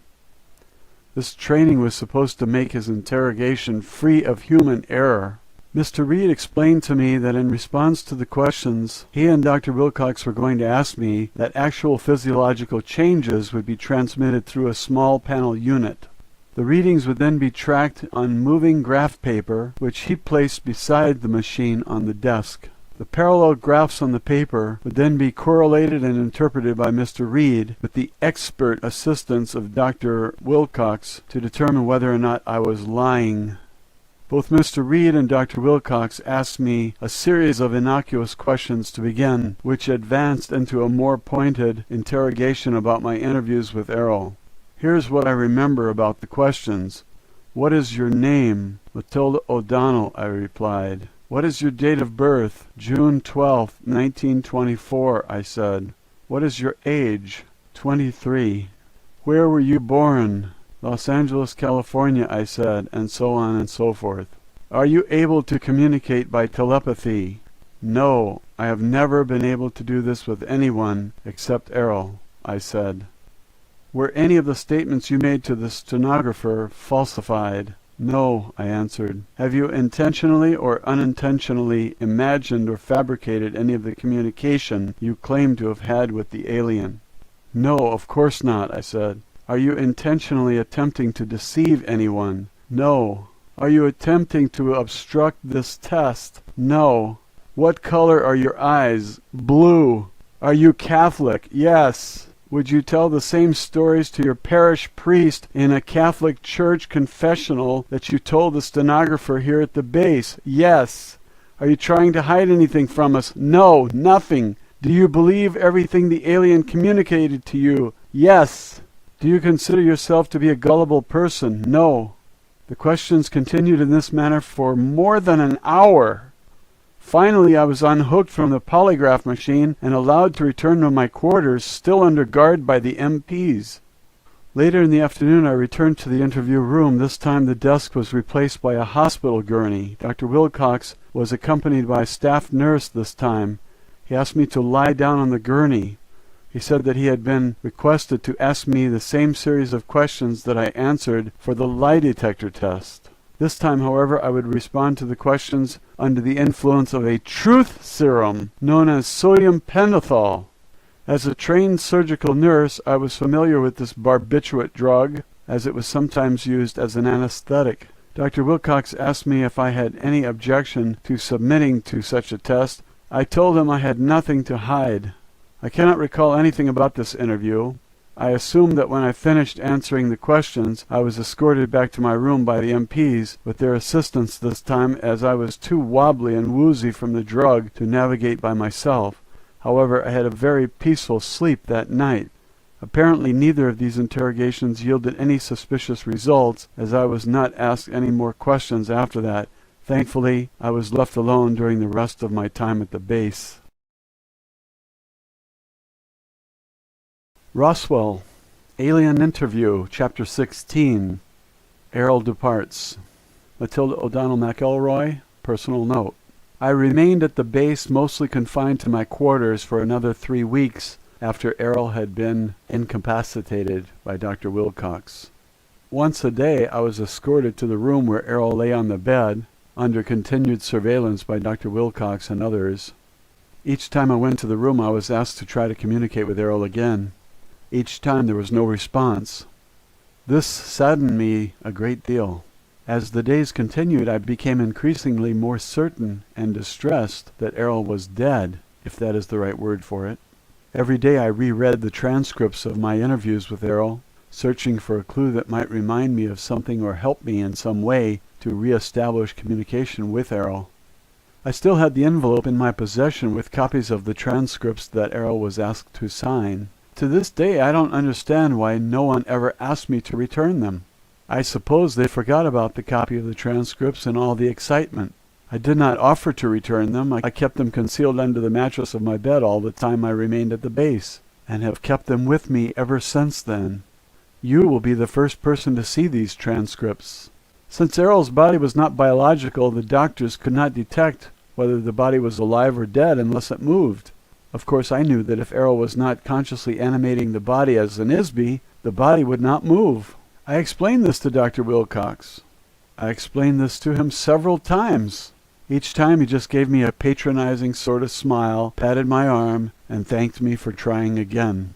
At the end of the third week, I was told by Dr. Wilcox that my services would no longer be needed because it had been decided by the military to move Airl to a larger, more secure military medical facility that was better equipped to deal with the situation. He didn't say anything about where the facility was located. That was the last time I saw Airl's doll body. The following day I received written orders signed by General Twining. The orders said that I had completed my service to the U.S. military and was officially discharged from further duty, and that I would receive an honorable discharge and a generous military pension. I would be also relocated by the military and given a new identity with the appropriate documents. Along with the orders, I received a document that I was instructed to read and sign. It was an oath of secrecy. The language of the document was full of legalese, but the point was very clearly made that I was to never, ever discuss anything whatsoever with anyone about anything whatsoever that I had seen, heard, or experienced during my service in the military under pain of death as an act of treason against the United States of America. As it turned out, I was placed into a federal government witness protection program, except that I would be protected from the government by the government. In other words, as long as I stayed quiet, I could stay alive. The following morning, I was placed aboard a small military transport plane and flown to a relocation destination. After being shuttled to several locations for short periods, I eventually ended up in Glasgow, Montana, near Fort Peck. The night before I was scheduled to board the transport plane, I lay in bed, contemplating the whole affair and wondering what happened to Airl and to me. I suddenly heard Airl's voice. I sat bolt upright in my bed and turned on the light on the nightstand. I looked around the room frantically for a few seconds. Then I realized that it was Airl, the ISB. Her body was not in the room with me, of course, and it didn't need to be. She said hello. The tone of her thought was plain and friendly. It was unmistakably Airl. I did not have the least doubt about that. I thought, Airl, are you still here? She answered that she was here, but not in a body on Earth. She had returned to her post at the domain base when the doctor and the MPs attacked us in the interview room. She was pleased to perceive that I was well and that I was going to be released unharmed. I wondered how she escaped from them. I was worried that they might have injured Airl by the shock machine. Airl said that she was able to leave the body before the shock was administered and avoid the electric current running through the body. She wanted to let me know that she was safe and not to worry about her. I was very relieved, to say the least. I asked Airl if I would ever see her again. Airl reassured me that we are both ISBs. We are not physical bodies. Now that she had located me in space and time, we would always stay in communication. Airl wished me well, and my communication with her ended for the moment.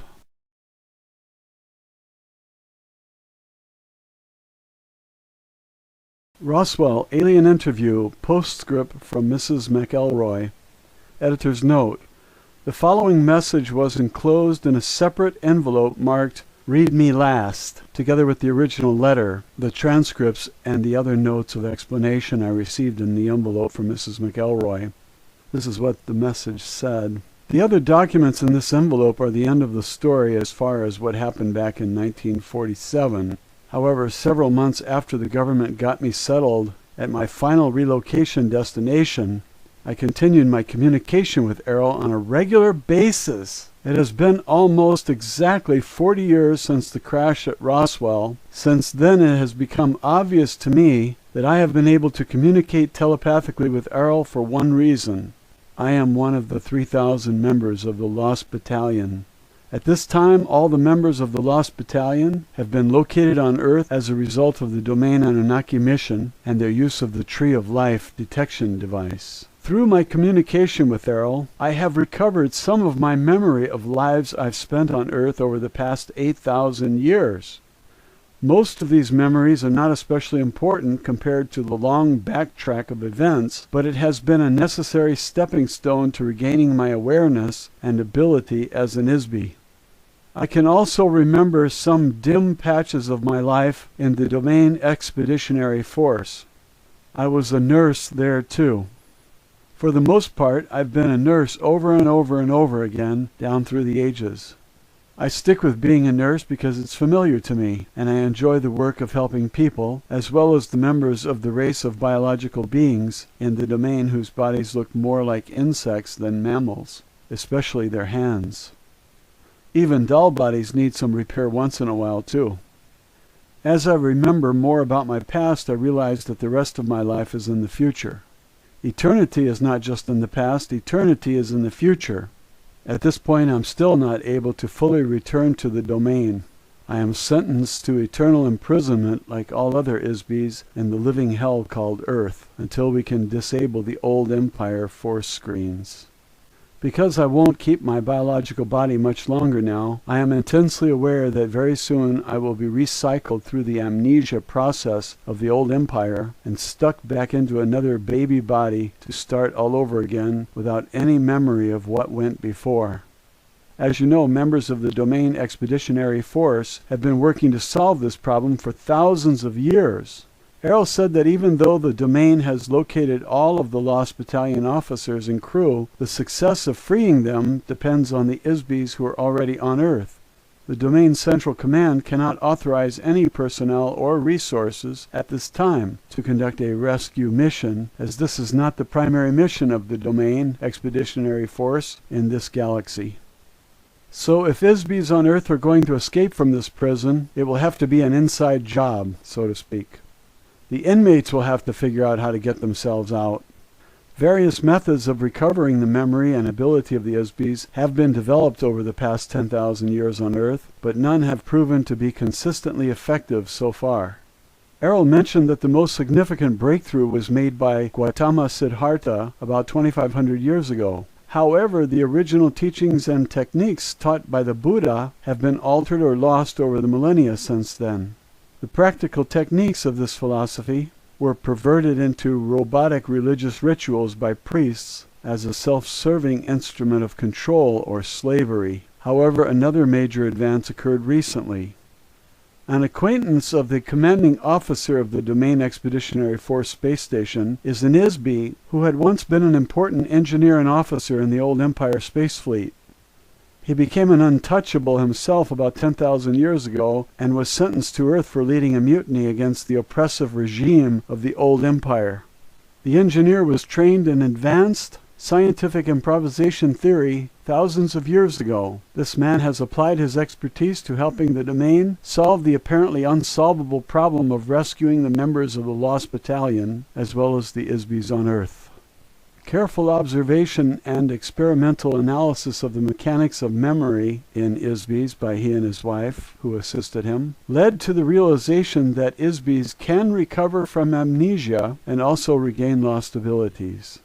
Together they discovered and developed effective methods that they used to rehabilitate their own memories.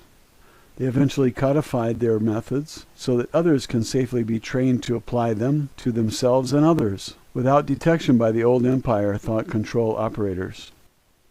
Their research also revealed that Isbies can occupy and operate more than one body at the same time, a fact that previously was thought to be uniquely limited to officers of the Domain.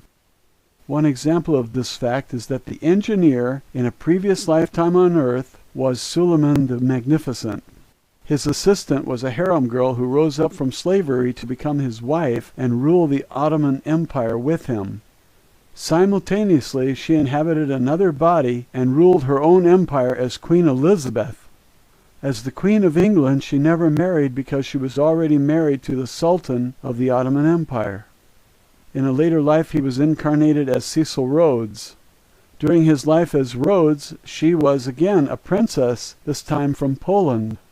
As such, she pursued Rhodes unsuccessfully toward the end of his life. However, in their next incarnation, they met again, were married, had a family, and again worked together successfully all of their lives. Several other notable examples of this phenomenon were observed. For example, the process of refining steel was invented by the same Isbie who inhabited two bodies simultaneously. One was named Kelly, who lived in Kentucky, and the other was a man named Bessemer, who lived in England. They both conceived the same process at the same time. Another example is Alexander Graham Bell, the inventor of the telephone, which was invented by several others at the same time, including Elijah Gray. The telephone was conceived concurrently in several locations around the world all at once. This was a single ISBE of such tremendous energy and ability that he was able to operate several bodies in several different locations while conducting complex research work. Thanks to these revelations, the domain has been able to return some of ISBEs of the Lost Battalion to active duty on a limited part-time basis. For example, 2 young girls who occupy biological bodies on Earth now are at the same time working as active members of the Domain Expeditionary Force on the Asteroid Space Station as operators of a communication switchboard.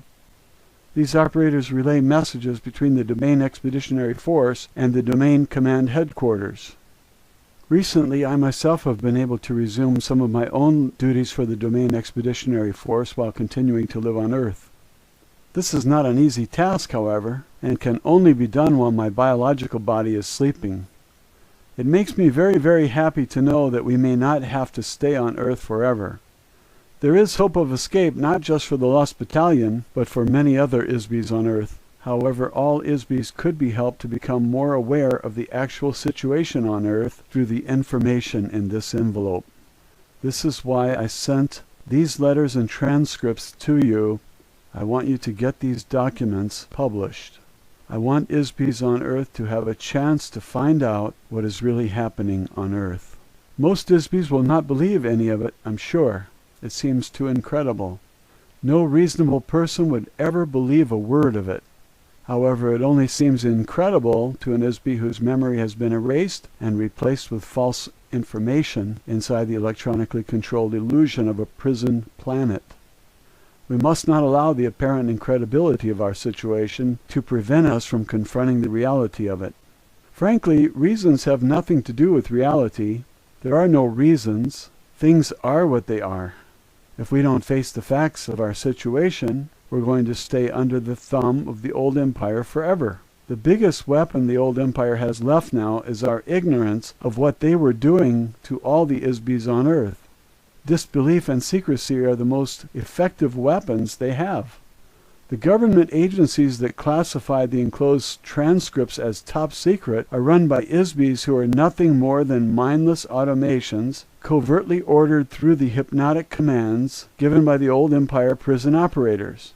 They are the unknowing slaves of unseen slave masters, and all the more enslaved by their willingness to be slaves.